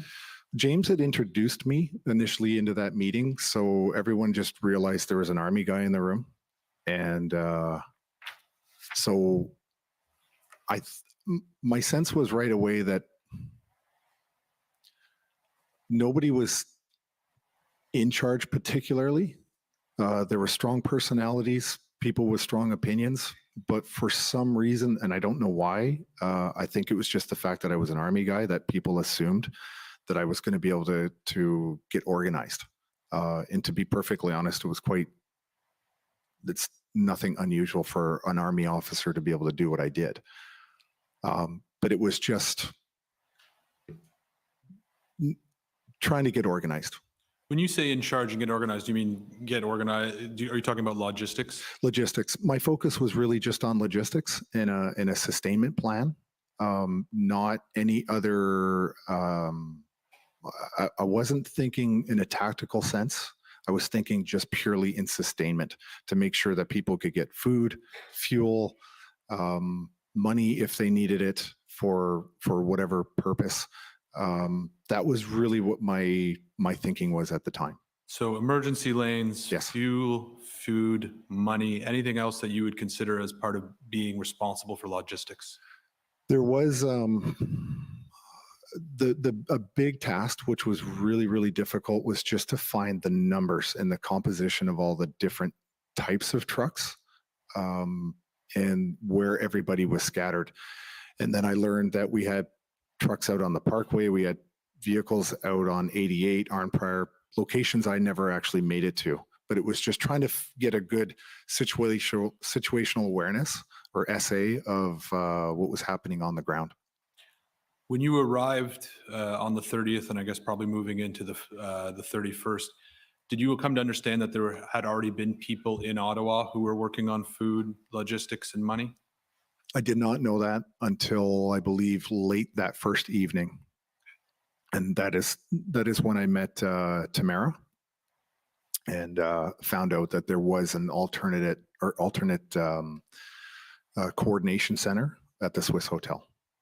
Okay, and can you what did you learn about the alternate coordination center at the Swiss Hotel? Just that it had existed, and that in those conversations, it was agreed that my scope of what I was interested or involved in was now going to be really cut in half. And I was quite happy about that, because I didn't want to get into the situation where I had to think about security, public speaking, and the stage and all that stuff that I had learned about. I didn't have to worry about doing first aid. That was going to be handled by the other group. We were just really going to focus on the logistics in terms of feeding, fuel, and then truck movements. That was another piece of my responsibility, would be moving vehicles in and out and around the city. Was it the case that no one was organizing feeding and fuel before your arrival? No, and that's the surprising thing, because that was happening. I mean, that just does happen. I mean, the number of supplies and fuel that was coming into the city it actually did make what I was trying to do a lot more easy, because that was just organically happening anyway. I mean, when people are hungry, they go searching for food. I'm going to do this in a bit of a two-part question. Sure. And bear with me if it presents a problem. But can you explain to me what was happening in terms of where food and fuel was coming from before your arrival, and then what changed after your arrival, or what you did to change anything? To be honest, I don't know where they were getting their supplies en route to Ontario or to Ottawa, but I had seen a lot of social media videos and seen people on the overpasses, at truck stops. So I know that all along the way they were collecting food and donations, everything that I had seen on social media. And so when they arrived in Ottawa, it was the intention of the public to continue to come to the city of Ottawa and give more supplies as much as they could possibly give. Did you learn anything about the Adopt a Trucker campaign that was being spearheaded by Chris Guerra? I learned about it a few days later. I didn't really know much about it. My interactions with Chris were very little. It wasn't inside. It wasn't something inside of my area of influence that I was concerned about. It was something that was kind of going on in the background, so I didn't interact with it. How was fuel supplied to the truckers that were in the downtown core? There were, I think, different sources coming in. Sorry, I can't remember the name of the type of vehicle. It's a fuel truck. It's probably written. I'm not a trucker, so some of the lingo I wasn't fully conversant on. I know that they were getting a lot of fuel, but it wasn't until after it was forbidden to bring in more fuel with bigger trucks and stuff to refuel them. People started to bring in the jerry cans by hand. And was that something you assisted in organizing? No. That was, by that point, my role had kind of been modified. It had sort of transitioned a little bit later on, about a week after or so. I just knew they were getting in fuel. The truckers were taking care of their own fuel, and there was no shortage of the fuel up until the Ottawa police forbid them from bringing in trucks of fuel. And then it was jerry cans, and that was not my idea. That was just people being very, very industrious. Did you do anything to coordinate fuel into the downtown Ottawa at any point? I did not have to. No. One of the things you said you did was get a sense of the number and composition of the types of truck. First question, how did you go about doing that? I literally had to go and send people out and count trucks in the streets. And do you recall what was the result of that calculation? Well, there was different areas. So I remember speaking to one person who, after it took 4 days just to get that magic number of 322. That was a head count. That was literally somebody going out with sticky notes on streets and then actually breaking down by vehicle. It was incredibly difficult to get an accurate count because trucks kept coming and trucks kept going in and out of the city or out to different locations. So at some point, I just kind of gave up on that as a something that I really needed to focus on. I was just kind of more interested in, general terms, where do we have vehicles, center of mass kind of thing. Not, I didn't need the details of where they were. But at some point in time, it was determined there was roughly 322 trucks? That was our count.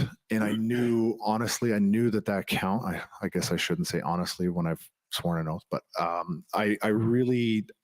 I didn't have a lot of confidence in the number just because the influx and outflux of vehicles. So even when I got that number, it wasn't overly valuable to me. At any point, did you feel that you had a handle on the number of trucks that were in the city and then were coming and going, or is that something that always changed? It always changed. And again, it lost value in knowing that specific number. The point of interest for me was that we had more trucks concentrated on Wellington. With respect to clearing emergency lanes, The commission has heard evidence, including from Mr. Barber and Mr. Wilson, that the emergency lanes let me back up. The protesters weren't able to keep the lanes clear on Rideau, Sussex, and at Kent. Does that sound correct? Sometimes, yes, that's true. Was there any other locations or intersections where the emergency lanes were not left open, to your knowledge? My understanding was when that did happen, and it happened occasionally. For example, Sergeant Lee had been, let's say, vigorously contacting me to clear out one of the intersections. And he kept asking me, if I've gone down there and checked it. So I didn't send a runner. I went down for myself to see it for myself. Vigorously contacting Tom There Marazzo. was Sorry, Tom. heavy equipment owned by the city, concrete barriers, and 5 Ottawa police officers standing in the intersection. It wasn't being blocked by any of our people at all. So we're hearing again that the police or the city had blockades preventing people from I was sent, or other people that I was with were sent to go look at an intersection, only to find out it wasn't even us. And I had 2 members that I was working with that routinely, when we were asked by OPS to go and check on a safety lane or an intersection or something that was blocking safety, our 2 people would go down and physically speak to the drivers and get them to open up those lanes. And so it's my understanding that those efforts were generally successful, except on Kent Street. Is that correct? I can't see the street. Is that Kent is right near the Rideau? Or sorry, I'm fuzzy on some of the streets. Okay, so the evidence has been there's been 2 locations. One's Rideau, Sussex, which we'll talk about in a moment. To your knowledge, was there another location that was where the emergency lanes were not open? No, the only sticking point was Rideau. And even on Rideau, I spoke to one of the drivers personally, and I said, you need to make sure you keep a safety lane. And he said, they have twice moved out of the way. They sit in their trucks and they listen for ambulances, or they listen for sirens. And if they hear it, they move the truck out of the way, because 3 times they had listened to the Ottawa police, who said, can you please move the vehicle? And they would move the vehicle, and the Ottawa police would move their cars in that spot, and they would trick the drivers. So the drivers at Rideau said, we're not falling for it. That's again. new We will sit in our information. truck. We will listen for sirens, and when we hear it, we will move. And he assured me that in 2 occasions they did exactly that. Do you know who? So the police were playing games, it sounds like. I don't know his name. I know where he was parked. He was parked. I know where he was parked. I don't know his name. I know he had a paper bag full of letters from children. That may be fair. I understand from your statement and from some of the evidence that you had several interactions with the people who are at either Rideau and Sussex. Is that correct? Yes, sir. What did you come to learn about who was in that intersection? There was a Polish Canadian contingent. There was French Canadians. And I know there was Anglophones on that corner. There was many different groups of people on that corner. Yeah. The commission has heard many adjectives to describe the group, but I'll put to you the suggestion that they've been described as difficult or standoffish. Would you agree with that? I know there was a reputation prior to me going there and speaking to some of them. And I didn't get the sense that they were difficult. I got the sense that they were there for their own reasons, which were separate from the overall convoy itself, the most of the people that I was interacting with. But I got the feeling they were there for their families, for their communities. I know one driver I spoke to said that he didn't have anything to go back to until these mandates were lifted. And they were quite determined. I didn't find them to be difficult. There was a little bit of a language barrier with one of the French speaking men that I spoke to, but I didn't find it difficult. I just found it a different style of motivation.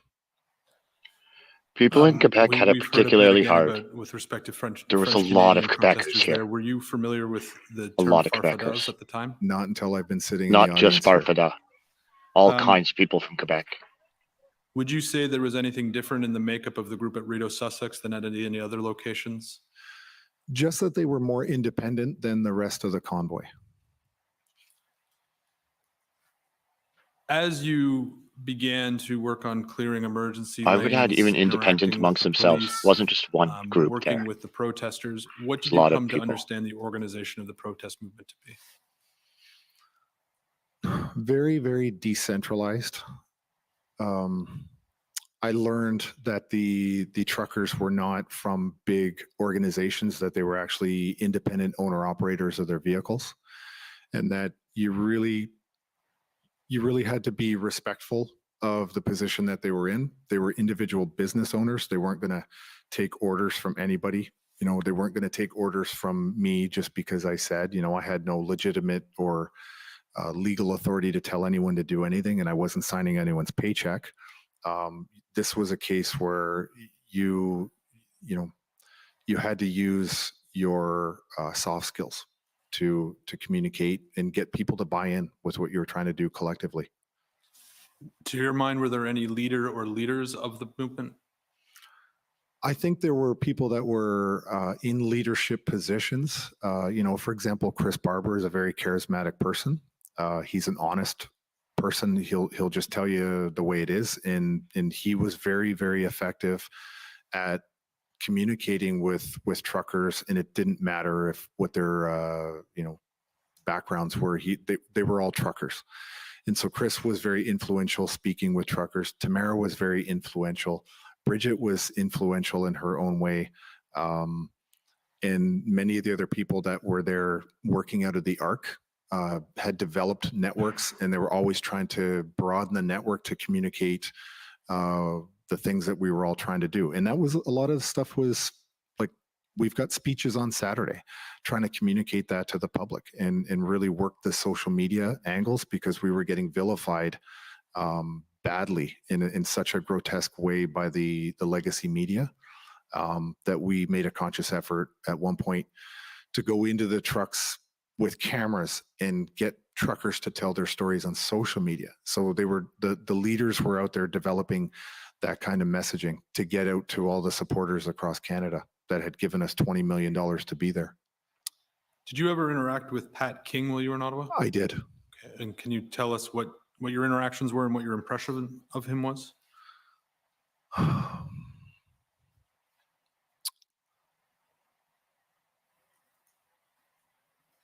Really, my interactions were very, very little with Pat King, and it wasn't overly impactful, to be honest. I just I had spent maybe 2 to 3 occasions in his presence, and it was very little. I know that at one point there were some slow rolls, and I had requested that one of the other members go with Pat, because I know Pat was leading that convoy.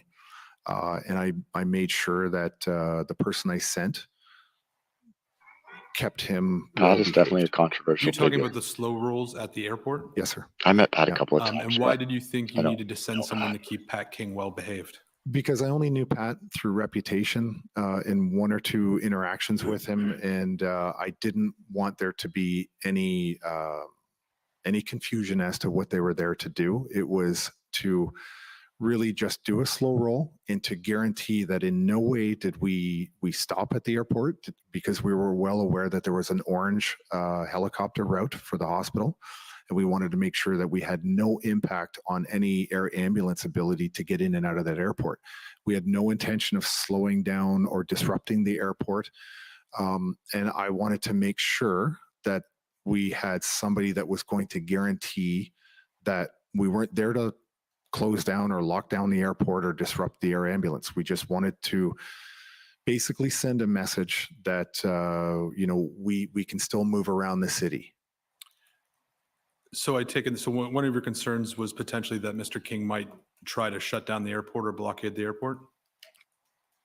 It was just on my part, to be honest, and some of the others that we discussed, it was just a precaution, just to make sure we also believe that if we told him not to do something like that, he would listen. I don't. So you take a precaution when you're concerned that something Yes. might happen. So is that Yes. is that what you were concerned would happen? Yes. Okay. And was your concern based on Mr. King's reputation, as you indicated? Yes, just solely on his reputation. That was it. And what was Mr. King's reputation? A little bit of a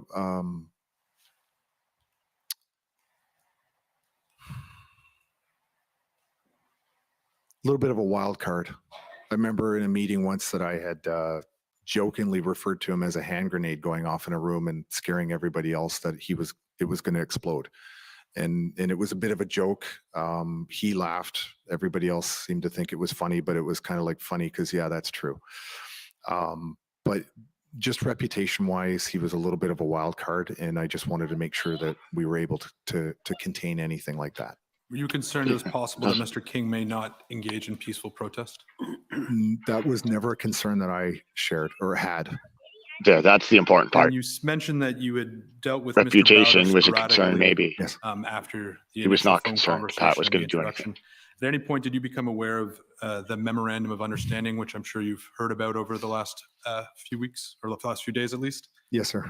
I did hear of the memorandum of understanding. I learned about it once it was submitted already to, I believe, the Governor General. I think the media had a copy, and I had read it. Again, I'm no lawyer, but I know it wasn't written by a lawyer. It wasn't very well written. And I remember having a conversation once I learned about the MOU with somebody that I believed to be involved in drafting the MOU. And it was a private one-on-one meeting. And I said, you must retract that. If you do not retract that or pull it back or put the genie back in the bottle, we are going to denounce it. It made us look like we were here for a completely different purpose than what we were there for. It really muddied the waters.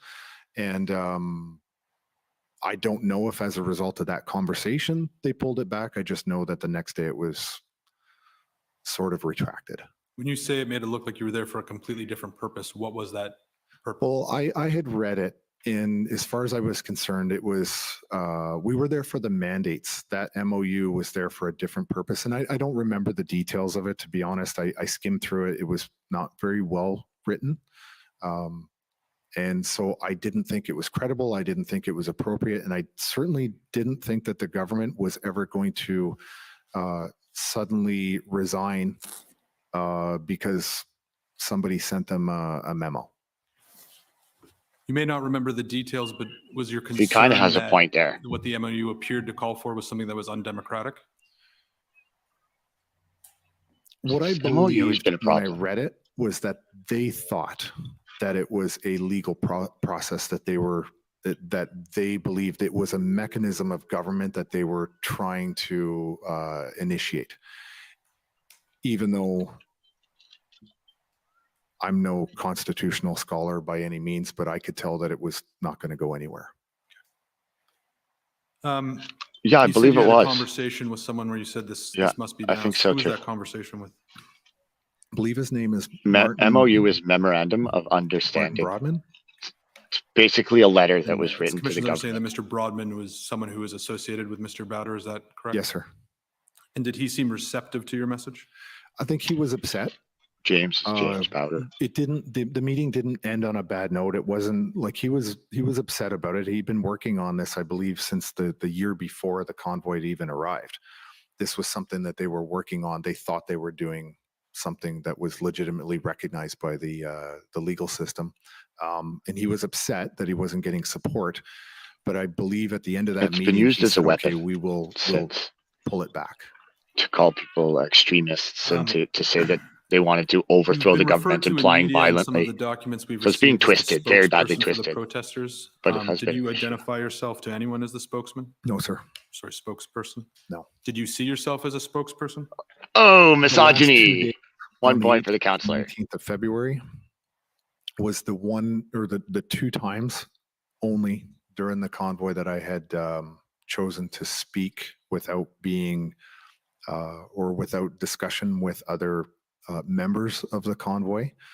And that was because I felt that given the previous media stuff that I had done, alternative media or live streams, that I would be recognized by the public as somebody associated with maybe some of the other people like Tamara and Chris and Brigitte, because everybody else was either out of the city or were already incarcerated. So there was nobody left that I believe the public would. They were all either recognize gone as or a in credible jail. person Oh, to deliver those two final it's no small thing. days worth on the 18th and 19th. And that's the only time. Other than that, I was always asked to speak on the live streams. Right, and you did on multiple occasions either speak on live streams or in sort of forms of press conferences. Is that fair? Yes. And it's our understanding, but again, correct me if I'm wrong, that the first one was on February 7th. Does that sound correct? 7th or 8th, yes. And then on the 10th, and I did clean up some of The impression that I had of some of these people is that they became de facto Well, in let's their talk positions. about some of that Like, it's our understanding, it's the 7th. and a lot of these labels come after that, the fact. You gave a press conference. Mr. Barber was there, Miss Belton was there, Miss Leach was there, and some of the other organizers. Yes. You know what I'm referring to? I do. And how did that press conference come about? I do not remember the person who asked me or the group of people who asked me to speak, but I had, I believe, just previous to that, it was the night after the night of the Coventry raid that we did a live stream as a larger group, and it seemed to go okay with I guess my presence on a video. So I was asked the next day to deliver a message on a live stream. And I don't remember who asked me to do it. I just know that I was asked to do it and that I would be accompanied by several members of, well, better be careful. The entire board, as well as 2 doctors who were in attendance in that video. Tom knows what he's doing. So if we could pull up COM 50884, and as it's coming up, Mr. Marazzo, this is, you can confirm if it is the case, but we understand that this is the press conference. And Yes, this is it. This is it, okay. Different sources that have If you could pause it, please, and go to the 725 mark.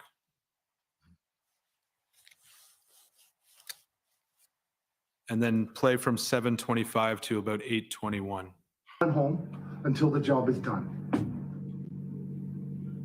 Okay, I am not calling for violence. I'm not expecting you to get into your vehicle, drive here and create problems, create crimes. Okay, that's not what we're saying. Strength in numbers. We got sent here to send a message. The message isn't getting through. He's not getting it. And I apologize if I'm bashing the guy, but honestly, from my assessment, he's got a 22 caliber mind in a 357 world. Okay, let's get at a table, for God's sakes. Enough hiding. I'm willing to sit at a table with the Conservatives and the NDP and the Bloc as a coalition. I'll sit with the Governor General. You put us at the table with somebody that actually cares about Canada. Okay. One quick question, and then I'm going to ask you about the statement that caused confusion. When you made a reference to a 22 caliber mine in a 357 world, this has been something that's been reported on. Were you referencing Mr. Prime Minister Trudeau? I was. In the video, you say, "I'm willing to sit at a table." Oh shit! A gun reference. Continue to answer because An I've analogy. been notified in the media for that one. Yeah, I didn't mean to cut you off. Please go ahead. Yeah, It's a let's hear his joke. answer. I literally meant to comment on the man's intelligence.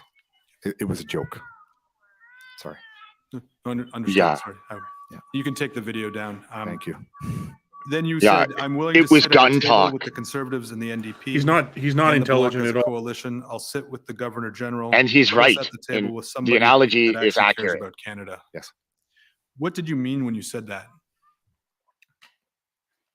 In no way did I ever mean or intend for us to be part of the government. I wanted them to come and sit literally at a table and start figuring out a way to be an effective opposition to the Liberal Party of Canada, because we weren't seeing any opposition No, at but I all play one on the internet. with the official opposition of Canada.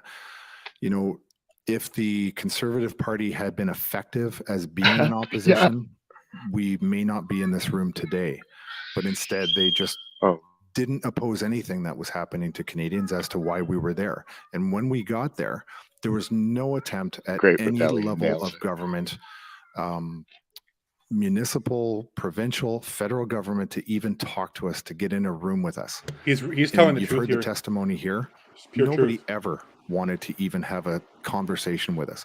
So I want to say that I was quite sick throughout my time during the convoy.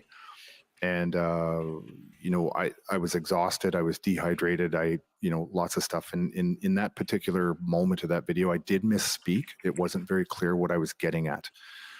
2 days later, I tried to clarify that, or 3 days later, but what we wanted was for the government, anybody, we were desperate. It was basically a cry for help to come in and sit down and do this democratically. And that is a mechanism of government, because as we've seen since then, or even during the convoy, the NDP and the Liberals were forming a coalition that the public had not yet known about.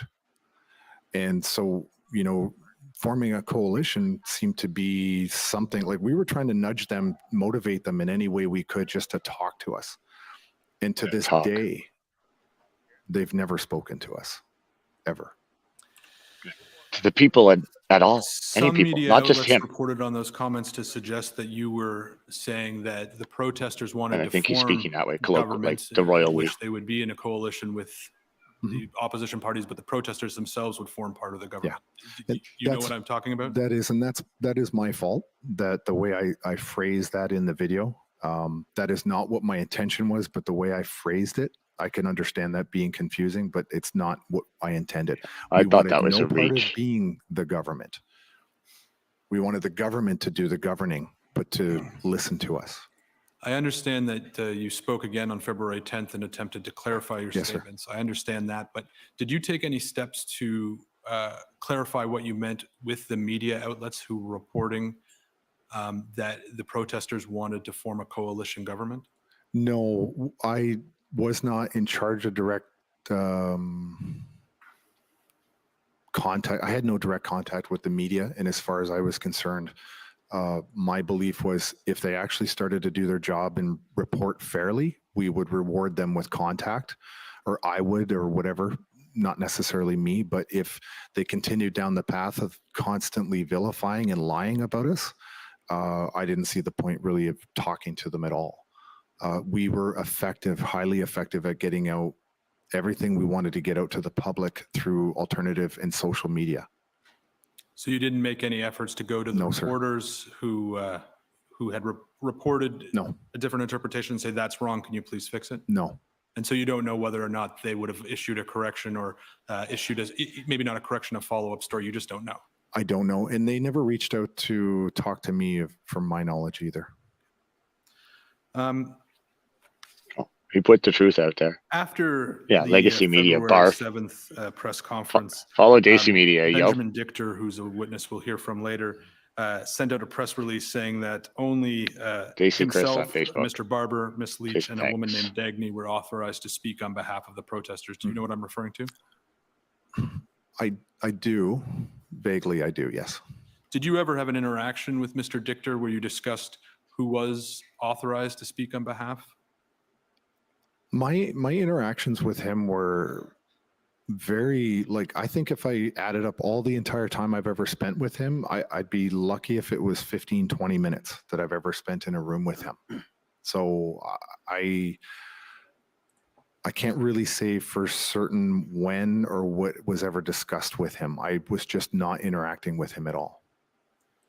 I'm going to move forward a bit, well, not that much forward, a day forward to your meeting with Steve Kanellakis, which, again, the commission has already heard a fair bit of evidence about. But I take it you recall meeting with Mr. Kanellakis? Yes, sir. Why did you want to meet with Mr. Kanellakis? I actually didn't.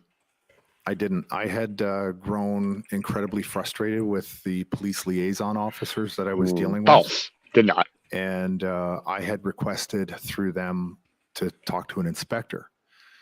And I had also made that same concern known Casey, to but thanks the for- police thanks. liaison officer Hashtag from Casey. the Ontario Provincial Police. And I didn't want to interact with the two sergeants that I had been dealing with anymore. I wanted somebody who was in a better position to make decisions. And also, I wasn't 100% sure that our concerns were being raised up the chain of command in a way that I was comfortable with. And that's not to suggest that, you know, the two officers from Ottawa Police were bad people or anything like that. It's just I didn't get the sense that they were taking us as seriously as I would have hoped. And so I was requesting to not talk to them anymore. I wanted an inspector. And I was led to believe that I would be talking to an inspector one evening. And I was waiting patiently in a room by myself to speak to the inspector. And this mystery inspector PLTs never didn't have any arrived, power even though I was led to to do believe I anything. would get one.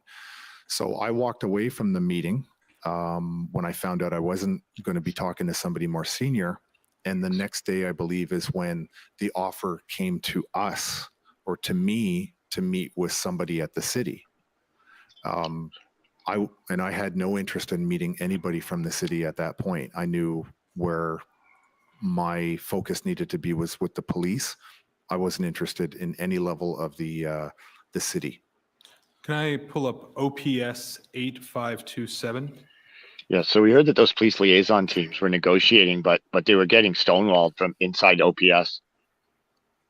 And actually, they ended up getting betrayed. The OPP police liaisons felt completely betrayed, and so did the negotiators from the convoy. Mr. Marazzo, you're not involved in this email chain, so but this is an email chain within the Ottawa Police It's even Service. floated that maybe they should go home. And if we can The OPP scroll up ones. just a little bit higher, so we can see.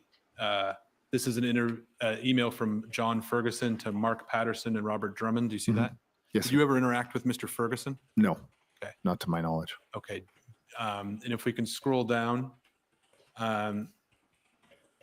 So we say here is one of our teams has already been out to Rideau, Sussex to speak with the representatives of that group.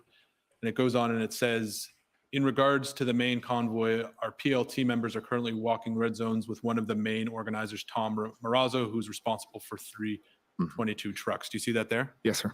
Okay. And then if we could scroll up a bit further. So this is another, this is now an email from Mr. Next up was Steve I forget his Charlin rank, so I'm going to call him infamous Mr. for Patterson. I think he's their It says, spokesman or their leader. John, members continued their your conversations with audio. Mr. Marazzo this evening. He has requested a meeting with an elected official or city manager level member. Do you see that? Yes. Do you recall? Patriot Smoothie is working hard now in the that you've seen background. this ever being the one who requested the meeting? From my recollection, I never had any interest in meeting with any of the elected officials in the city. I was perfectly satisfied to deal directly with the police. I wanted an inspector. I didn't want to deal with the city at all. Feel that I certainly had no interest in meeting with the mayor. Jimmy boy. Steve K was, you know, when I finally met with him, I realized that maybe that was an error, that it was good to meet with Steve. But I certainly never requested, to my knowledge, to speak with any of the municipal level elected officials. You can take that down. So we saw in the press conference, you were talking, and in your answer about the press conference, you were talking about the importance of engaging with government and speaking with government. Mm-hmm. I appreciate you changed your mind after you met with Steve K, but why wouldn't you want to meet with a city official? Because really, at the time, I believe that was, if I'm understanding the timeline correctly, this is the next day after the raid at Coventry. I believe the Coventry raid was the 6th. That was the 7th.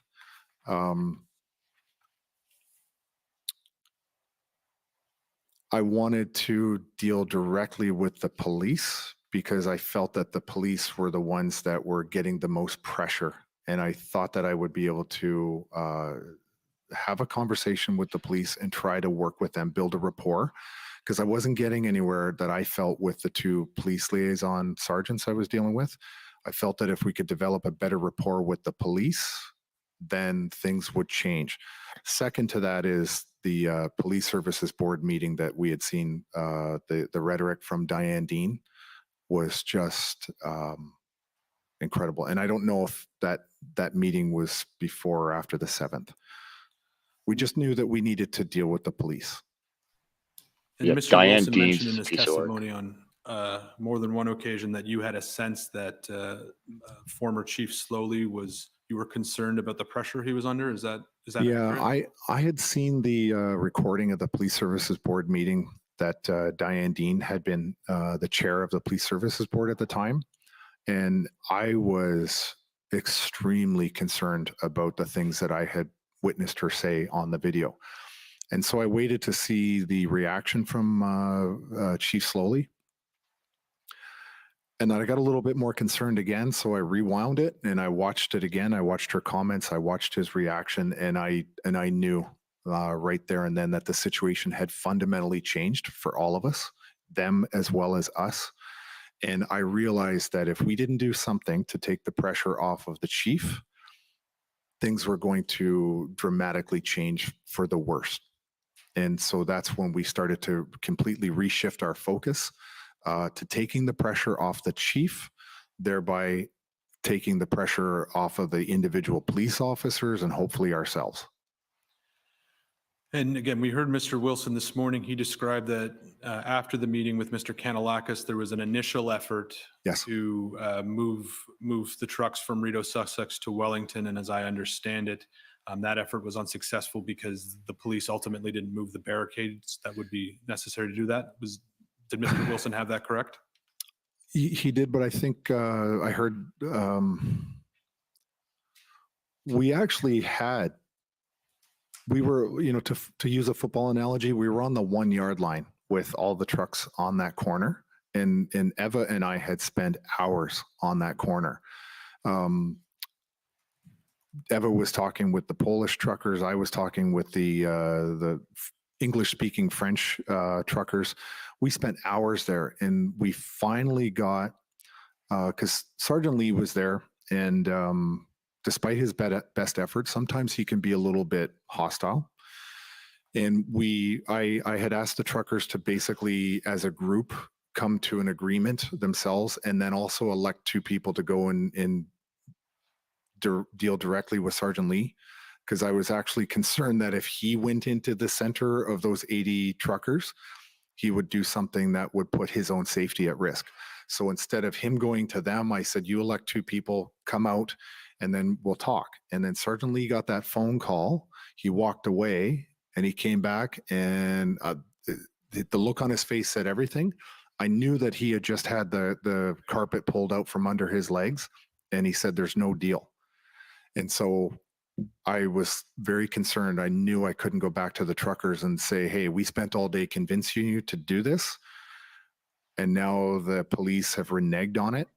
Yeah, I we've knew heard that about there this would be prior. no further chance of ever getting them to even be open to the idea of moving had I gone back and delivered that message to them. So it was, we were there. We were there that night to move them. And I just basically went back and I said, listen, guys, it's a safety issue. We're not going to move at night because it's too dangerous for the safety of people with decreased visibility. That's all I could come up with at the time to satisfy everybody. Yeah, you even tried to do And then Mr. damage Wilson control talked about because that another attempt destroys was all made the on good faith February the 10th, and then negotiation. there was, which was That's on in did not OPS. proceed. And I take it you agree with Mr. Wilson's Absolutely, description of yes. events. So then we come to the agreement with the mayor, and there was a meeting on February 13th at City Hall. Were you at that meeting? The one with Inspector Drummond, Kim Ayotte, and Steve Kay. That's our understanding of who. Yes, I was at that meeting. Okay. And I appreciate at that point in time, it's the case that you had indicated that you wouldn't be able to move trucks off Rideau, Sussex. Is that correct? No, I believe at that meeting we were just there to go over more of the details on how we could properly do that and then reposition or redistribute the trucks in different locations. That's what my recollection of that, the intent of that meeting was in the discussion. And I believe Kim Mayotte or Inspector Drummond were the ones that brought the map. And we were looking at the map from sort of trying to work out how to redistribute that based on the map that they had marked themselves. So Superintendent Drummond testified that at that meeting, it was represented that there was 2 locations where the organizers did not believe they'd get buy-in. One was Rideau Sussex and one was with the Coventry group. Do you recall anyone at the meeting from the protester side indicating that? I believe that it was indicated that it would be more difficult given the events the previous 2 days or prior 2 days, that it would be more work, more challenging. But I also believe that there was a will on our part to go up, and we thought we could actually get it done. I want to talk briefly now about the final days that you were in Ottawa. After February 17th and after the Emergencies Act was invoked, was it your understanding that protesters were allowed to enter into what's called the red zone? If they were on foot. And what was the basis of your understanding that they could enter if they were on foot? Just based on some of the briefings from Keith Wilson and discussions with Eva, and but not with vehicles, clearly. And I don't believe they would have been successful trying to get in with a vehicle anyway. And up until at least the 14th, you've been in daily contact with police liaisons, is that correct? Yes, sir. Did you have any contact with them after the invocation of the Emergencies Act, and did they give you any indication whether or not you were allowed, whether or not protesters on foot were allowed in the red zone? No, I don't think that my conversations with my regular police liaisons were like that.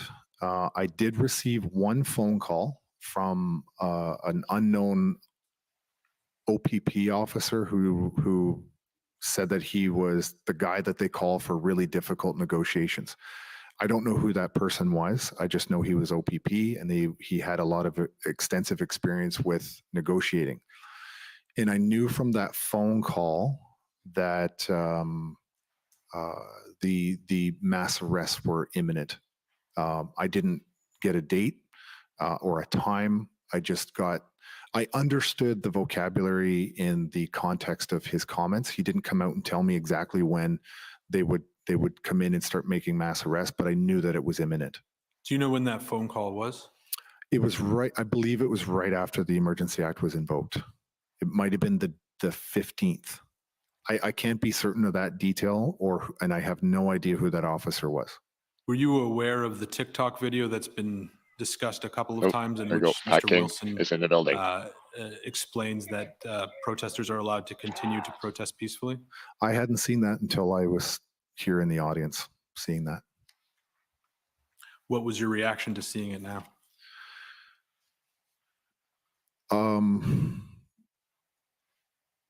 No real reaction. Was there at any point when it became clear to you that the police were not going to allow protesters on foot to be in the red zone? Not until the first day when they started attacking people up in front of the Senate. And what day was that? The 18th. And until they started attacking during that people. Time when the police began clearing the protesters, did anyone attacking from the police the ever protesters indicate to you that there was an area where protesters could go to protest? No, sir. Did you ask whether there's anywhere that I did not. Is it something that crossed your mind? No, not at that time. That's not really where my my headspace was. I was quite concerned about the things that I had personally witnessed. That day I was there when the 2 people were trampled by the horse. I had seen some things that I never thought that I would see in this country. And I've run past my time, so I will ask you one last question, which is there anything else that you think is important that we should ask you about? No, sir. Thank you. Okay, First up is the Government of Canada, Well. please.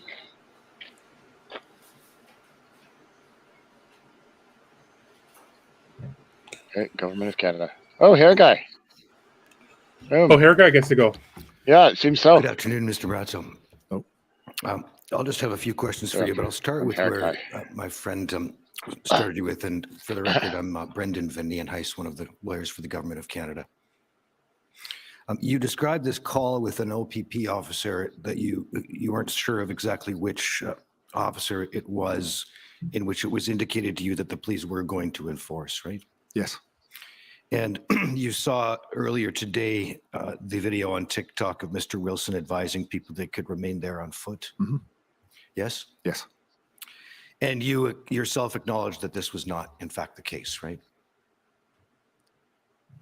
Sorry, I'm not understanding. That people were not permitted to remain in the red zone on foot. I thought that actually at the time, I thought that that was somewhat questionable. That you would be within your right to be, from my conversations in the briefing from Keith, that you would be within your right to be in the red zone. I just didn't think you'd get a vehicle in there, but that you could remain there as long as you weren't, bringing in a vehicle or anything like that. The call you described, you thought it was on the 15th, shortly after the Emergency Act was invoked on the 14th? It's in and around there. I don't know the specific date or the time that I received that phone call. I just know that phone call was somewhat impactful enough for me to remember. And it was a short call. Could we go to HRF 401510?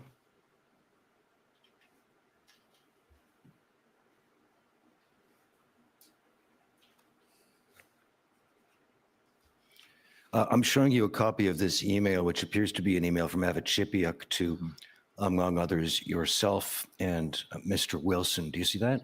Yes.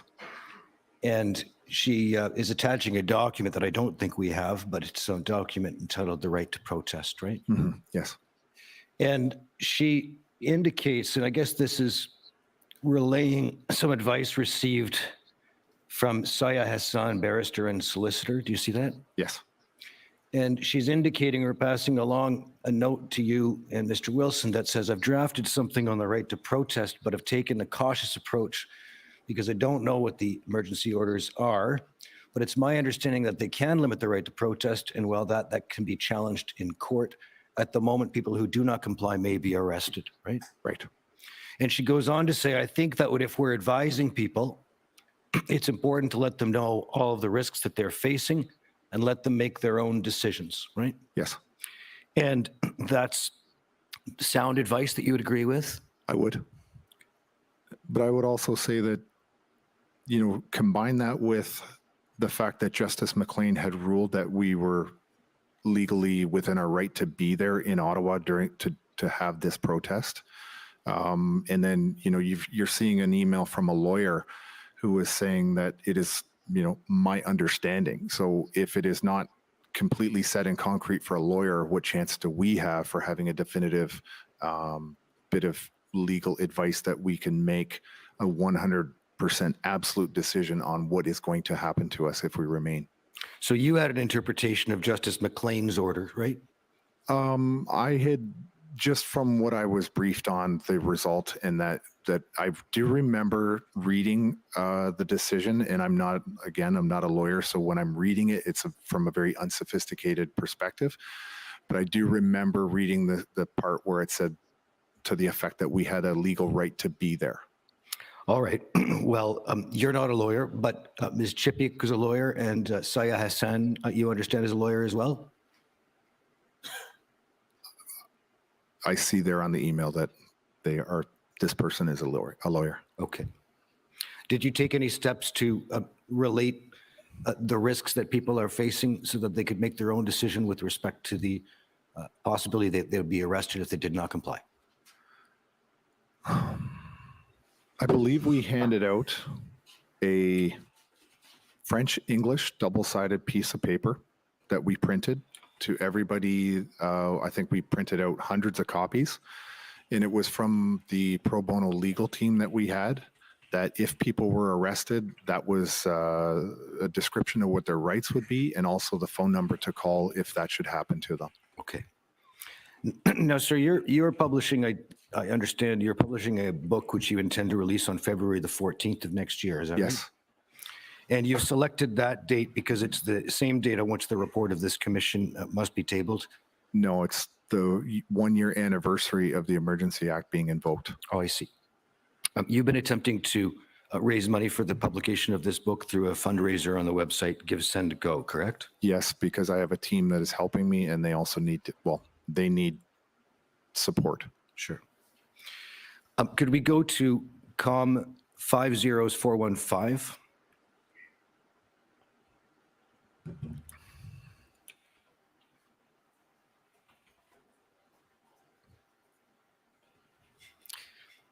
So this is an affidavit that you swore in support of an application by Canadian frontline nurses, right? Yes. Yes. And if we could just go down to the very bottom of the affidavit to find the jurat date. There we go.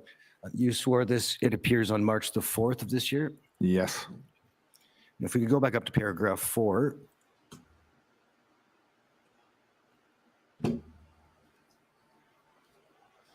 Now, here you say that you arrived in Ottawa on January the 30th with the intention of peacefully participating in the protest, correct? Yes. And you told us shortly ago that your arrival was due to the invitation extended to you to come to Ottawa by James Barber. Yes. And you understood he was asking for your assistance in providing some form of organization to support his objectives as part of the group identifying itself as the convoy. I wouldn't say as his, because to me it was the convoy. He was somebody participating in the convoy, but yes. Okay. Well, so whoever the convoy Yes. is, that's who you're being Yes, sir. asked to help Yes. by Mr. Barber. Yes. And you became familiar, you told us, with the memorandum of understanding that he was circulating and intended to deliver This dead to horse. the Governor General and They the just don't Speaker stop of the beating Senate, on right? this. Yes. Dead horse. I don't know who he delivered it to. I just recall the Governor General was a name that was thrown out there. Let's go to COM 50886, which is a copy of the memorandum, just for clarity.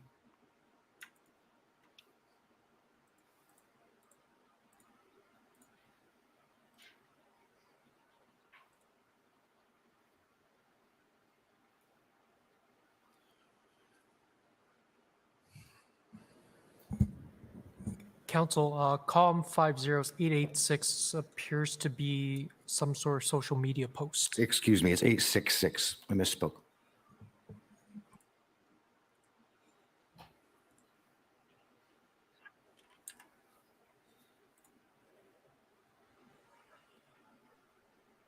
This is not the evidence you're looking for.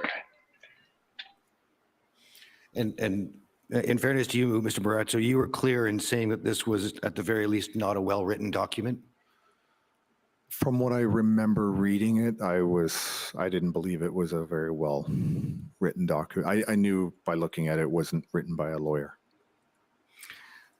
And if you look at the second page of the document, looking at the top here of the page, there's a list of the parties in effect to this memorandum of understanding. Do you see what I mean there? The bold-faced lettering there? At the top, yes. So one group is the Concerned Canadian Citizens, Indigenous Community, and Permanent Residents, represented by the Bowders and Mr. Broadman. Okay, yes. Yeah. And then the next party is the Senate, Yes. as represented by the Speaker. Yes. And then it's the Governor General. Yes. And if we go to page 2 in Article 3,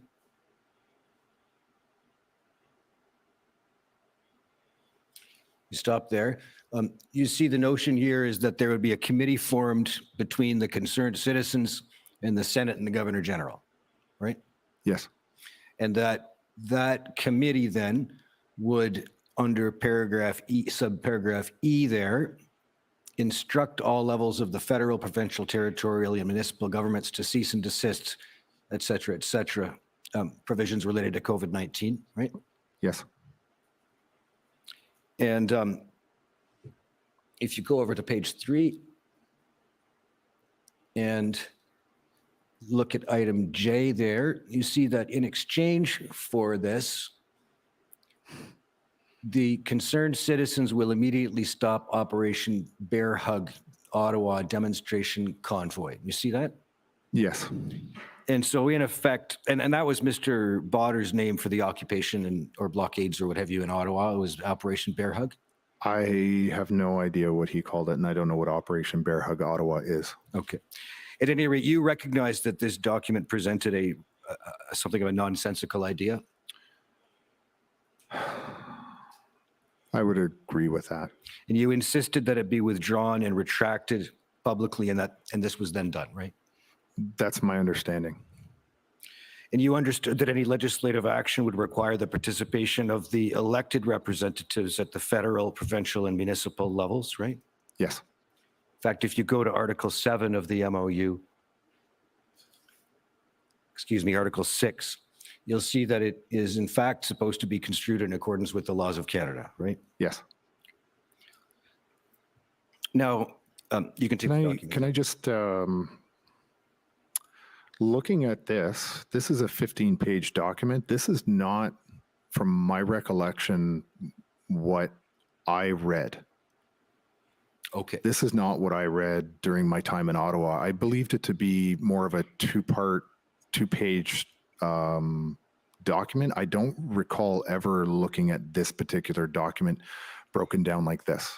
Okay. Well, I'm sure maybe it was a media release of some kind they put out, but I don't remember ever reading this. Okay. Yeah, that's not real. It's not the real document. Well, we'll ask Mr. Bowder about it tomorrow to see if there you there's go, a Mr. distinction. Hairman. You indicated in your press conference on February 9th, as we just saw, that you were offering yourself as willing to sit down with the Conservative Party, the Bloc Québécois, the NDP, and the Governor General as some sort of a representative, right? Yeah. So from my perspective, I was thinking not even more as a mediator, but it was really just an SOS, to be honest with you. It was just a literal call for help, a desperation. Stop ignoring us. Come and sit at a table. We've got a table. You guys, we'll get you a conference room, but just do something instead of taking cheap photo ops and opportunities with people and making this into a political joke for you guys. Get off your butts and come here and do something meaningful for the 6 million Canadians that are affected by this crap in this country right now. You had no interest in meeting with municipal elected officials, right? No. Because our issues were not with the municipal government. Our issues with the federal government. We were here to end federal mandates. On February the 13th, you had a meeting with Ottawa Police with respect to negotiations, right? In what regard? You had a meeting in the evening with Superintendent Drummond and others from the Ottawa Police? He was the only police officer in the room. Right. And you had commented that you'd wanted to have an inspector to deal with on behalf of Ottawa Police, right? Yes. You understand that a superintendent is a rank above an inspector? Yes. Can we go back to your affidavit, COM 50415? It'll be page 4.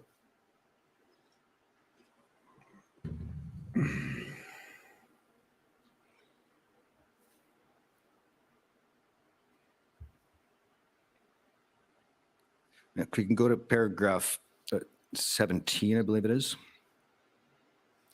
You indicate here that the freezing of bank accounts in the wake of the invocation of the Emergencies Act has left me real concern that authorities are surveilling me and may arbitrarily charge and arrest me, although I've committed no crime, right? Yes. I'm constantly looking over my shoulder. I am hesitant to leave my house. I have left my home only twice since I returned from Ottawa. Yes. Right? I'm concerned about traveling with my children, as I'm concerned they'll be taken away from me by Children's Aid in the event the police decide to charge and arrest me. Yes, because I was informed after leaving Ottawa that there was a task force of RCMP, OPP, Ottawa Police, as well as the statements publicly made by Acting Chief Bell, that said that you would be identified, investigated, and there would be criminal charges and other punishments coming your way. So that statement is true because from my perspective, I was one of the ones that was not charged during the time in Ottawa, but I was led to believe that I was under investigation, and I have since learned different versions of that. But it was my understanding that I was being investigated, as the 42 of us on the one of the lists were identified to me. You've obviously overcome this fear to be able to be with us today. Well, I asked Keith Wilson a few months ago, when would I find out that I'm no longer being investigated, and when will I find out that I'm not going to be charged? You would overcome this fear by May the 4th of 2022, when the election period began in the Ontario provincial election. Fair? Yes, sir. And that election was held on June the 2nd of 2022? Yes. And you ran in the riding, I understand, of Peterborough Kawartha for the Ontario Party? Yes. And you there received 1,973 votes, amounting to approximately 3.8% of the vote in the riding, right? Yes. Could we go to pb.can.401774?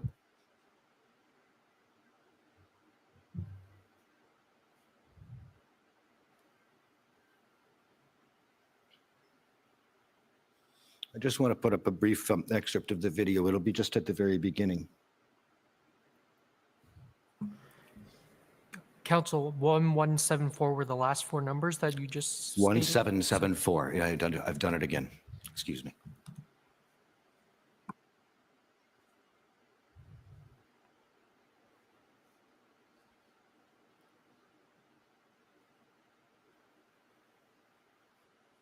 Ladies and gentlemen, please welcome Ontario Party candidate for Peterborough and Kawartha. Thank you, Tom, for being such a voice for so many.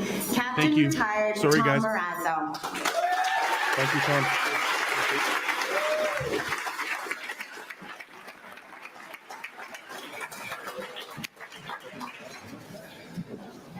This is a lot harder than it looks.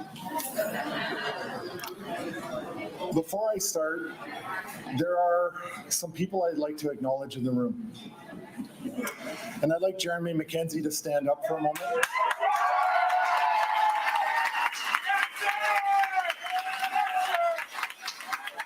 Stop it there. Sir, how do you know Mr. McKenzie? He does. He has a podcast, and he does a lot of political satire and comedy. He does some serious videos sometimes. He is the creator of a fictitious meme on the internet known as Diagolon, which I assume what you're going to ask me about. And the vice president of Diagolon being a time-traveling, cocaine-addicted goat. That is just a internet meme that has no meaning at all. And I had spoken to Jeremy the first time when I was in Ottawa on the phone. And the second time I spoke to Jeremy was when the Liberal government was debating whether or not they should use the Emergency Act, and they were citing this fictitious goat that time travels as a domestic terrorist group and justification for invoking the Emergency Act. And I saw a video that Jeremy and his friends were doing, and they were laughing hysterically, showing clips of the government actually talking about Diagolon as being a real thing. Everybody knew it was a joke. When I saw the video, I contacted Jeremy and I said, tell me everything there is to know about Diagolon. He said, if you draw a diagonal line from Alaska through Alberta to Texas, it makes a diagonal line. And that's why it's called Diagolon. They're the only states and provinces that don't have mask mandates. And he used it as a joke. He made the symbol for Diagolon in a second on his cell phone because it's a joke. And it is meaningless. He did it to attract attention for people to come to a barbecue and to have a lot of fun. That were, people wanted to have a barbecue without masks on. bunch of strangers that didn't know each other. And yet here he was watching members of parliament in Liberal Party actually joking or actually seriously stating that the reason for invoking the Emergency Act was because of Diagolon. Like, it was the most outrageous, ridiculous thing I had ever seen. And I think this commission should be investigating that as the biggest intelligence joke of, the last decade.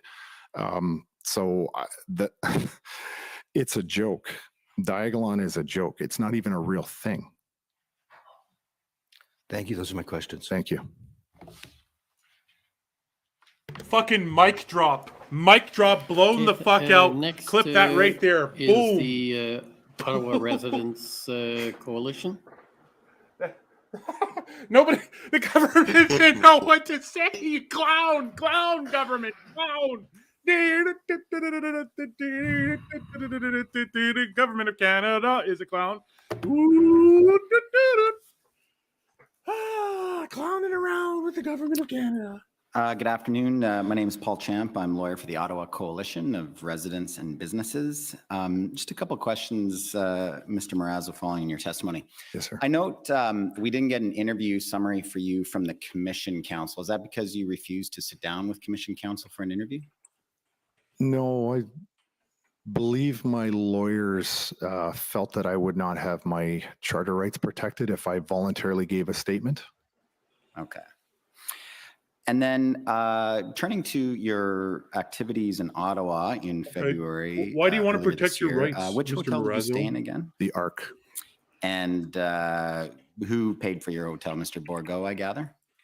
It's possible that he paid for it, but I cannot confirm who paid for my hotel room. I just know I didn't. So you stayed in a hotel room for about 3 weeks and you don't know who paid for it? I do not know for a fact who paid for it. I spoke to Joseph's stepson, Ryan, but I don't know if he was paying for the rooms or just had control of a block on behalf of somebody else. I don't really know because That was great. That was fantastic. they belong to some sort of an organization. That was and so I don't good. know if it's the organization or Joe or somebody specifically who did it. I just know that I went to Ryan when I needed a room. And we know through a variety of means, a significant amount of money was raised with respect to. All right, it's clear that this is a clown Did you have commission, some of your everyone. expenses covered. And they should be investigating the clown from that. committee and the clown There was invocation of the occasions where I was Emergencies buying Act my own food. and the clown world army And that's on parade here constantly.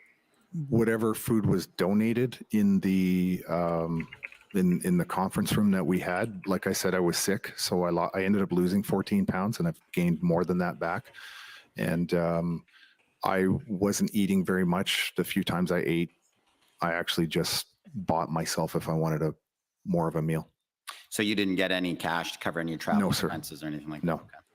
Now, you've told us that you were doing logistics for the convoy, but it's a little bit unclear to me exactly what you're doing. You were managing truck locations. Yes. Anything else?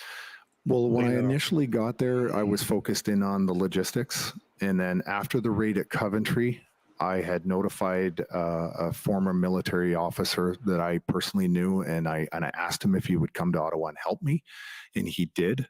And so I was able to actually hand off some of those day-to-day things that I was working on and then move towards, so my role actually did transition less day-to-day logistics, more strategically working with Keith and Eva to get something going here. Right. I heard you talking about the transition, but it was unclear to me what you transitioned from. What logistics were you doing? Well, I really was directing the people on the ground, figuring, like, basically steering people in the direction of things that they needed to focus on, truck locations. There was occasions where people wanted to move trucks around, right? But that became a little bit difficult as well. And then, oftentimes I would deal directly with the police. So that became something that was impacting my day greatly. I would have conversations with the liaison sergeants and then go back and talk to the truckers. So I mean, physically, was I out there filling trucks up? No, I wasn't, but I was trying to facilitate Marazzo just you know, handed this out of the park. organizing that better, developing trucker captain organizations and stuff like that, only to find that really the truckers were organically doing that themselves. And you told us that you were trying to manage where the trucks were, figure Yes. out where they all were, map them out, how many trucks, try to get an accurate count, so forth.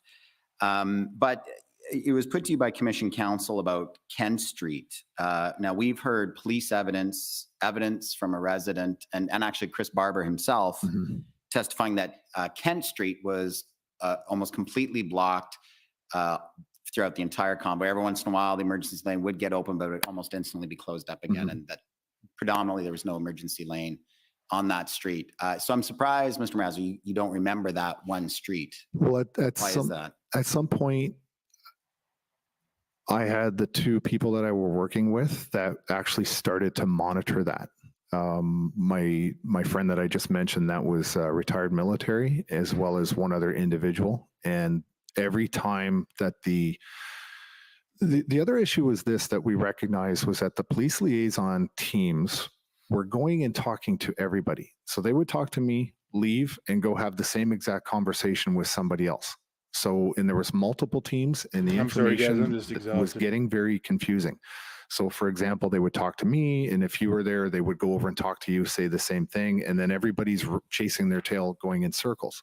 So, at some point, we just kind of people took on responsibilities for certain functions, and they just would maintain that. And so, the two individuals I'm speaking out, when it came to safety, the police would go to them for safety lanes.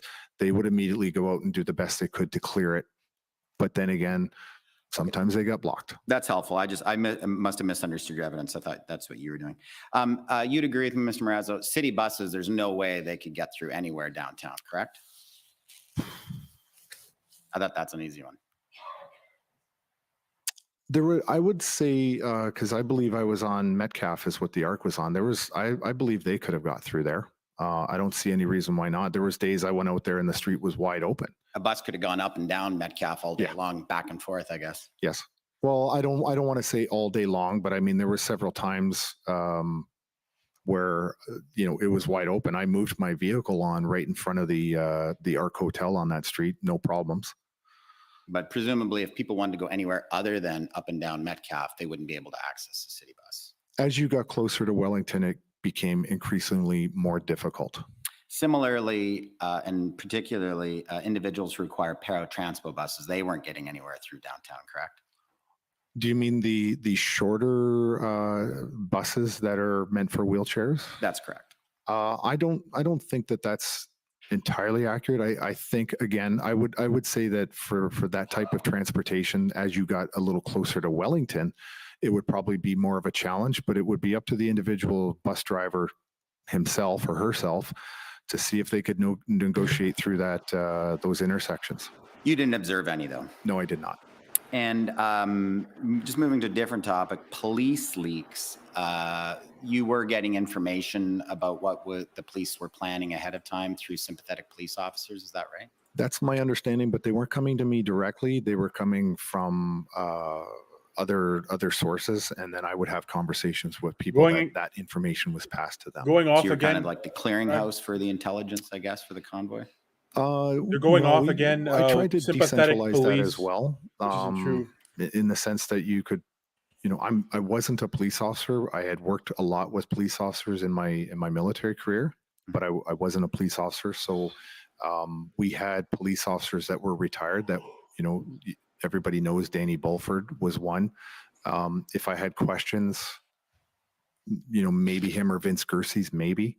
But at that point, at some point, I stopped actually caring about certain things, and I just left it into other people's more expertise or more capable hands.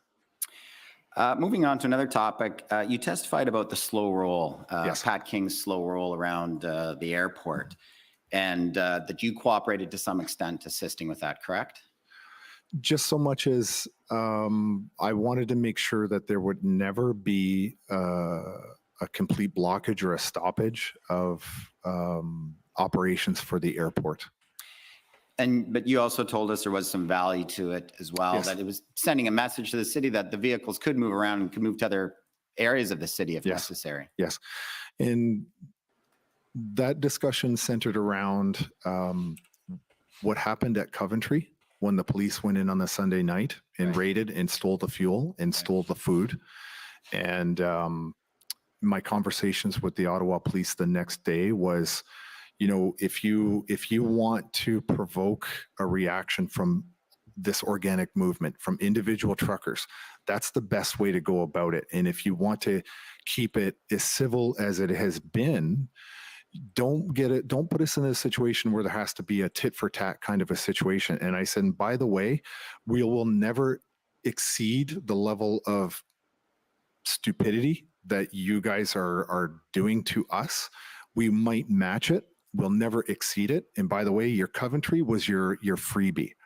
We're not going to do anything because of what you did at Coventry, because we don't see the value in it. We don't want to escalate this into something terrible. And so we just try to always keep the temperature down, keep the tone down with them. But, you know, they were incredibly provoking. Hey guys, I'm going to try to do something real quick. So the slow roll was a warning to the city that if the police did some kind of enforcement action, the truckers might retaliate in some way.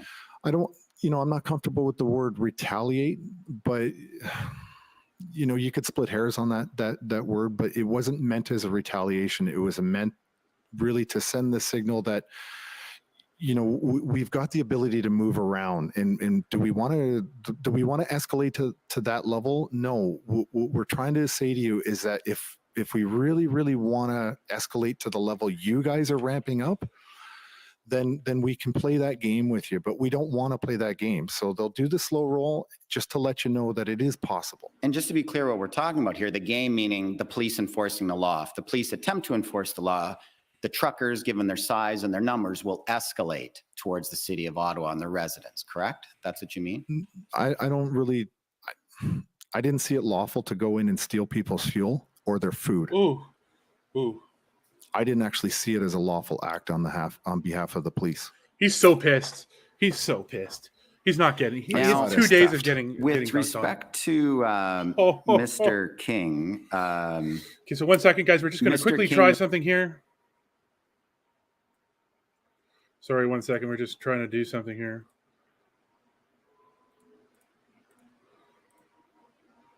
Can you hear that?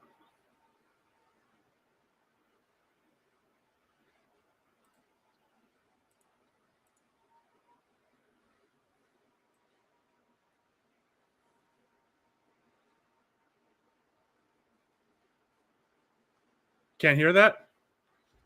One sec.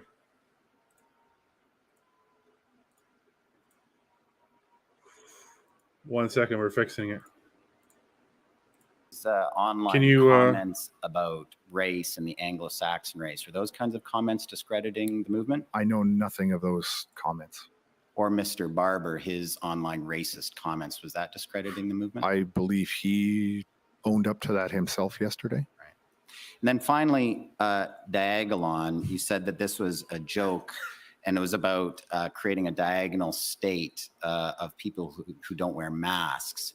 Isn't it in fact the case, it was the concept or the image is a diagonal state where there would only be white people who would live in it, and they could get all non-white people out, correct? All right, so... Hey, please, just I mean, that was please. a joke. That was a joke. That deserved laughter. Quiet. That deserved please, while we laughter. hear That the deserved evidence. laughter. This is the equivalent of a court in the That sense deserved of laughter. That sworn was a clown evidence, and show. We'd like to keep a proper atmosphere. Go ahead. Try this one. If you were to meet some of Jeremy McKenzie's friends and the ones that were on the video that I was describing earlier, where they were laughing about the Liberal Party using Diagolon as a justification, you'll see clearly that one of Jeremy's best friends is a black man. I can't even comprehend how somebody... Accountant as well? Sorry? Does he have a Jewish accountant as well? I Sir, don't even know what that have means. you looked at Mr. McKenzie's online rants? You've seen them. Do you think that I've seen some of his rants, and some of them, you know, some of the things he says I don't agree with, and some of the things I think he's absolutely spot on. But that's up to me to make a decision on whether or not I find that the content is appropriate or not. And I have seen Jeremy say things I don't like, and I've seen Jeremy say things that I thought were brilliant. Thank you. You got nothing there. It was a joke. Next, call on the Ontario Provincial Police.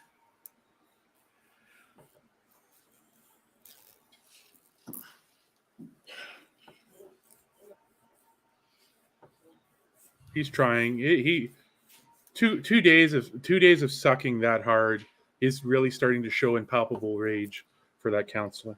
I think we'll see how it goes. Guys, for the delay, I have no questions. Okay. Next is counsel for former Chief Slowly. I'm sorry for interrupting, Mr. Commissioner, but you may have missed Ottawa Police on the list. Yes, I did. Well, we'll get back to you after. Okay, for former Chief Slowly. Commissioner, I believe my friends from the Ottawa Police Service have more time than have I, and it probably makes sense for them to go ahead if they're prepared to, if it's your pleasure. That's fine. I will concede to council's agreement. Okay, Ottawa Police Service. Good afternoon. My name is Jessica Barrow, and as you've now heard, I am counsel for the Ottawa Police Service. Yes. I just have a couple of questions, and I wonder if we can start with the document OPS 14504. That is the Ottawa Police.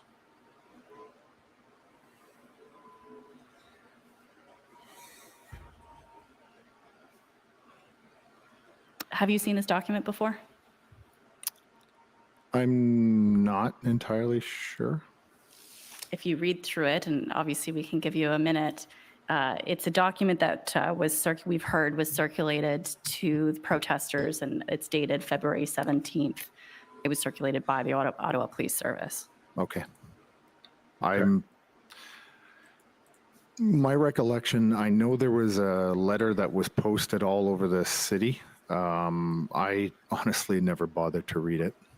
I know there was something that was posted places, and I know there was 2 different colored ones, but that's the extent of my knowledge of the documents. So you testified earlier that perhaps there was a lack of clarity around whether you could be in the red zone on foot at this point, but it was your understanding that you could not be there with a vehicle. Is that correct? Do I have that correct? Well, This isn't what I working. meant, as in you weren't going to be able to bring in a large truck. Sorry, I just have to. This thing just keeps lagging out here. 1 second. I'm not gonna be able to do it this way. So I knew there was an issue with vehicles, but my mind at the time was focused on people that wanted to come to the city, came in on foot. Okay, well, let's take a look at this document then. If we could scroll to the top a little bit. Causing a lot of It issues says, here. we want to inform you that you will face severe penalties under provincial and federal legislation if you do not cease further unlawful activity and remove your vehicle and your property immediately from all unlawful protest sites. And then if we scroll down a little, it says you may be arrested, your vehicle could be seized, a few other issues. Those delivering, if you can see at the bottom, those delivering fuel and other supplies can be charged. Persons traveling to the unlawful protest sites to participate or support the unlawful demonstration can be charged. So does that perhaps clarify the question of whether you could be there at this point in time on February 17th? Well, that's based on, a document that was posted around the city that was not actually served to me personally. So I didn't look at it. I can't really explain why I didn't look at it, but you're posting that, but I was getting different interpretation from the lawyers that were accompanying us. Right. So you're getting an interpretation from your lawyer, Yes. but And the an Ottawa interpretation police from you. are circulating information that you're choosing not to read that is telling you that if you continue to stay here, you may get arrested. Is that fair? But I vaguely even recall ever seeing it. Like I might have seen something posted in an elevator once. That's all I even remember noticing, that there was something there. And but honestly, until the violence came to the protesters from the police, I didn't see this as something that I didn't see it as something that needed to be abided by, because it was a peaceful protest, and I knew that Justice McLean had already ruled that we had a right to be there. Whether or not the Emergency Act was invoked, we're getting conflicting information from the police. We have information that I trust a lot more from our legal team, because we were dealing with pro bono lawyers. There was 5 of them that did criminal law, and we had the 2 lawyers that were on the ground with us the entire time. So we were there to do a protest, and we took the judges, I personally took the judge's word, as well as Keith and Eva's word, that what we were doing was lawful. And so that's how I conducted myself according to that. So I respect the fact that you may have been operating on legal advice, but I guess my question to you is, it wasn't a question of there being a lack of clarity from the Ottawa Police Service. And in fact, it was just that you disagreed with the direction of the Ottawa Police Service. At the time, I wasn't really considering that as direction, because at no time did the police actually come up to me and say that in no uncertain term. It was something that was stuck to the wall on a piece of paper. So when it stuck to the wall and then handed to me, it didn't really seem overly credible. And I don't want to say credible, but if it was so important to them, I would have thought that any one of those police liaison officers would have walked up and handed it to me and explained it to me with either a puppet show or a box of crayons, so that I could understand it. But that was never the case. It was just posted on a wall. Were you aware that there was also social media posts in relation to these warnings? No. Were you monitoring the Ottawa Police Service social media? I was not. Okay. You indicated you referred to police violence. Yes.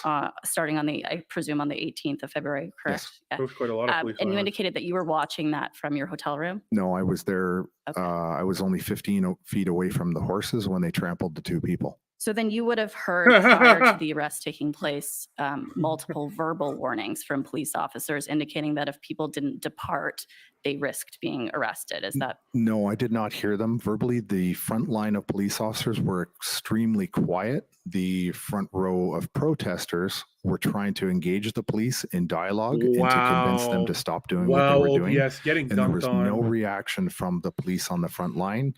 There was no shouts. There was no, I didn't hear even so much as a bullhorn telling the crowd to disperse during the time that I was there on the line, from what I had personally observed. And so if there's evidence to suggest that there were sort of loudspeakers or whatever we're calling them, indicating that people needed to leave or they could be arrested, you just didn't hear that? I did not hear that personally. If that's what was done, I did not personally hear that. And notwithstanding No, I that the didn't see police that. were obviously present and I ready didn't hear to that. arrest I didn't those hear that that weren't either leaving. on They any weren't of the leaving, streams. correct? They were not leaving. Okay, thank you. Those are my questions. Yeah, you dunked yourself. Okay. Now, former Chief Slowly's counsel, please. Thank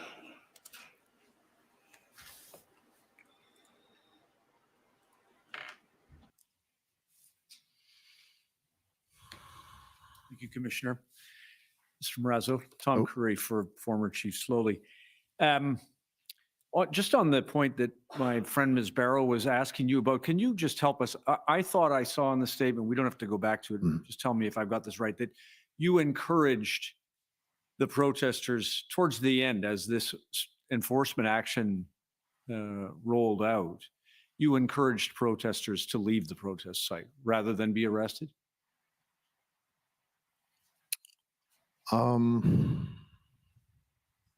I don't believe that to be the case. I never encouraged anyone to leave until the 19th. On the 19th, maybe I had that date wrong then. Yes. So on the beginning on the 19th, yes. Did you then change your approach and encourage protesters to leave rather than be arrested or dispersed? After what I saw personally in the city, the level of violence that the police had brought to the protesters, what I saw, I was so disgusted. That day, Danny Bulford had also been arrested later in the afternoon. And the following morning on the 19th, I had a meeting with the remaining people that I knew to be leaders or truck captains in my hotel room with other people. And my advice to everybody was to depart the city of Ottawa and to peacefully withdraw, but that it would have to be up to the individual owner operators of their own vehicles. They have to decide for themselves.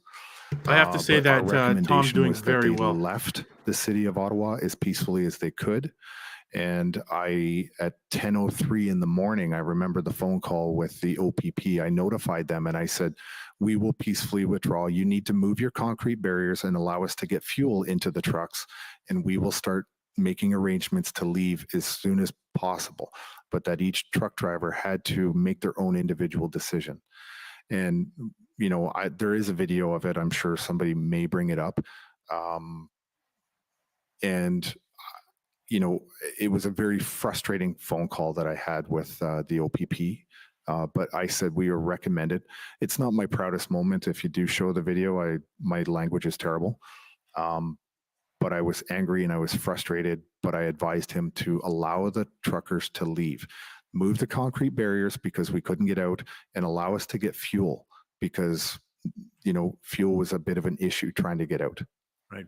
And for the commissioner's purposes, then, do you know how many of the protesters took the advice that you gave and left voluntarily? There was a group of protesters that were set up with tents. There was it was an outdoor kitchen basically with a big pig roast and stuff. And that individual who was, I think, owned that tent or was in control of that tent had started to pack up and recommend to his people that it was time to leave.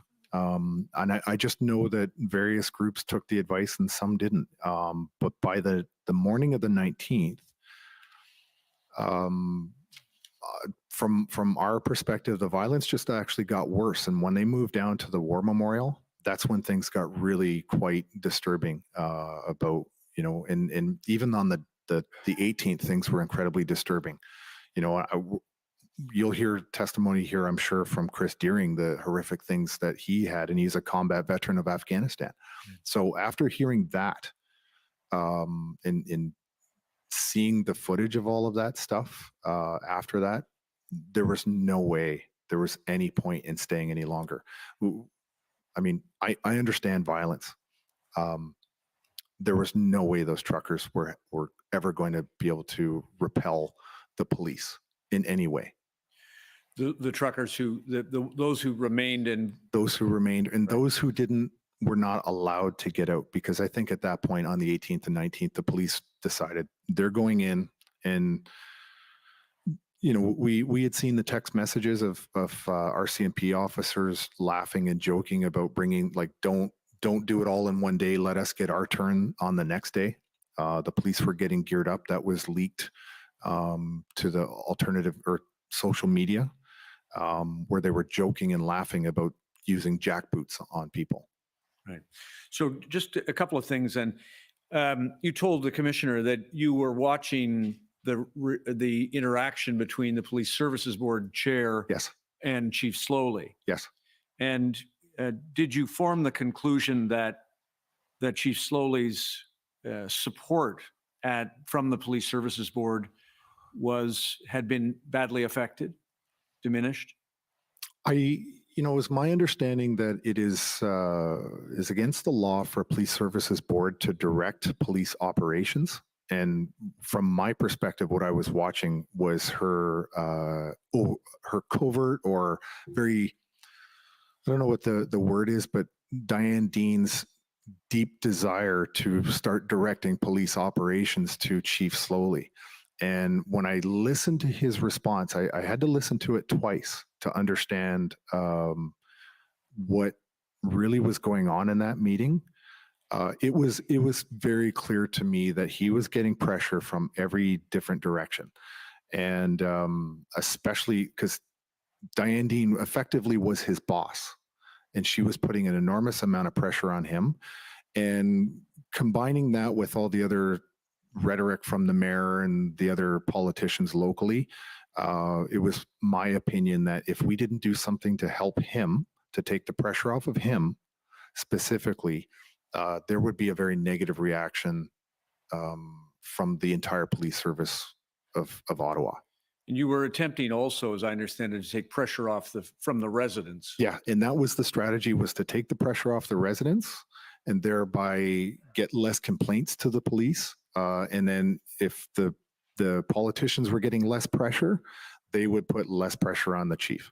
You were there from the 30th on. Do I have it right that you understood, particularly having regard to your background in our armed forces, that the Ottawa Police Service, as a police service of local jurisdiction, did not have sufficient resources to manage and disperse the protesters 30th, February 1st, whatever day you choose?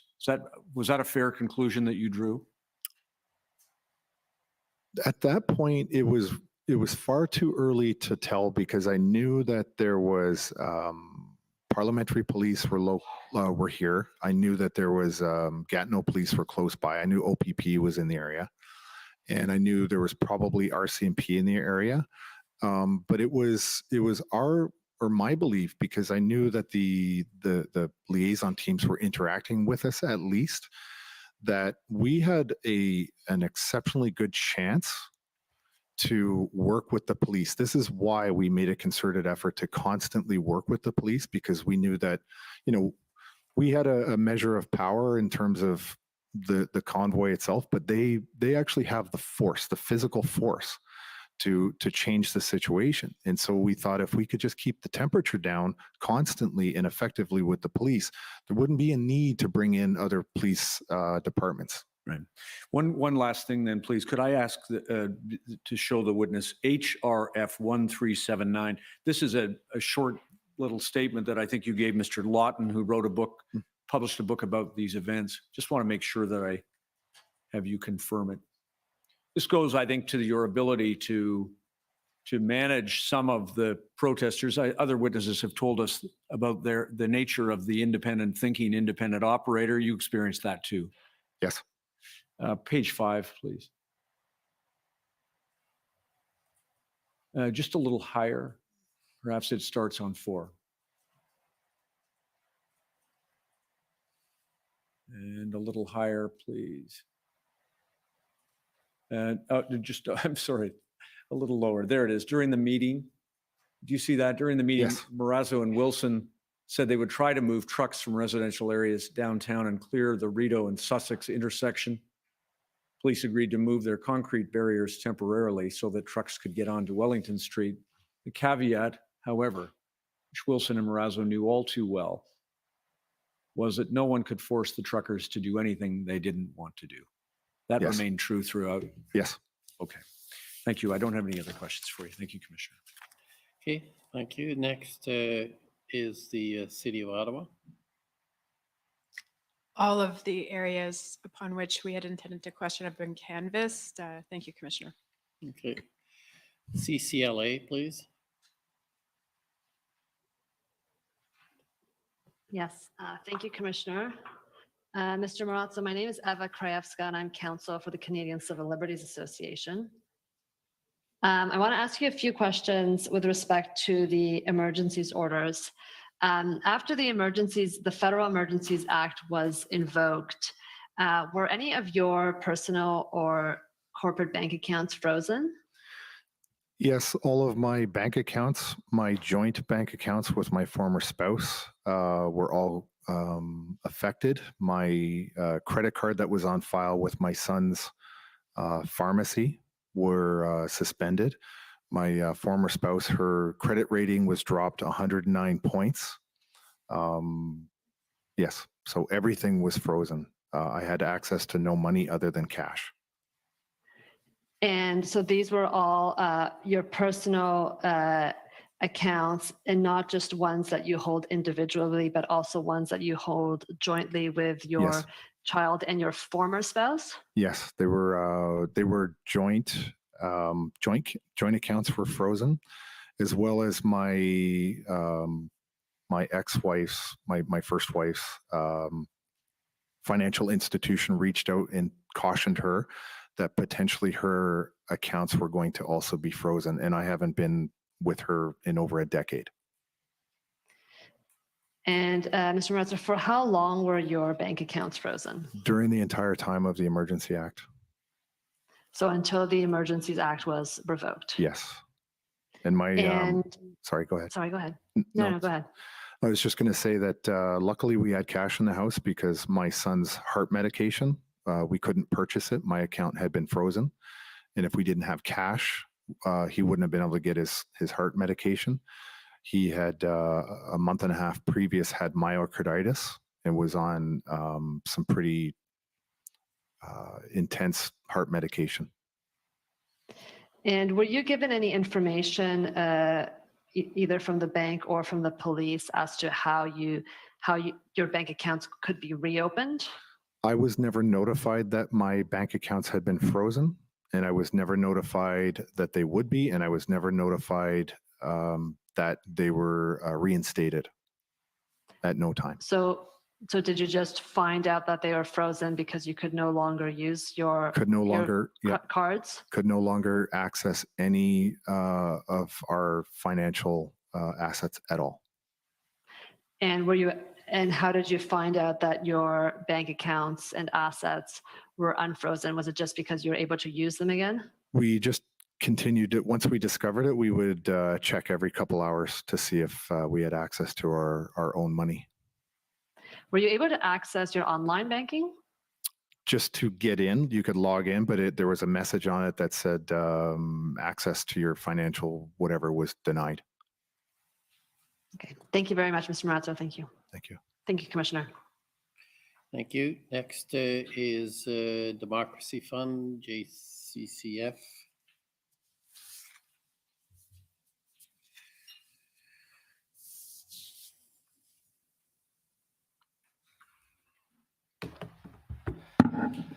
Mr. Commissioner, Mr. Marazzo, I'll be very brief today. You indicated at the beginning of your testimony, sorry, my name is Antoine Dailly, Counsel to Citizens for Freedom. You indicated near the beginning of your testimony today that you saw things you never thought you would see in Canada, and that those things may have formed part of your motivation for your participation in the convoy. Yes. Is that a reference to abuses of power? And what are some of those things that you saw that you never thought you would see? Well, the biggest thing for me, which was incredible, was that informed consent was being absolutely ignored. This is like prior. Are you talking about prior to the convoy, or just the things you saw that you never thought you would see, which motivated you to participate? You know, if you were to look at what the city of Toronto was doing, because I was living at the time close, I was just in the Barrie area, so I was looking at what the Toronto police were doing, what the premier was doing with all the lockdowns. The lockdowns made absolutely no sense. The vilification of Canadians by the Prime Minister of Canada was shocking. So deeply disturbing to hear him talk about Canadians the way he did. That's just one of the examples. Premier Doug Ford in the rhetoric that he had. And the other big thing for me, which was really, really shocking to me, was that they did not exercise or use Emergency Management Ontario to manage this entire pandemic for this province.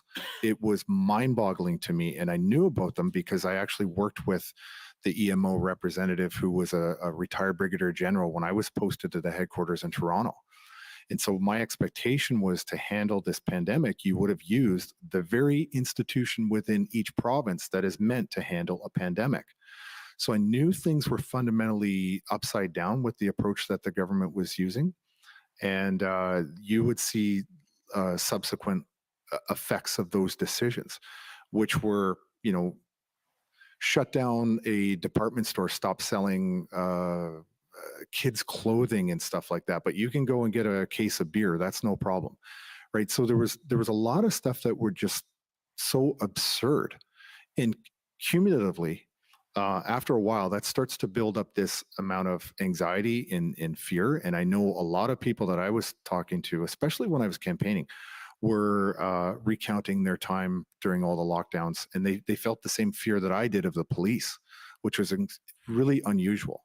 I didn't want to go out in public because honestly, I thought that I was going to be, it would take nothing for the police to come for any infraction and start arresting people for the most bizarre things. I mean, we saw a year and a half ago, 2 Calgary police officers pointed a taser and threatened to arrest a young kid who was playing hockey out in Calgary.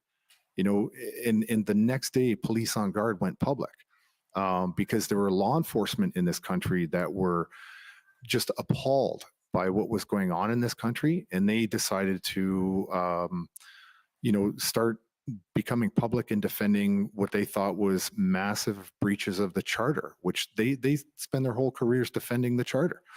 And so when the police started to push back through organizations like Police on Guard or later on Mounties for Freedom, when the police started to push back, that was a sign that things had really, really gone off the rails for me. So cumulatively, there were just too many things to ignore in this society right now. But I think the worst thing for me was when the convoy was rolling through and I wasn't part of it, the statements coming from the Prime Minister of this country were terrifying, disgusting, just unbecoming of a Prime Minister of a country, you know, of people that actually voted him in to represent, and he was acting like he was a king, and it was appalling. And it's certainly not what I joined the Canadian military to defend. Nothing of the sort. So I just didn't know how we could possibly call ourselves a free country anymore if our Prime Minister was allowed to get away with the rhetoric he was getting away with. And nobody stood up until the truckers. All right. Well, thank you, and thank you for your service. Thank you. Okay, next is the convoy organizers. Good afternoon, Mr. Commissioner. Bathsheba Vandenberg for Freedom Corp and the protesters. We have no questions for Mr. Marazzo. Thank you. Thank you. Any re-examination? Yes, Commissioner, just one area. Mr. Marazzo, you were asked a few questions with respect to Mr. Jeremy McKenzie. Yes, sir. Did you know of Mr. McKenzie prior to coming to Ottawa? Just from what I saw on his social media short videos, that's all. Had you ever met him prior to coming to Ottawa? No. Were you aware that he was also a former Canadian Forces member? Yes, I was, which was one of the reasons why I followed him. Did you know that Mr. McKenzie was in Ottawa at certain times during the protests? I did. Did you ever interact with Mr. McKenzie in Ottawa? Not physically. I phoned him on 2 occasions, and I had a couple of text messages with him back and forth. Do you still have those text messages? I don't believe I do. I'm on a different phone, and they were just basically as a hi, it's Tom. I want to have a phone call with you. I've had 2 phone calls with him during the time that I was in Ottawa. And you described, I think, one of the phone calls. What was discussed on the other one? The first one was I actually. Now that I think about it, somebody that I knew had Jeremy's contact info, and they reached out and said, I just wanted to meet him. Because to be honest, at the time, I was just a fan of what he was doing on his podcasts. I knew there was a veteran in town, and I kind of wanted to get his thoughts. We had a conversation, reminisced about both being posted to CFP Petawawa.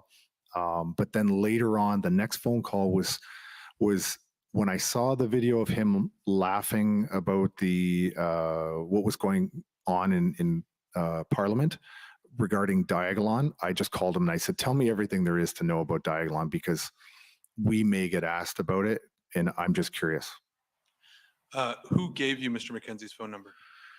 I honestly don't know. That is somebody that I I probably met when I first got to Ottawa, and I did not know any single person. I never met even James Botter until I stepped into the conference or into the lobby of the ARC, and he brought me into the conference room. So I don't even know who gave me his phone number. How did you know the person might have Mr. McKenzie's phone number? It's a good question. The only thing I can remember, it was a female that gave me the phone number, and I can't remember how they came to have his number. Did you ever have any communications or contact with anyone who was protesting or was in Coutts, Alberta while you were in Ottawa? In Coutts, no, I had no communication with anyone in Coutts. Did you have any communication with anyone at any of the other protest locations in Canada? There was one message that somehow came through either text or email from somebody that was in Windsor, and I don't know who this person was. I know they were in Windsor, and my only reaction was, whatever you do, make sure you keep at least one lane open across that bridge so that there can be traffic going back and forth. Do you still have a copy of that message? I don't believe I do. And because I don't even know who the person was, I don't. And to be honest, I really did not want to have contact with any other protest around the country. I had my hands full with what I was doing. And all of these convoys and protests were all organic. They started all naturally on their own from citizens that were absolutely fed up with what was happening to this society and this country.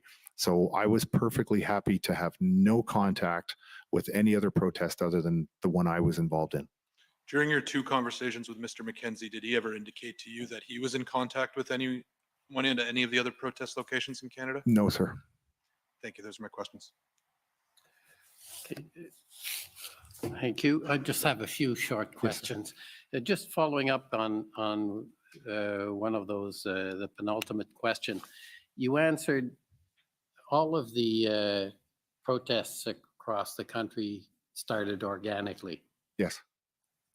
How do you know that? I didn't start to learn about the protest until I was already in Ottawa. The only one that I knew about was in in Ottawa, and then people would just say, hey, there's another protest in Windsor, or like people in the room, they would just be discussing where they had heard about another protest somewhere else. I had just assumed that it was very much like this protest in Ottawa, where citizens just said, we're seeing Ottawa as an example that you can actually do something. And I think the Ottawa protest was an inspiration for a lot of people. And what I later learned was that there was 20 convoys around the world, and they were all saying that they were inspired by the convoy in Ottawa. So it seemed to be a logical conclusion to me that there was further convoys being inspired by Ottawa around Canada as well. So it's an assumption. It's an assumption. I just wondered, since you made it as a statement, if you had some information. No, sir. Now, what I wanted to ask a bit more is the 322 trucks. Yes. It wasn't clear to me what those 322 trucks were. And by that, I mean, were those part of the convoy group you were involved with, or is that total trucks? Now you understand the confusion. I was asking for a head count of all of the trucks in the downtown. So Wellington being the sort of center of gravity, and all of the perpendicular and parallel streets based off of Wellington. And I had asked for people that I was working with daily, if you could go out and find out how many vehicles we have on every street. Yeah, it's the we. I'm trying to figure out. Yeah, these were convoys. From my understanding, what happened. So, for example, a convoy came in from New Brunswick, and as they got into the city, they had a plan to stick together. And as soon as they got here and they interacted with the Ottawa police started directing that particular convoy, as an example, in New Brunswick, and that entire convoy got spread out all over the place. Same thing came from the west. Same thing came from Quebec. So when they came in here, they drove in together, they'd stay together, but they were spread out like buckshot all over all of the streets. So you couldn't say that, hey, the convoy from New Brunswick that started with 50 trucks, as an example, were still confined to 50 trucks over on a certain area. They just literally got spread out all over the place, and nobody can control that. So we were trying to organize ourselves in a way that we could get effective communication going between the ARC and every single individual truck driver. We just wanted to reduce our span of control to the convoy leader from New Brunswick. Just to talk to that person, you go share it. We couldn't do that because we were spread out everywhere. And so communications were near impossible for us. Okay, maybe I wasn't clear. Is it what I'm trying to understand is 322, is that a total truck count for the city of Ottawa, all the streets, or is it those are the trucks that you had a relationship with, either because they were the Western convoy or one of your organizers' convoy? At the time, I believe that was just to the downtown. That did not include the Parkway, that didn't include 88, didn't include Arnprior. That was just in the city on that given day. It was 322 trucks that was given to me on a sticky note as the total number of trucks in the downtown core on that day. So it wouldn't be the trucks that your group controlled. It would include the Rideau Street yes, trucks, all of the trucks. yes, all of the trucks. And second, I wanted to talk just briefly about logistics, and I understand a bit better. Were you told when new convoys were coming in? We would get reports that there would be a substantial convoy coming in from a new area, and then only to find out that that convoy either didn't show up or was much smaller than what was reported. And then sometimes convoys would show up and we didn't even know they were on their way. So our ability to track convoys was very, very difficult. So there's really no clear answer as to that question, unfortunately. But was that your responsibility to deal with new convoys coming in, leaving aside how much you knew about what was coming in? It would have been, because then we would have been able to, as a group in the ARC, discuss and figure out what the best way to get them into a good spot would be. So where I was at the ARC, yes, we would have handled that movement into the city and put them somewhere appropriate. And that continued, or how long did that continue, where trucks were coming in and you would direct them to where to go? I would say that was probably about the first week and a half that I would be involved in that kind of those discussions. But my role started to evolve. And so after I brought in a couple of people, one individual who was another military officer, once I brought him in, I kind of handed that off. And then I worked more strategically with Keith and Eva to do different things. So really about a week and a half max. And finally, with respect to those convoys coming in, which convoys would you end up being involved with and which would you not be involved with, or was that a sort of a hazard? For me, only the ones that were coming directly into the city. I wasn't involved in the ones going to Arnprior or 88 or to the Parkway. I was only involved in the ones in the downtown core. But I guess I'm trying to understand, were you somehow have an official, how would convoys know that you will direct the convoy rather than the police, for example? We would go through truck captains, and we also had people that were in the ARC that would go out and try to meet with them and sort of direct, create that contact between them and then guide them in where we wanted them or where we could find space for them. So it wasn't necessarily you who would guide them? I would not. No, I basically was, I rarely got out of the ARC. Not many occasions could I detach myself from the ARC. And when you did, or your delegates do that, yes, would it be with the police, or as opposed to despite or contrary to police instructions? If there was an opportunity to involve the police, we would have always sought to do that, yes. Okay, thank you very much. Thank you. So we're going to take the morning break or the afternoon break, make the same mistake as yesterday. So we'll take the afternoon break, 15 minutes, and then we'll come back with our final witness for today. The commission is in recess for 15 minutes. La Tom, commission avait pour 15 minutes. I feel like Tom did very, very, very, very well. Very impressed with how Tom is handling this. He's handling this remarkably well. It's amazing, actually, how well he's doing here. I'm blown away. There's a couple of really good things that need to be made into clips in there. I'm just working in the background on about 17 different things. And of course, up next is the one and only Pat King. So we're going to have a 15-minute break, I believe. And then Pat King's going to be here. And again, Tom did very good there, talking about Diagolon, saying the commission needs to investigate the government for that intelligence failure, this utter joke of a thing. The vice president is a cocaine sniffing goat or something. So he blew it out of the water. That was the best. That was good.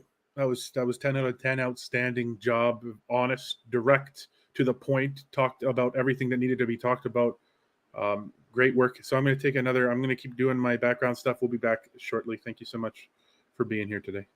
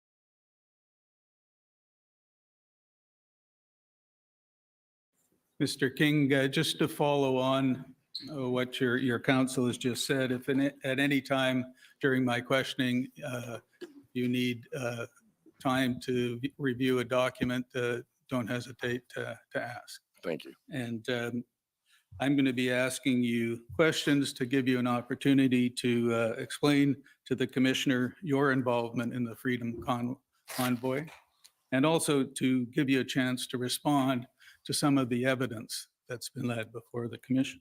I'd like to start with your background. I understand you were born in Sault Ste. Marie. That's correct, yes. And how long did you live there? Till I was 18. And then where did you go?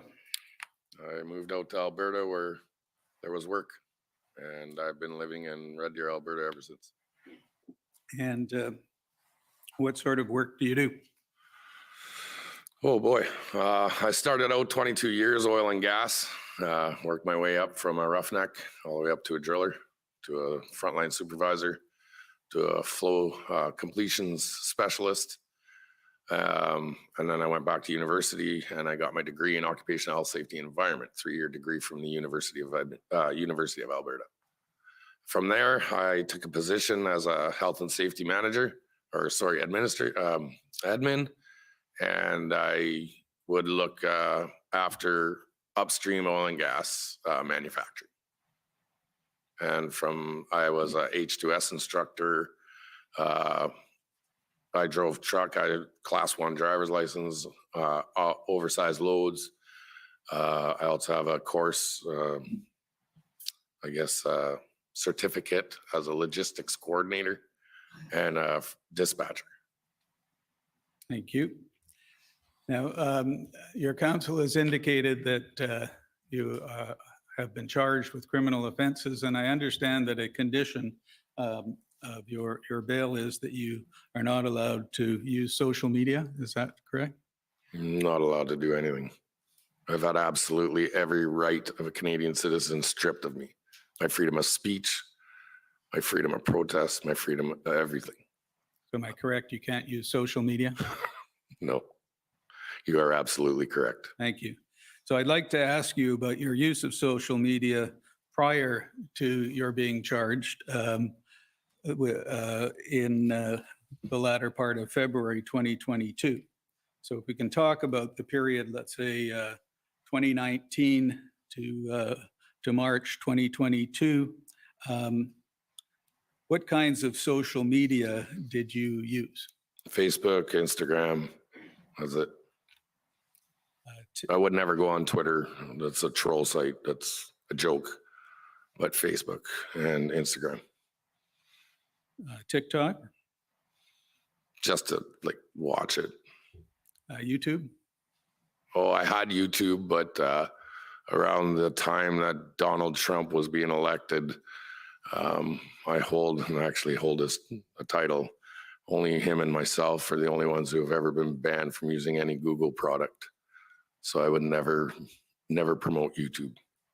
And I understand you had a large following on social media. Is that correct? Can you define large? Well, how big was your following? It was big. Can you define big? It was international. It was big. Okay. 100,000, 200, 300, 400,000? That all depends on Facebook's algorithms, what they really say. But on my website and on my Facebook page, about 500,000 people. Thank you.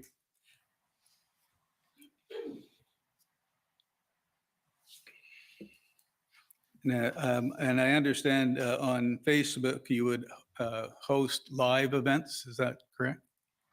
I would do podcasts and I would do media.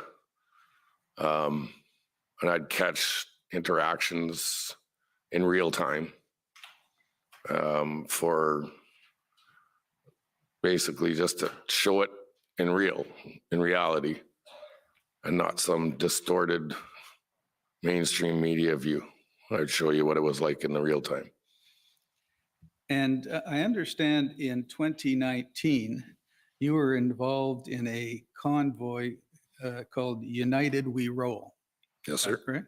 Yes, sir. And that was a protest over some oil and gas issues? That was a protest over Bill C-69 and C-48, which is the anti-pipeline and the anti-harbor moratorium, of which when we came to Ottawa, we were successful. They reopened all the contracts after. And actually, since I've been incarcerated, as of June 2022, both those bills have been scrapped because they've been deemed unconstitutional. And Alberta finally got our pipelines, and we're finally back to work again. And that convoy traveled from, was it Red Deer to Ottawa? Red Deer, Alberta, yeah. We left on February 14th, and we like to deem it as the love of our country. On Valentine's Day, we left to stand up for our rights and exercise our democratic right to a freedom of peaceful assembly, to exercise our democratic right to a freedom to protest, and to have our voices heard by the government. And who led that convoy? I was in the pilot truck myself and another person by the name of Angie Reed. Love you, Angie. Glenn Carrott was involved along with, he drove OP-22 or OP, the fire truck. We brought a fire truck. He was an oil and gas fire suppression unit. How many vehicles were in the convoy? When it got to Wellington, we had about 170, 178, I believe. Okay. Was Mr. Barber involved in that convoy? Involved in what way? Was he part of it? Sure. What was his involvement? Fellow Canadian exercising his democratic right to protest. Was he part of organizing it? No. So I'd like to, and so when you got to Ottawa, how long were you there? We arrived, I believe it was the 19th of February. We protested the 20th and 21st, and then we left that following Monday. And you went back to Red Deer? Yep. But I'd like to say that we left because the politicians acknowledged why we were there. They came out and said, we hear you. We're here to support you. And we will back you, and we will do everything we can to try and get your issues heard.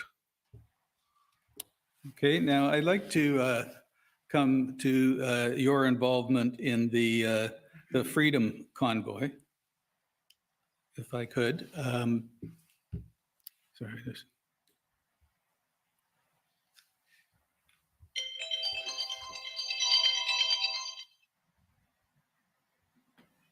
Trying to keep track of the time, but I won't. Doesn't seem to be working. The how did you first get in?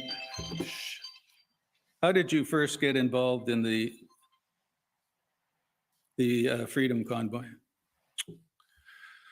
Well, I'd already been social media. I'd already been doing my stuff that I always do, and I happened to see some people that were talking about the trucking industry and how they were about to be affected. And I know that our truckers here in Canada are the backbone of the economy in Canada. They move the freight. Their importance is very under, basically they're forgotten. They're kind of, yeah, they're a trucker, whatever, a trucker. But I knew the importance that if you stopped the trucking industry within 72 hours, you'll be brother on brother for a loaf of bread.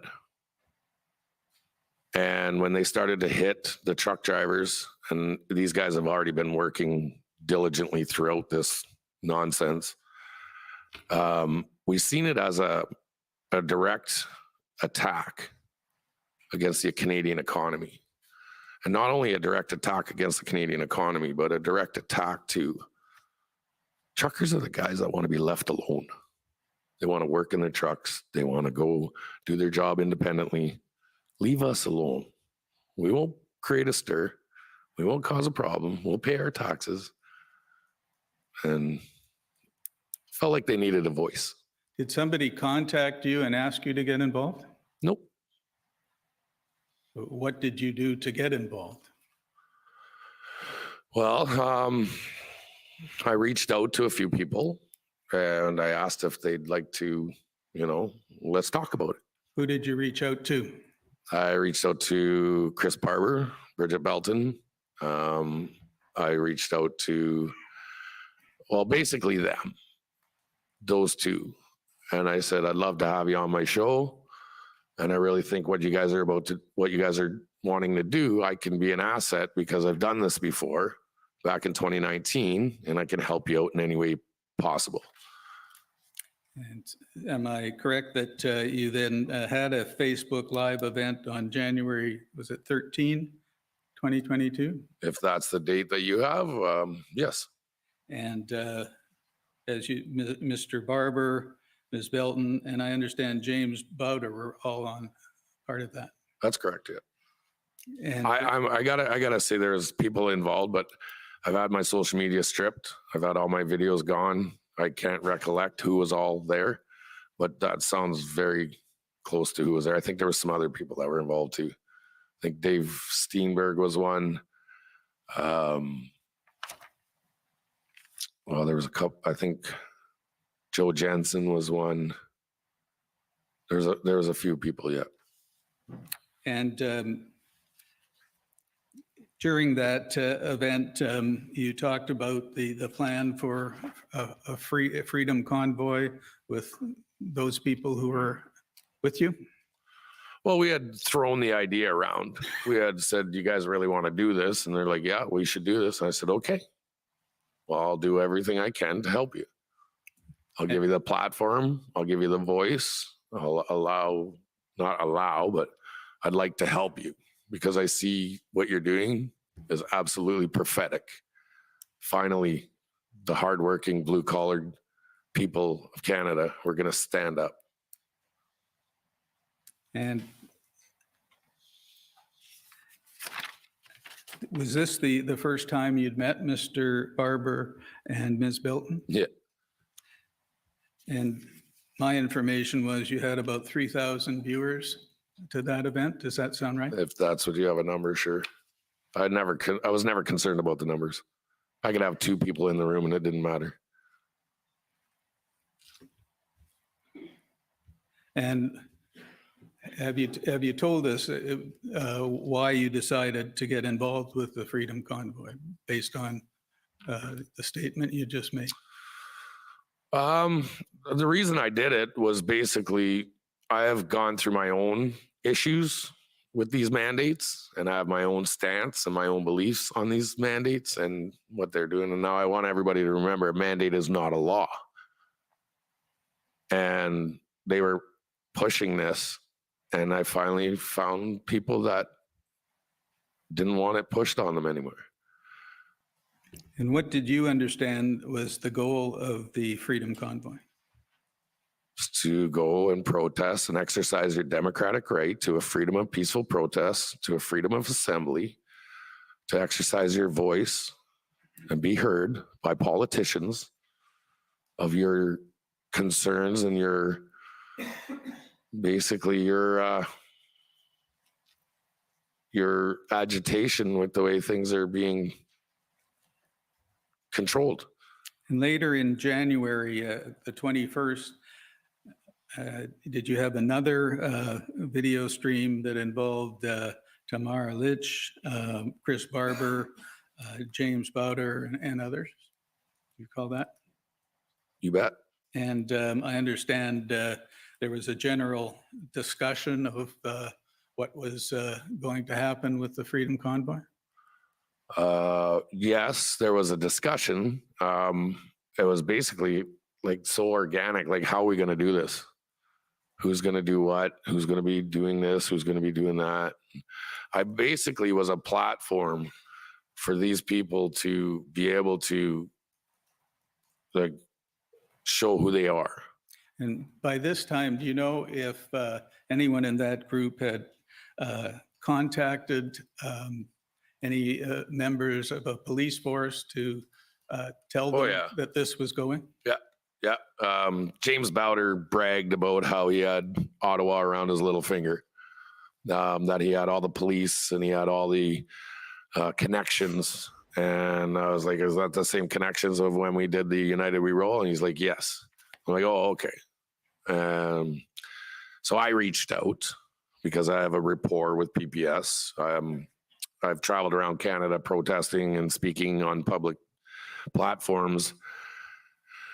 And I've given I've basically set a good communication between these officers. So I reached out to these officers and said, we're looking at bringing another convoy to Ottawa. Remember me? And they're like, oh yeah, we remember you, Pat. I'm like, it's good, right? I'm like, oh yeah, you're always great when you're here. And you had some of those, at least one of those officers on your stream that night. But we had a few officers, yeah. Yeah, they were on our streams, yes. And discussing safety issues and that. Absolutely, safety is number one. Like your rules of the road and all that. And they knew who I was. They knew how we had organized the 2019 convoy. And they knew how absolutely law-abiding and professional that we were. And you traveled to Ottawa with the western leg of the convoy? Yes, sir. And what type of vehicle were you driving? I wasn't driving. I had somebody who was driving our motorhome, and I sat passenger in the motorhome. And where did you join up with the convoy? I joined up with the main convoy in Calgary. Now, Clerk, can you please bring up HRF 401221?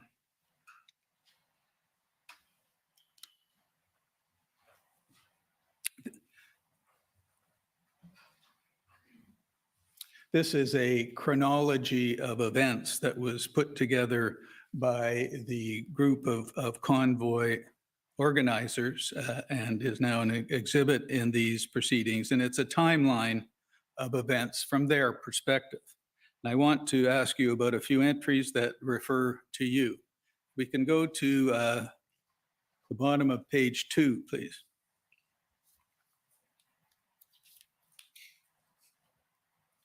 You see there, January 24, Chris Barber and Tamara Leach meet, and then concerns Pat King expressed. And Tamara and Chris discussed concern about Pat King after viewing a tweet with a video making reference to bullets. Chris agreed perhaps Pat should be sent home, but there was concern about the trucks Pat brought with him. Talked to Pat about the tweet, and he stated the video was an old one about an issue on a reserve and had been heavily edited to make it appear as though it was regarding the convoy. Following captain's meeting, everyone expressed concern about Pat King's involvement, and the decision was made to talk to Pat about in the coming days and request he not attend in Ottawa. Do you remember that conversation? No, I do not. Do you deny it happened? Yes. I'm not the one. They're discussing their concerns. That wasn't what I asked you. I'm saying, did the conversation happen, sir? No. The conversation came up of, hey, there's a tweet out there. I said, don't worry about it. Okay, can we go to page 3 of this document? I'd like to give a little bit of an explanation there. The explanation is I have been absolutely harassed. I've been absolutely defamed, character assassination by a certain group, and they edit videos and they cut and splice and they take 10 seconds here and they blow it out of proportion. And I've been dealing with this for years. I will give you an opportunity. I'm going to show you some of the videos, and I'll give you an absolutely. I can't wait. Comment on them. I've been waiting for years to tell you guys how these videos are. So on page 3, You'll see under January 26, concerns Pat King raised. Pat King was on the radio annoying others, had tried to pull in front of everyone with his motorhome, but was eventually set back to the back of the convoy. Everyone was concerned about Pat's involvement, and plans were made to talk to him in the evening when they arrived in Thunder Bay. Unfortunately, Pat did not stick around, but continued to Sault Ste. Marie, so no one had a chance to speak to him. Nope. Were you aware that that had happened? I was one of the lead vehicles from Calgary all the way to Kenora. When we got to Kenora, I was in the front. And when I got to Thunder Bay, I sat for 2 hours directing everybody into their parking spots. And I told everybody that I was leaving for Terrace Bay. We're at a fuel stop and meals and basically a rest stop for everybody. And that's where I was going. And if you can bring up, Mr. Clerk, HRF 50646.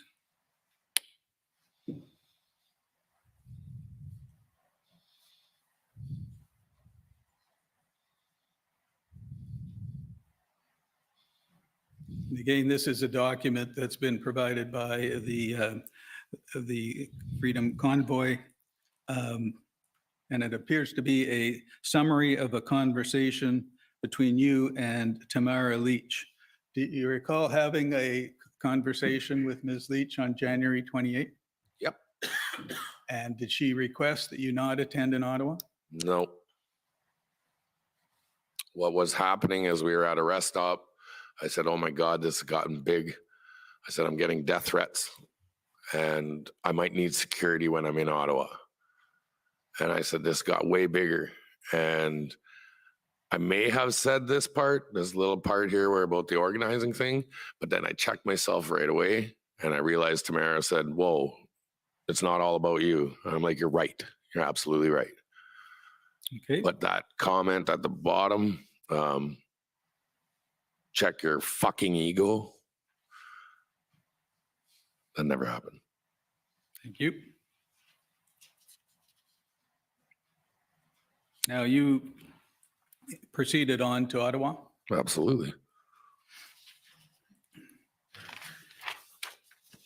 Now, were you familiar with an organization called Adopt a Trucker program?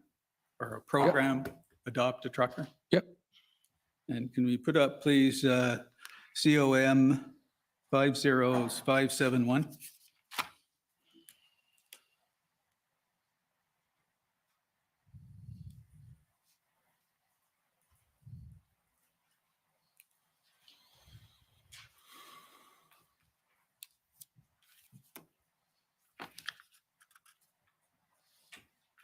And you'll see at the top, can you just scroll down? It says Adopt a Trucker campaign created by Chris Guerra. Do you know Mr. Guerra?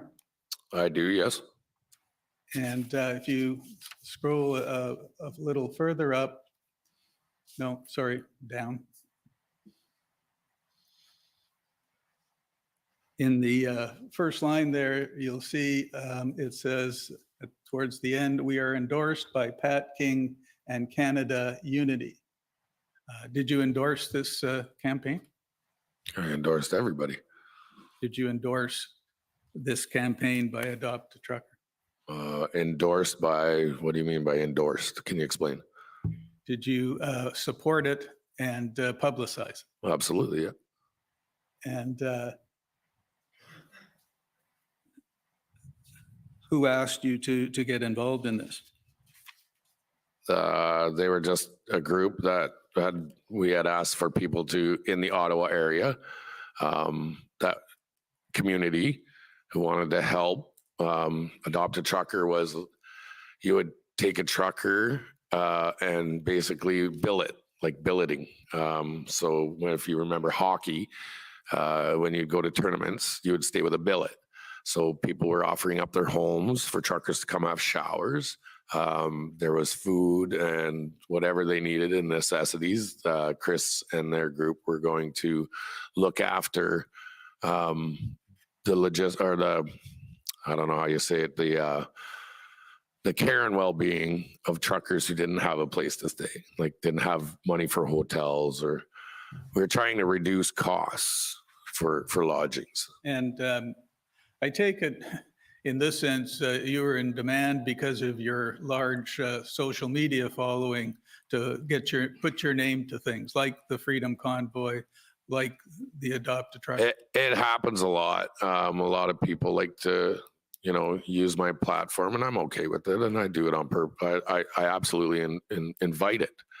A lot of people use my name and my platform to gain attention for their cause, and I'm absolutely 100% agreeable to that. I think everybody has a right to have their say and get their point across, and I never hold a bias.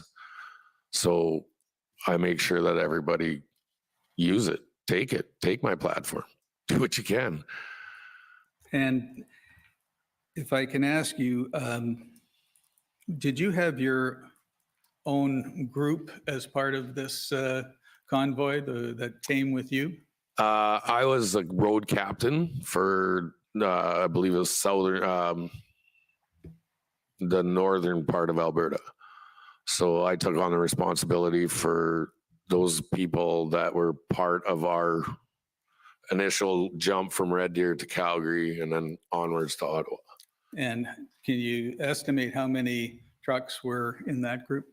Oh boy. When we left Red Deer, there was about 50 of us. But once I found out further on, we tried to get people to sign the documents and everything in Calgary, and it turned out to be about 148, if I'm not mistaken, that I was responsible for. I guess responsible, but taking care of their paperwork.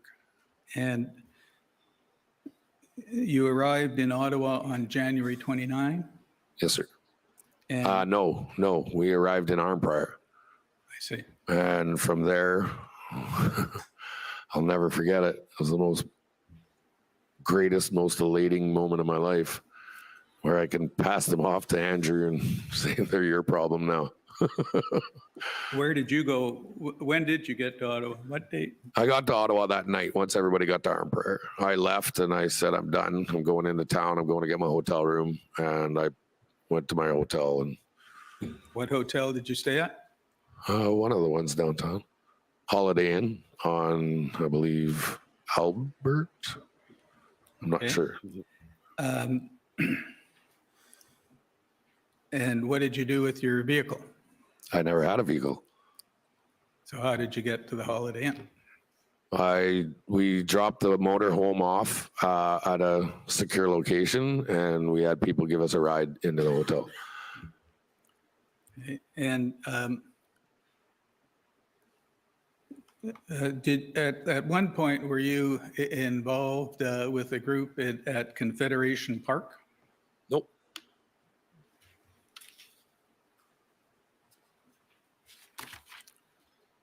Amazing.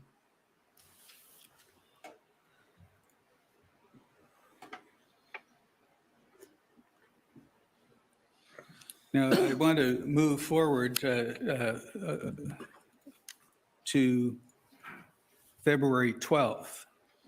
And on that date, did you learn that an agreement had been reached with the mayor of Ottawa to move trucks out of residential areas and onto Wellington Street? I heard that was the plan. And who did you hear that from? Just from other road captains and people that were I don't know, people who thought they had a role in this and were a voice and could make calls, I guess, if you say like make calls, like they were told something and passed it on to the block captains, and then the block captains would pass it on to their drivers. And so did you agree with that idea? Sure. Whatever you want. I was here to help in any way they needed me. Mr. Clerk, could you put up a video? It's COM 50881. And I understand this is a video you published on YouTube. I don't have February YouTube. 13th. I wouldn't have put it on YouTube. I don't have YouTube. Well, let's see if it's you. Other people can post things on YouTube. Hey guys, we got a quick one out here for you all right now. Just been informed that while the counter protesters were involved, there were groups of them going around giving letters out saying that the convoy needs to move. They made an agreement. It's a lie. It's a lie. Break, break, break, break, break, break. Get this out everywhere. Get this to every person out there. Just come down from the top. They've gone out and spread letters to the truckers. Truckers, in your trucks, do not move. Do not leave. There is no letter going out. There is no letter going around. This was part of the counter protesters shit. What they did, it's all a lie. Do not leave Ottawa. Do not back your trucks out. Do not leave the residential areas. You are good to go. Stand your ground. That's it. That's all. Stand your ground. Stand your ground. Hold the line, you guys. Counter protesters went out. They passed out letters. Good point, They acted Diane. like they knew what was going on. They acted like they knew what was happening, and they acted like participants in this. They weren't. It was part of the counter protest. Do not believe it. Ladies and gentlemen, the more He's possibly people that I talking find about in something these else. chats, that I see these rumors that are saying that everybody was told to leave, everybody was told to walk, and that they're leaving. And when I catch your little chats and the conversations as I go through them, I will be blocking you. You will be banned from the page. I'm done with the rumors. I'm done with the bullshit. Everybody needs to get this message out right away. Do not read that letter. That letter is a false flag letter. They're trying to use the counter protesters to push you out. Hold the line. Hold the line. Thank you. 100%. Now, do you remember? I remember that there was a lot of stuff going on at that moment. We were, you said this was February 12th? I believe so. I believe that this was also at the same time that the community had organized their own counter protest. Actually, Miss Catherine McKinney, the council member of Ottawa, encouraged people to come out and counter protest. And they were leaving leaflets and things on trucks. So we couldn't determine whether or not these were true documents or not. So I put out this post because it wasn't confirmed. And there was no letterhead, there was no signature, there was no notoriety of who it came from.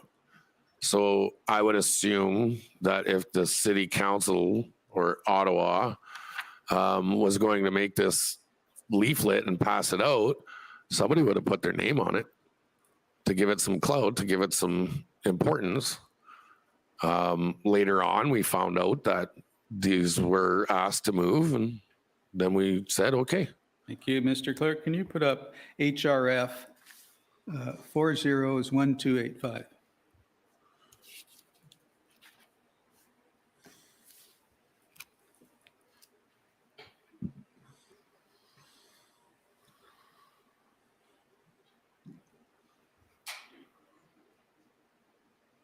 Now, I understand this was the leaflet that was passed around. You see it's dated February 12th from Tamara Leach. Speaks to a freedom manifest and has the Freedom Convoy symbol on it. And can you scroll, please? And you'll see there, the last two paragraphs, it talks about repositioning the trucks. And we'll plan to start repositioning on Monday to consolidate the protest. Now, that the document you saw? I never saw this, no. But do you remember what the document looked like that you did see? It was a leaflet from the mayor or something like that. I might be confused on this. I've never seen this. Okay. Now, while you were in Ottawa, were you involved with a group of trucks that went out to the airport? Yep. And you did slow rolls around the airport? We went for a ride, yeah. Well, how long were you at the airport? An hour, 2 hours. And were you doing slow rolls around the airport? We were abiding by the law, by the rules of the road. We did the speed limit. We did not impede emergency traffic. We just went for a cruise. What was the purpose in your going? We were bored. I'm sorry? We were bored. And that you found interesting? We went for a ride to see what Ottawa was like, to see. Well, you spent 2 hours at the airport seeing what Ottawa was? Well, to see what the airport was and just go for a drive. We were bored. It was cold. Do you recall speaking to Tom Marazzo before you went? I've talked to Tom many a times. And did he have somebody accompany you to make sure what you were doing went okay? No. Not that I know of. And did you, by doing what you were doing there, how many trucks were there? I don't know. All of them. All of what? All of the trucks that were there. I don't know. How many came with you? They're all passenger vehicles. They're all cars. And there was never a commercial vehicle with us. Okay. And how many cars came with you? I don't know, 30, 40, maybe. And while you were doing what you were doing at the airport, would you agree with me that you slowed down other vehicles from accessing the airport? No, I do not. There's when you're going to the airport, there's 2 lanes. When you go into arrivals and departures, there's 2 lanes. We used 1 lane. We were in the 1 lane, and there was always a lane open. So anybody who wanted to go in, they could have used the other lane. Thank you. Mr. Clerk, can you put up HRF 26083?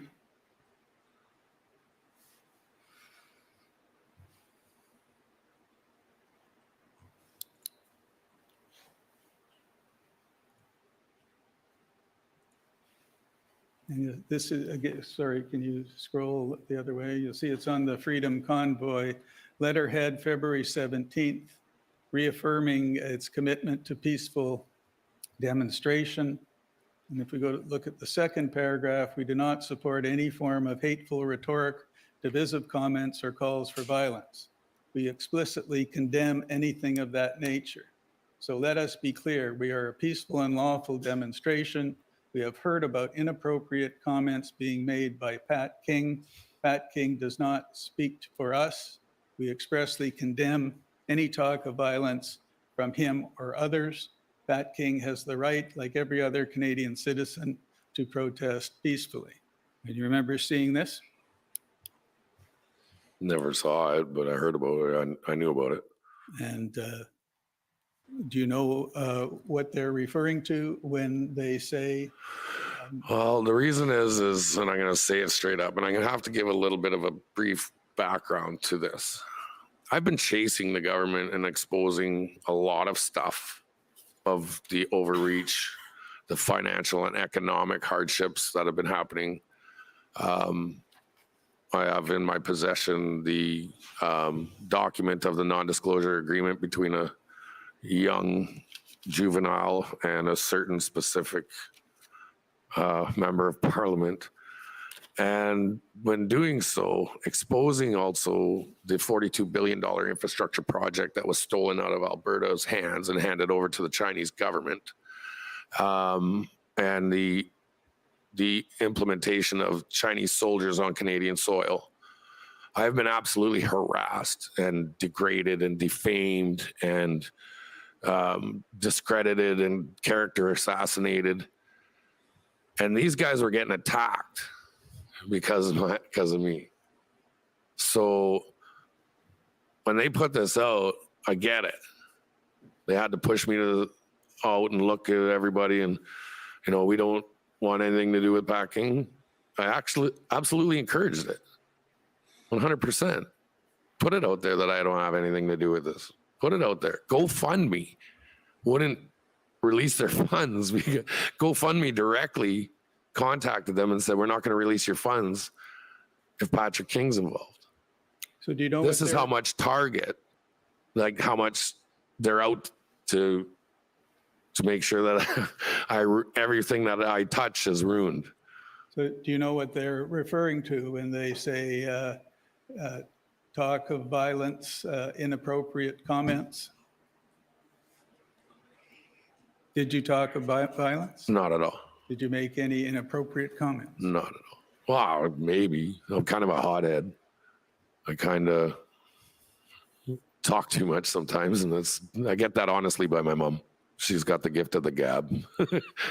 You recall that in Ottawa there was a lot of honking, right? Oh yeah.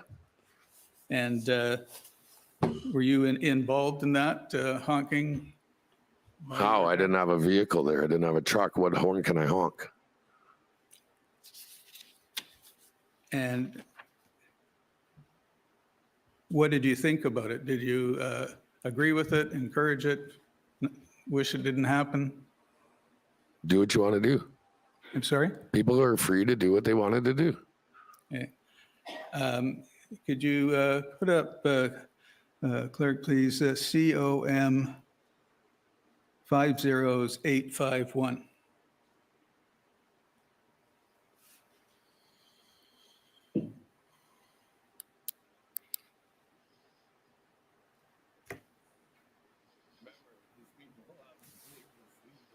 Remember, these people haven't been able to sleep for 10 days. Can you try starting it again? It's kind of funny. I'm not going to lie. Remember, these people haven't been able to sleep for 10 days. Okay? It's kind of funny. I'm not going to laugh. I'm not going to lie. It's pretty hilarious. That you? Of course. And that's what you thought, that it was hilarious that people couldn't sleep? I wonder what this government counselor thinks about the we're denied employment. I look at it now and I'm like, no, it wasn't funny. But if you know my persona and my character and the way I show myself, I laugh all the time. Life's a joke, laugh it off. It's kind of one of my biggest mottos. And I tend to laugh when I'm nervous. But at that point, it was kind of. It was funny. You see, we've been locked down for 2 years, and people are complaining that they heard horns for 10 days. Do they remember what we went through for the last 2 years? What's a little bit of horns for 10 days? And did you make any statements on social media to the effect that you wanted to form a new government and that you and the truckers would take power? Facebook, we have to restore. We have to restart the stream real quick. Be right back. Or you can go on YouTube. Patriot Smoothie on YouTube. See you soon. That we will be the new government. We will just take power and share it together. Say that again. We will be the new government. We will just take power and share it together. You have a video that I can reference? I don't have a video, no. I'm asking you if you said that on a video. I hate politics. I hate government. So why would I want to be the new government? Yeah, I'd like to show you now a compilation of some of your videos. Oh, I'm ready for this one. Produced by Anti-Hate Canada and edited by a $45 million contract that Trudeau and his Liberal government paid for to do this. Has been played over and over and over. Well, I don't think you've seen this compilation. It was produced by the Ontario or the Ottawa Police Service. It's OPS 407967. Can you please start it and stop it after the first video? Which council seat? Trudeau, someone's gonna make you catch a bullet one day. To the rest of this government, someone's gonna fucking do yous in. You sons of bitches. The only way. I know this video like there's no tomorrow. And what do you have to say? Edited and spliced and fit to make the media their narrative, to show it in a negative context. So when you hear that, I had just got kicked out of the airport. I got denied my flight because I wasn't vaccinated. After being told that I had been allowed to fly, I had a 72-hour window. And there's a video before this, like, this is so ridiculous. Take 10-second clips and characterize somebody by it. But I'm waiting to defend myself on this one. And what I stated in this, and I never said, you're going to get shot. I'm never said that. I said, you're going to catch a bullet. Because as we know, mental health is a big thing in Canada. It's kind of limelighted. You have mental health issues. One day somebody's going to have a breakdown. And if you push people too far, especially denying them their flight, you never know who you're going to get. And that person might have a mental breakdown. And what they're doing with their restrictions and these mandates, which are not laws, they're going to get that wrong person. And I said that because you're lucky it was me that day, because I would have never acted on that. But if it had been somebody else, and there's a lot of people that are upset, lost a lot, and don't give a crap. Yeah. They're going to have a mental breakdown. Now, that was only a clip from the video. Yep. Can you put up COM 50898? And this is a transcript that was prepared of the full video. I want to say, I just like to give you a little bit of brief description to this. You ever get in an argument with your parents and you get mad and you say things you don't wish you said, like you regret saying that? That's one of my moments. Yeah, it was inappropriate. Yeah, I should never have said it, but it was said. Okay. Can you put up the document, please?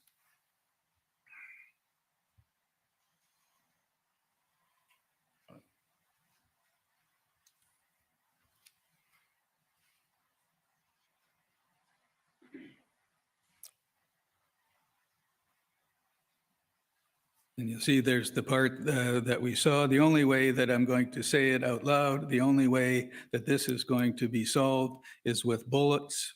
No, you're okay. So this one, someone's going to make you catch a bullet one day. That's one video. What you've done is you've put another video in there and said this part, and this part needs some major clarity. Okay, because it's been edited and fit to make the narrative out like I'm some kind of loony and radical. But what it was is... Can I just stop you for a second? I want to just go through this whole statement, and then I'll let you speak to it. If we go down to the next paragraph, you might want to change your name to Ishmael, or drop a bunch of chains down the stairs and call yourself Chong Ching Ching Chang. Now you want to say the Indian culture and everything, the natives' culture is a disgrace. It is 100%. Every person who was born here in Canada and North America, you are indigenous. People don't realize that. If you were born of the land, you are indigenous of the land. It's called depopulation of the Caucasian race or the Anglo-Saxon. And that's what the goal is to depopulate the Anglo-Saxon race, because they are ones with the strongest bloodlines. They are ones with the strongest bloodlines. They are one with the strongest bloodlines. And then going down to the bottom, I think I'm going to have a big gathering at my house, and I'm going to film it. You're right, cops will get shot. Now, did you make a video to that effect? Nope. No, can we go down so I can reference each sentence in this? Because I've been dying to get this out. Did you make any of those statements? Can we go down so I can defend each? But first answer line? my You question. have 4, if not 5, videos that you've transcribed. One from over 4 years ago. That's part of this. and they're taking out of context. Okay, I just asked So I need you, to sir, defend myself on that. I'll let you talk, but just let me answer my question. Are those statements that you made?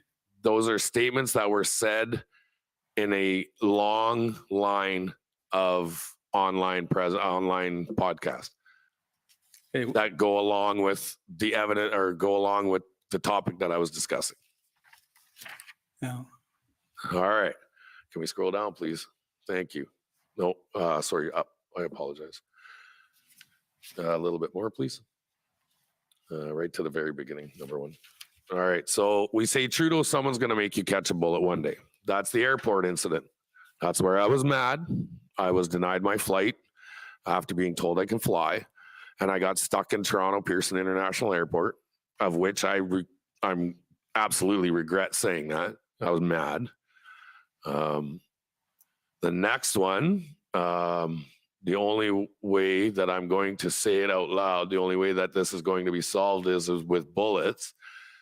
That is taken directly out of context, 100%. What was the context? The context was, if you are Canadian and you want to exercise your political right to stand up and be freedom of protest and peaceful assembly, would you take it? Or are you going to allow it to become bullets? Because if we keep going on the way we're going to be going on, that's the possible end game. It's a prediction. And you say at the end, a massive revolution on a huge scale. If not, yeah. Things are wrong in this country. Massively wrong. And what about... And this is me just interpreting what I'm seeing from an outside person, saying this is what's going to happen if you do not make these governments be held accountable for what they're doing. And the next... Then we go down. You might want to change your name to Ishmael, drop a bunch of chains down the stairs.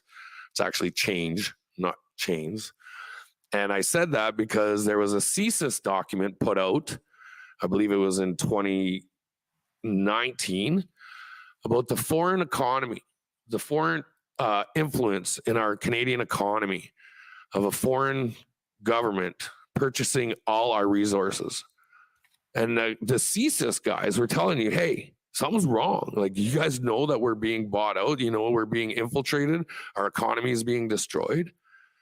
And the comment was because it was China, Chinese influence. And the next paragraph? The next paragraph was, and I had to say this in my court, they use this in my bail hearing. The Indian culture and everything, the natives' culture is a disgrace.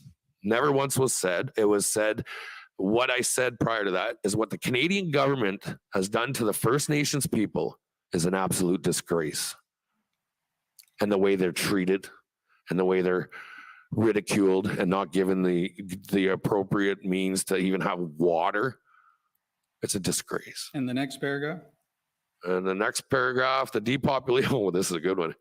So there was a time the president of Iran, Mahmoud Ahmadinejad was his name, walked into a meeting at the United Nations with a bunch of binders, and he dropped them down on the podium.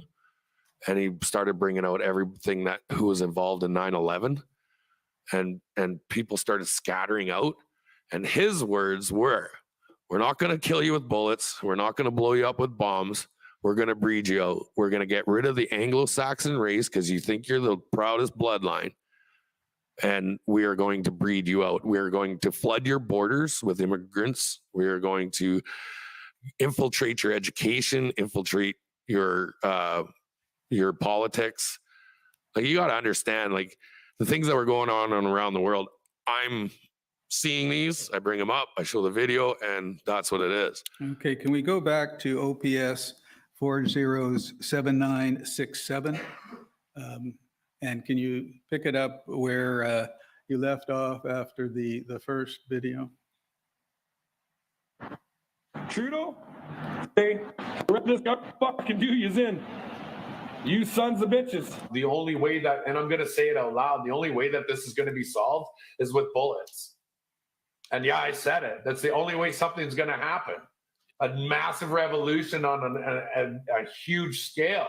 You might want to change your name to Ishmael, or drop a bunch of chains down the stairs and call yourself Chong Ching Ching Chang. Now you want to say, oh, the Indians' culture and everything.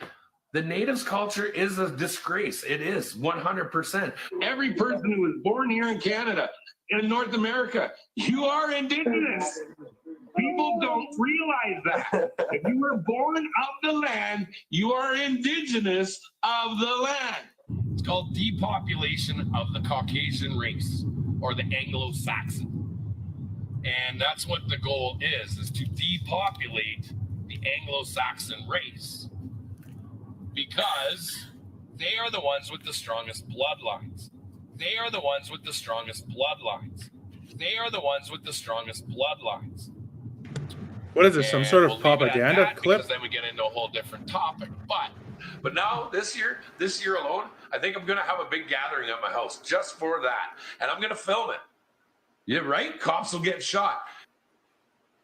This is like what a Very well compilation. edited. Congrats. Those are my questions. Thank you. Very well edited. Yeah, I mean that's just Okay. defamation of character right there because it's from a First, TikTok compilation. Where's the For there's no cross-examination, context. the There's nothing there. convoy organizers, please. Good evening, Mr. Commissioner. Bathsheba Vandenberg, Council for Freedom Corp and protesters. We have no questions for Mr. King. Thank you. Thank you. Next, the Ottawa Residents Coalition, please. That was a TikTok video taken from goodness knows where. I mean, it was actually said there. It's like a long series of numbers and stuff. Certainly not courtroom evidence in any sense of the word.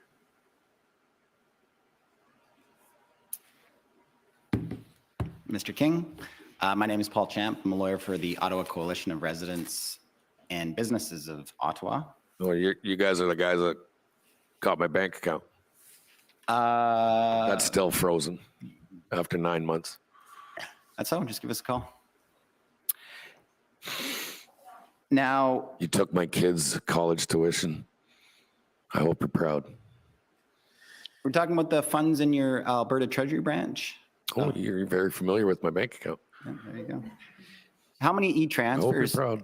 How many e-transfers did you get into that account, Mr. King? All of them. So people across Canada are donating for your child's education fund. That's what it was for? No. Okay. You were raising money for the Freedom Convoy trip. Is that right? For myself. Okay. If people wanted to donate, they could. I've got a million things Okay, going on in the background and they too. donated And up to $100,000 to you. Is that right? No. How Which much? is a I have no idea. You don't know. So you don't know if it was $100,000 or not. I have no idea. You got my bank accounts frozen. Okay. Well, you can check the court records. You raised $100,000 for yourself. Wow. Then give me it back so I can live. No. I will ask you to be removed if this doesn't stop.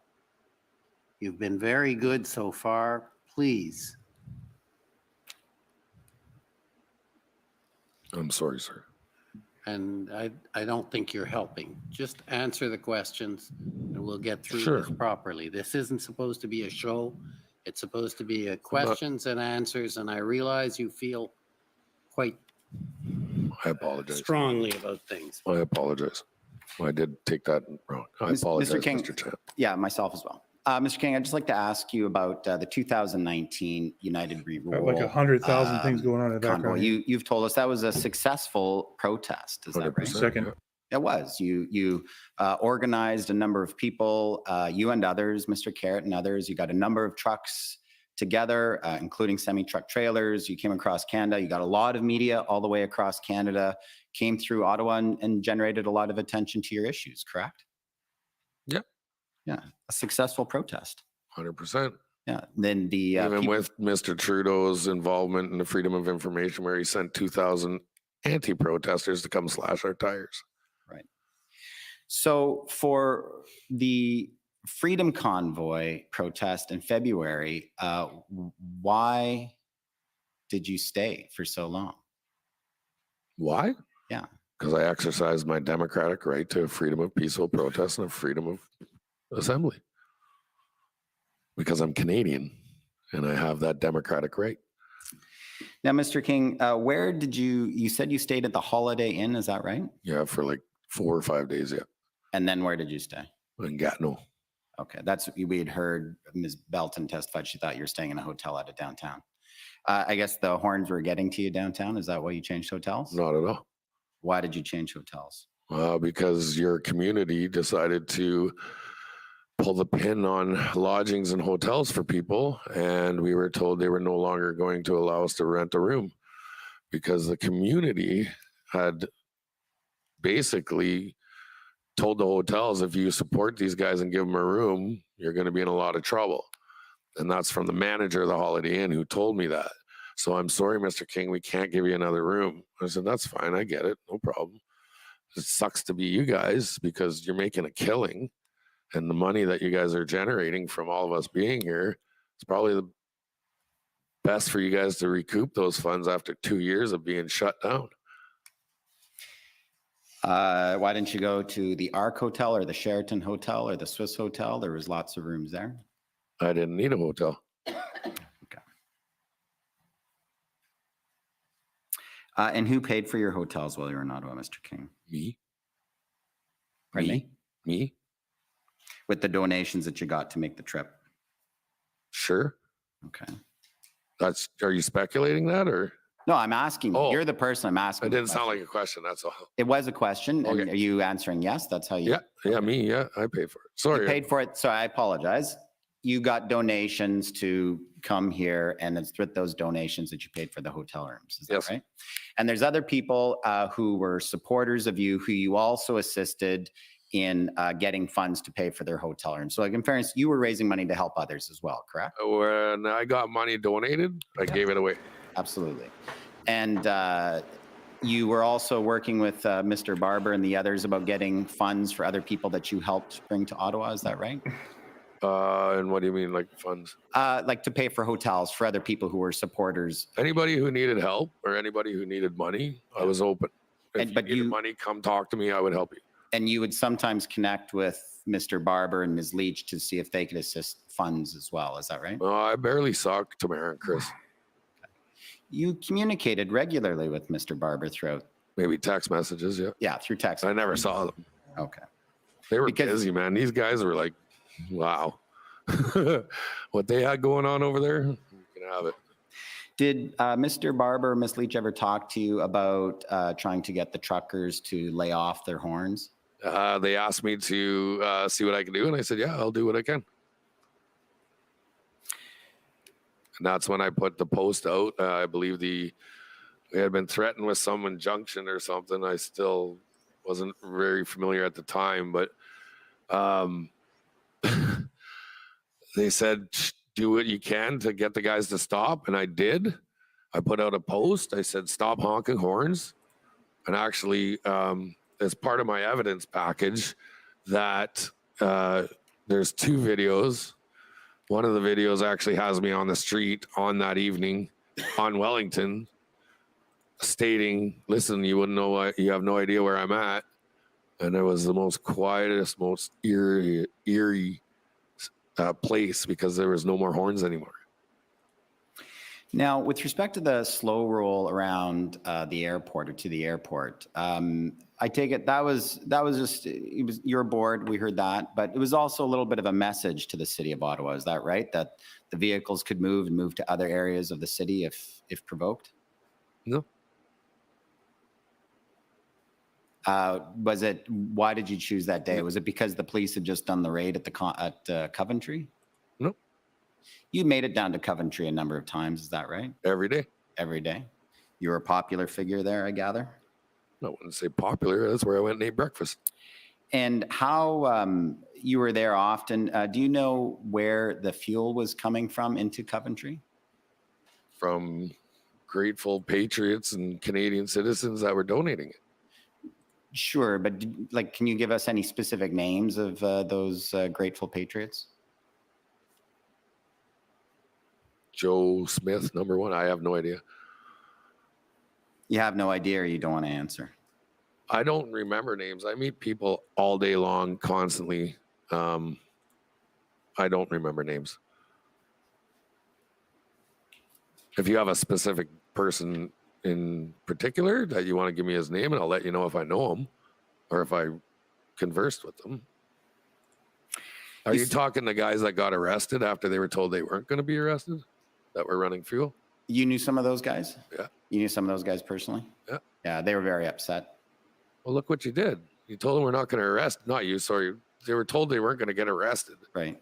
And then they left and they got pulled over down the road and got arrested or got charged, got a fine for whatever. And I remember that night because the OPS came in and like tried to flex or whatever. And because these guys didn't know what was going on, they asked me to come down.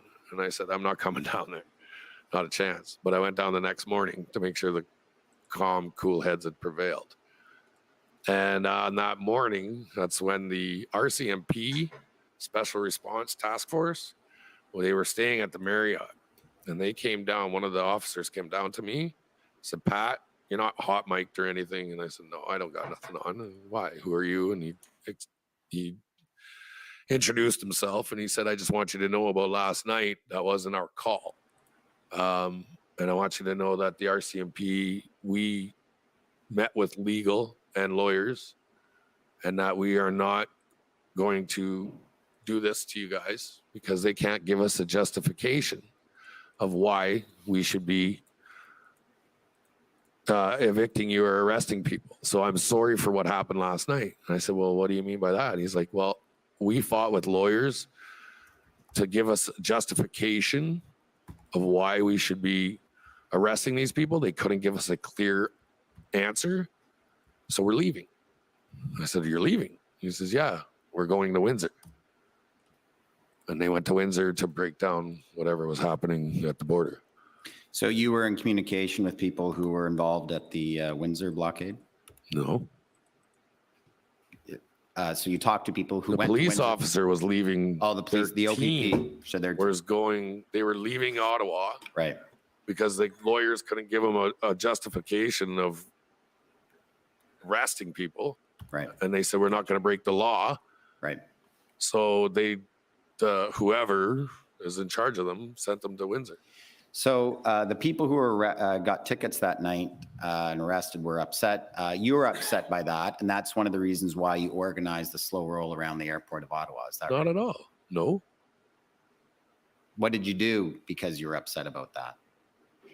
I went and made sure everybody was calm and cool and everybody was understanding, like these guys got a job to do. Understand that, yeah, that was rude, that was ignorant, and just be more cautious when you're dealing with the police. Now, Mr. King, you obviously could not and did not know everyone who was in Ottawa during that protest, right? No, there was millions of people. Well, thousands anyway, for sure. Hundreds of thousands.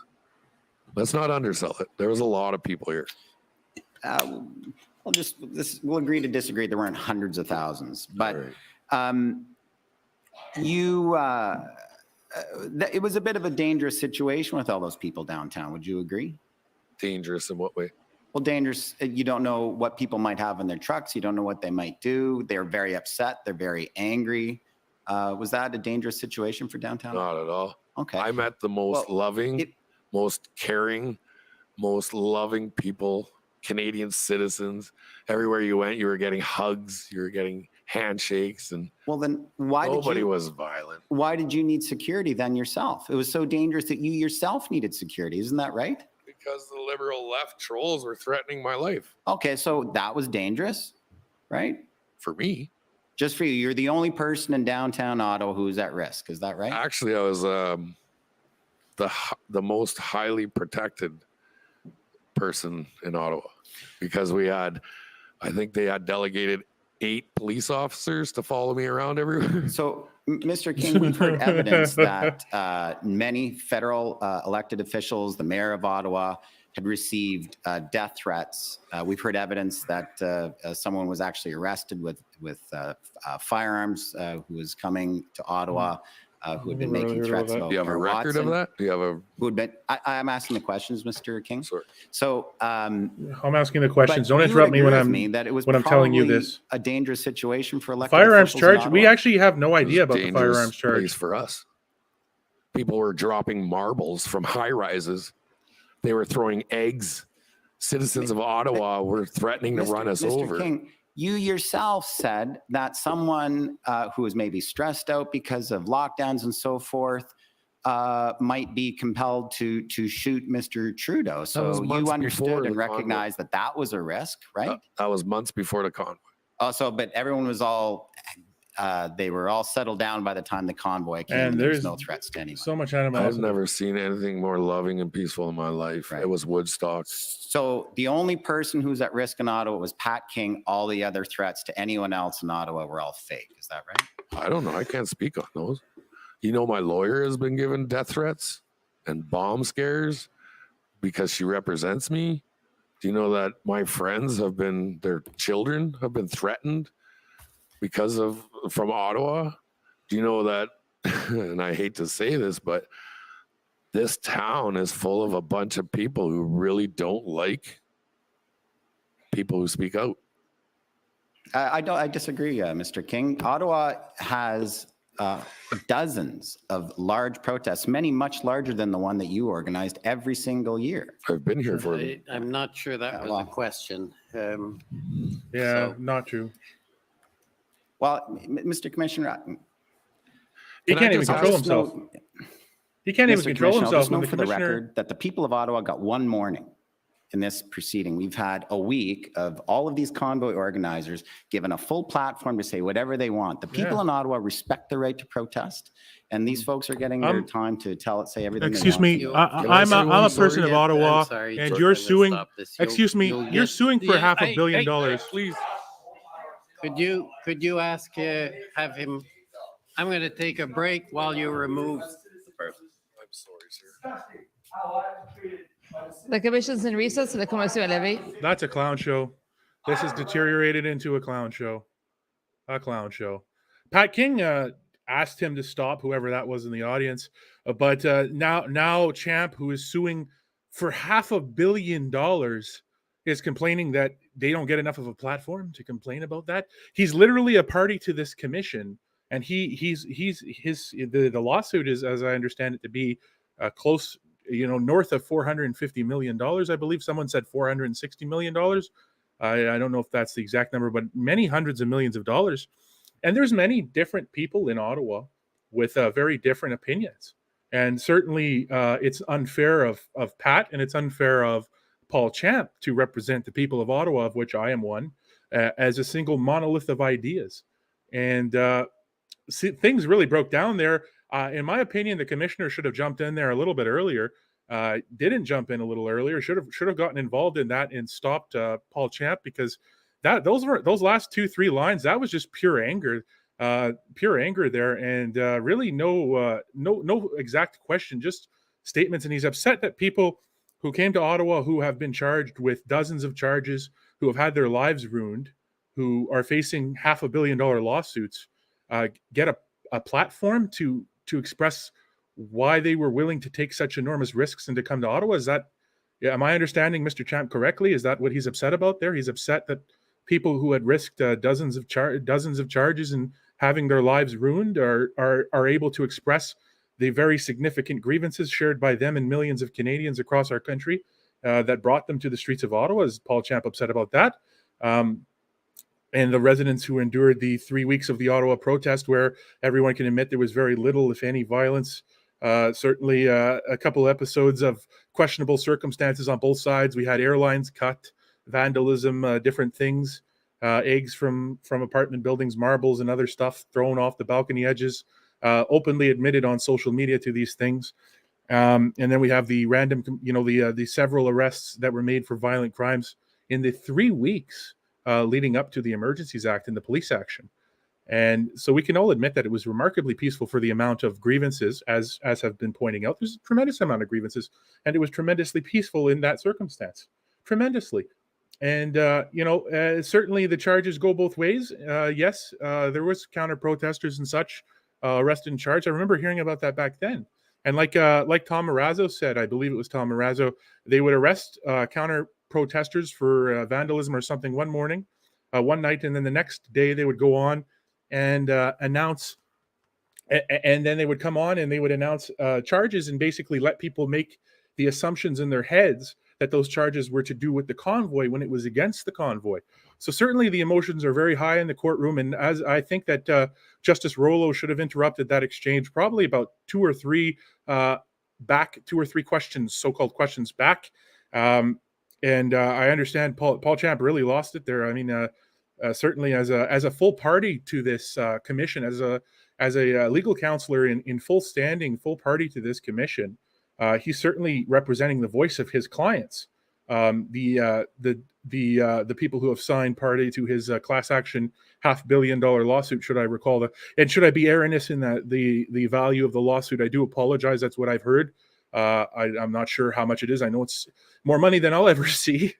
But in any case, people are claiming enormous damages. But at the same time, we're not really talking about the businesses downtown, who I will not name, who stayed open and who enjoyed good business and, very minimal, if any, conflicts. And as people keep pointing out, was angry and stuff. And certainly Pat King has been the victim of death threats and violent threats and other things. So anyways, that really got out of hand there at the end, and Paul Champ again expressing a lot of anger that other people are that there was not more time for the people of Ottawa, but he is a full party, and again, the people of Ottawa, as the monolith as he's referring to, the people against the convoy. Now, Ottawa is a municipality of over 1 million people. In the National Capital Region, I believe we're at 1.2 million. I'm not exactly 100% sure, but we certainly share a wide range of viewpoints in this city of Ottawa. It may be tilted, as many urban centers are, to one side or the other, but certainly we do have a very diverse composition, both in every way, including in our beliefs and ideas. And it wasn't the people, it wasn't the clients he represents who had their lives destroyed, in the sense that they are facing 12 plus charges each. Bank accounts marked for life, as we heard earlier from Keith Wilson's testimony. Somebody from the Federation of Canadian Banks testified in Parliament earlier this year that the people who had their bank accounts frozen have a special label following them to any financial institution they open or are involved with, that will limit their ability to get loans and to do regular banking business. So certainly the individuals in that circumstance, who are the people who actually came to Ottawa from across Canada and from here too, to protest the grievances, need that amount of time to express, because this commission is ultimately trying to understand the situations that led to the invocation of the Emergencies Act, and certainly all of their testimonies, their grievances shared by millions and so forth, need to be heard in this format, in this national format here. And they are being heard. And Paul Champ, as a representative of his clients in that area of Ottawa, is also a full party to the commission and is representing them. And he's a full party. He's allowed to ask questions of every single witness, I believe. I don't think there's any exclusions on that. He's a full party to this. And anyways, I think the commissioner should have interrupted that exchange a bit ago, and certainly everyone there lost their cool. But Pat at the end was very reasonable to ask that individual to stop. But the guy in the crowd, I guess he went a little wild. We'll see what happens here. I think the commissioner should have stopped that a few minutes earlier. It was getting very personal, a lot of animosity and dislike, and it was not professional. So it should have been stopped Order earlier. allowed. So we'll see what happened here. The commission is reconvened. La commission reprend. Well, Susan, that's not what we want to see. We want the truth. We are interested in the truth. I'm interested in the truth. It's an unfortunate event, but if we can now get back and I don't think he cleared the entire thing. Proceedings. Next is the Ottawa Police Service. The Ottawa Police Service has no questions. Thanks very much, Commissioner. Okay, the Ontario Provincial Police. The OPP has no questions. Thank you, Commissioner. Counsel for former Chief Slowly. We don't have any questions. Thanks. The Government of Canada.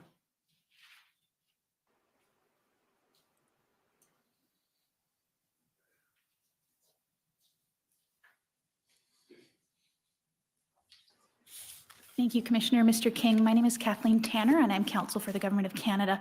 I just have one short area of questions based on a video that had been played earlier for you.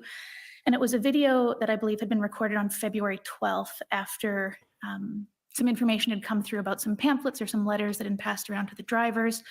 And you had made a video recording telling other drivers that it was a lie, that it was fake news, to hold the ground, stand the line.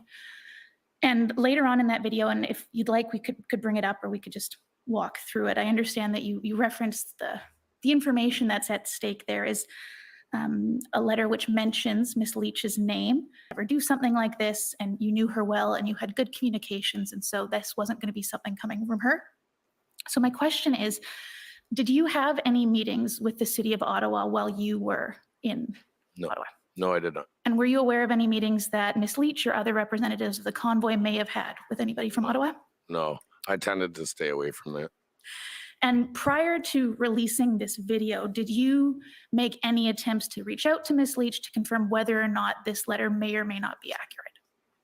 I may or may have, and I believe that we were all kind of confused. We didn't know if it was legitimate.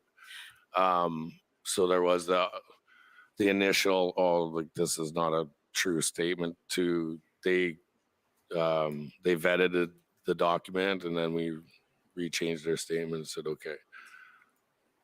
So I guess my question is, and then earlier when you were speaking to my friend from Commission Counsel, you had said you were uncertain about the truthfulness of that document, and that's why you would release the video. Right, because I would assume that if these people are going to put these letters out and that they're coming from a delegated person that has like a high position, there would be a name or a signature or an emblem representing who it's from.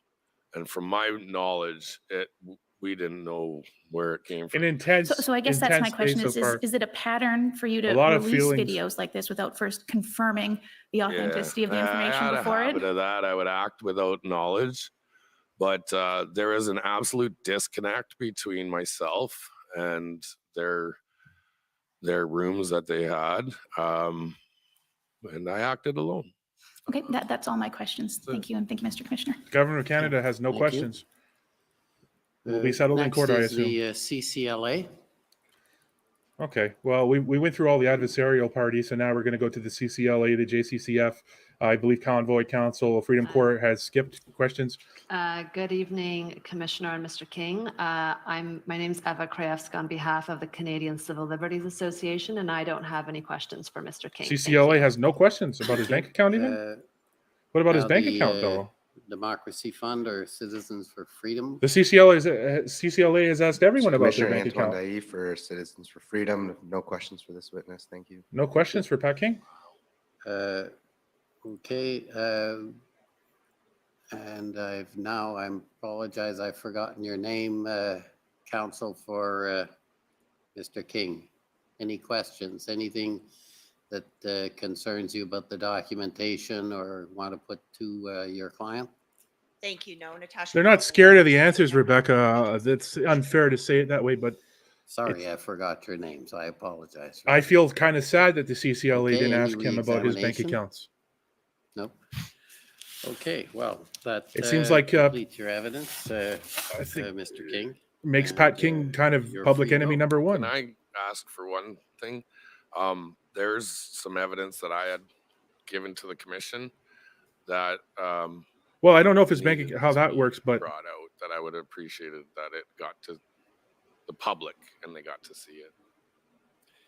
I think that should have been done when, I think, at the end of the examination. Now, I'm not sure at this point if there's something in particular you want to say. That, of course, go ahead, because it's, despite what some may say, we're just trying to get at the bottom of all of it. Yeah, absolutely. And I want to show the Canadian citizens in the light that they need to be shown and how caring and compassionate Kathy- towards the city of Ottawa we actually were and how we looked. These videos. Well, the commissioner is always appointed fake, Like to I be said, fair. what I've been shown as racist and all this stuff, and taken out of context, nobody ever showed the positives. And that was the police officers who were right with us saying thank you. There was residents that were saying thank you. The community in a whole, the community of Ottawa that came together and respected us and understood that we hear you. I have nothing against the city of Ottawa. It's not who we're here to talk to. I understand that people were, I guess, felt that This we is were here correct, targeting I them. assume. That is correct. That And wasn't the case. And to Ottawanians, to people who live here, to the city council members, to the police and all that, we weren't bad people, sir. We were Canadian citizens who we were showing Canadian pride.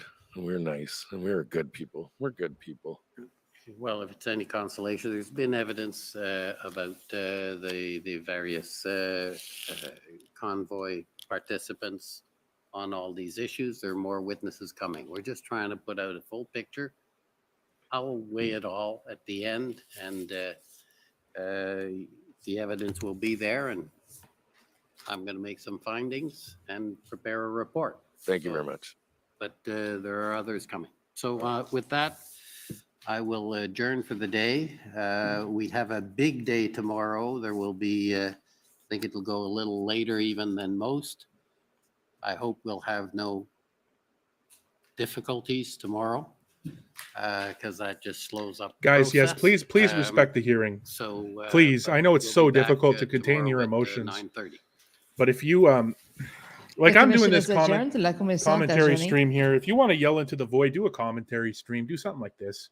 And just you make it so difficult, like just I know there's a lot of emotion, a lot of pain everywhere around, and it's very difficult. There's a lot of reasons I'm not in the commission hall. So if you need to be heard, there's ways to be heard. There's people who will hear you, and certainly here you could do commentary stream. You could come on here even. I'll let you in.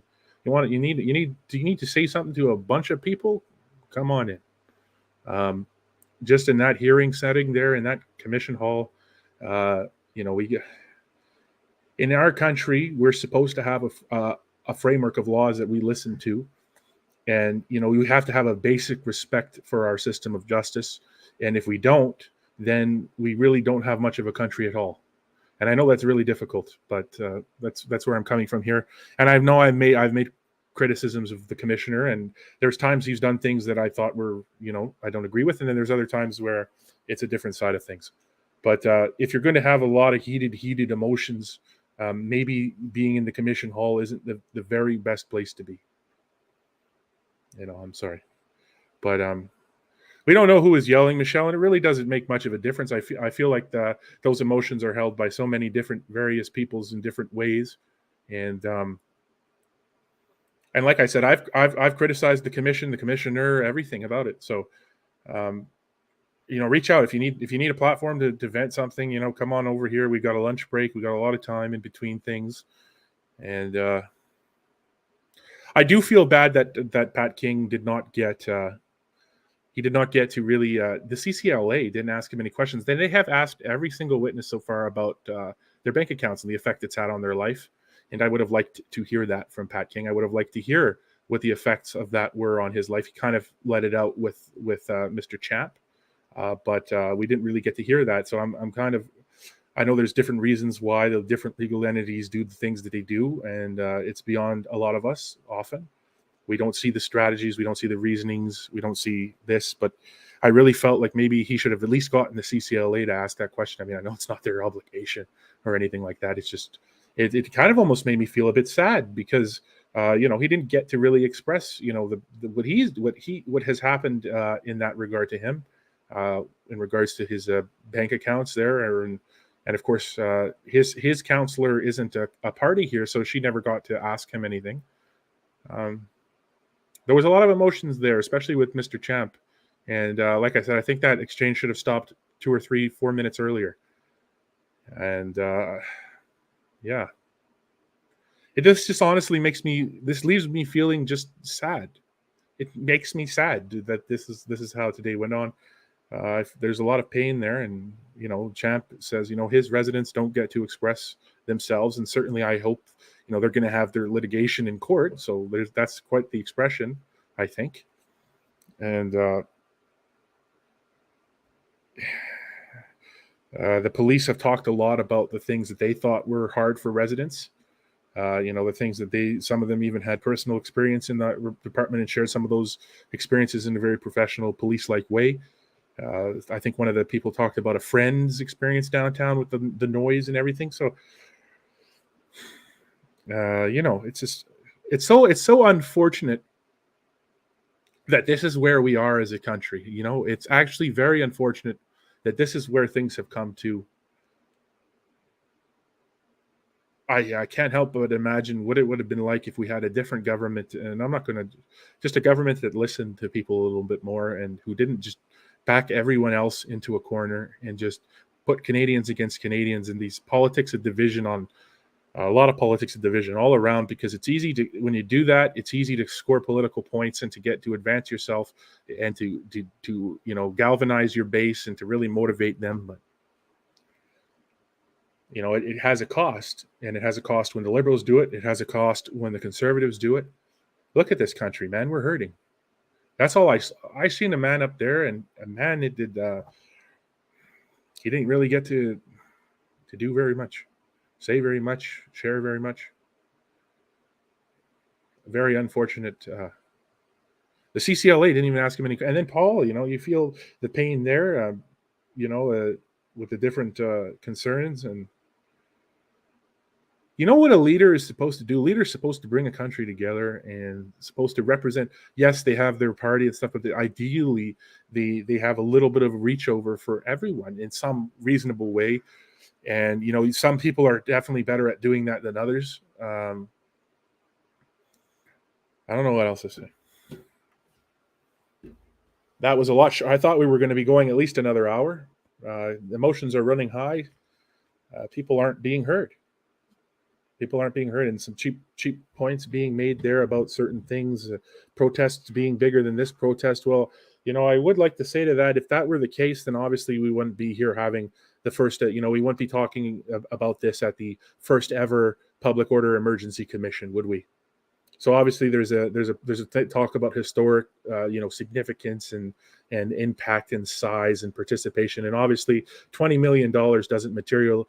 Think about it this way. $20 million in grassroots funding does not materialize from 5,000 supporters, unless those are the 5,000 richest people on the planet, which they were not. So you're talking about a significant level of support and a sentiment shared by millions of people to varying degrees in this country.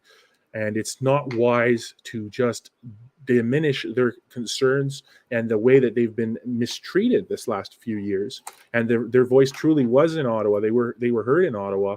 And then, and when Ottawa finally happened, the Freedom Convoy, people latched onto it. And like some other people put quite eloquently, that, it just grew and grew and grew. And we can all agree that it was largely peaceful. There were some charges here or there, very, very few.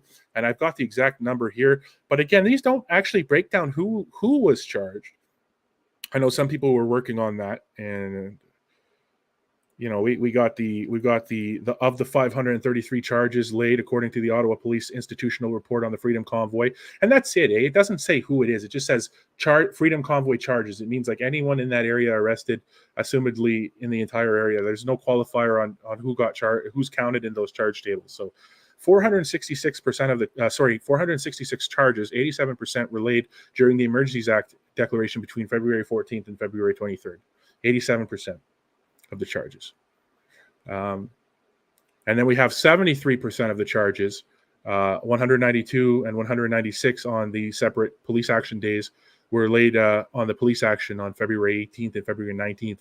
So almost 3/4 of the charges happened on the days when the police were moving in, beating people, running horses through crowds. And you can't watch the videos of those things happening and say, man, that's reasonable. You had Casaba, I think his name's Casaba Vizzy Caesar, surrendered. He surrendered, folks. He surrendered. Fact of the matter. And there's even a prelude to that video where he surrendered. And then later we see from the top of the shed truck, he's being held down by 4 or 5 Ottawa police and identify them as Ottawa police because of the gray tactical uniform, or at least the officer who did the flying kicks was our Ottawa police because of the gray tactical uniform. That's Ottawa police. The RCMP's ERT ESU is olive green, and then the Sortie de Quebec is like a little bit of an olive green, but more vibrantly green. It's a little bit different. So those are those colors. And then the RCMP public order units were in the black, the big beefy black suits. And then, sorry, I said SQ ERT. Those were public order riot cops I'm talking about. But the RCMP's SWAT team, the ERT ESU guys, those wear an olive green. And the Ottawa's ESU ERTs wear the gray. And so you see this video of Casaba. I'm sorry if I'm saying his name wrong, Vizdi. He surrendered, folks. There's a long video recording him talking about, okay, I'm going to surrender now. So he goes and surrenders, and the shed truck captures him, piled on by 5 or how many officers, surrendered. And then this one cop is just going into him like a maniac.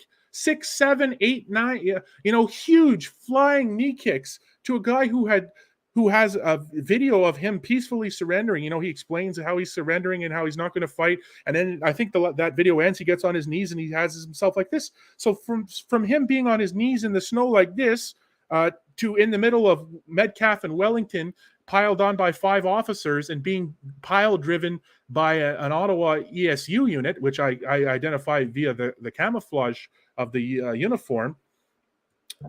How did that happen? And how in any world is that acceptable use of force? And that's not the only example. We had another individual who, again, was being walked through an alley of trucks. This was an aerial photo. This one was an aerial video. And we see him. And then all of a sudden, some officer comes off from out of nowhere and starts kneeing this guy. And he's surrendered. And he's held down by multiple police officers. You can't look at these things and say that's reasonable to people who have peacefully surrendered.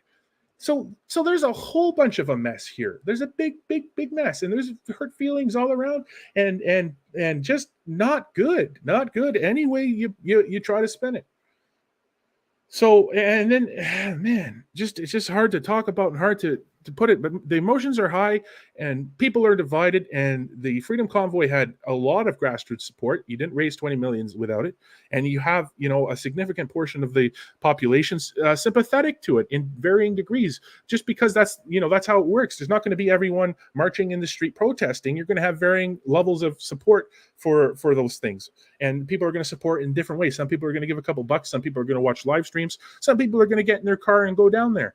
You have different people, different personalities, and you have to respect that it was negative 30 degrees and they were there for 3 weeks. And look at how the media villainized the whole thing. So obviously a lot of people who are more mild-mannered were deterred to go down there, and that was probably part of the intention as well. So you have to understand how widespread the sentiments are. And the sentiments, to be clear, are that the government had went too far, the mandates were hurting people unjustifiably, and that it was time to end them. And Canadians who held those opinions for 2 years had no platform. Every time they talked online, silenced. Any platform, silenced. You couldn't even so much as sniff the wrong way about this situation and not get silenced.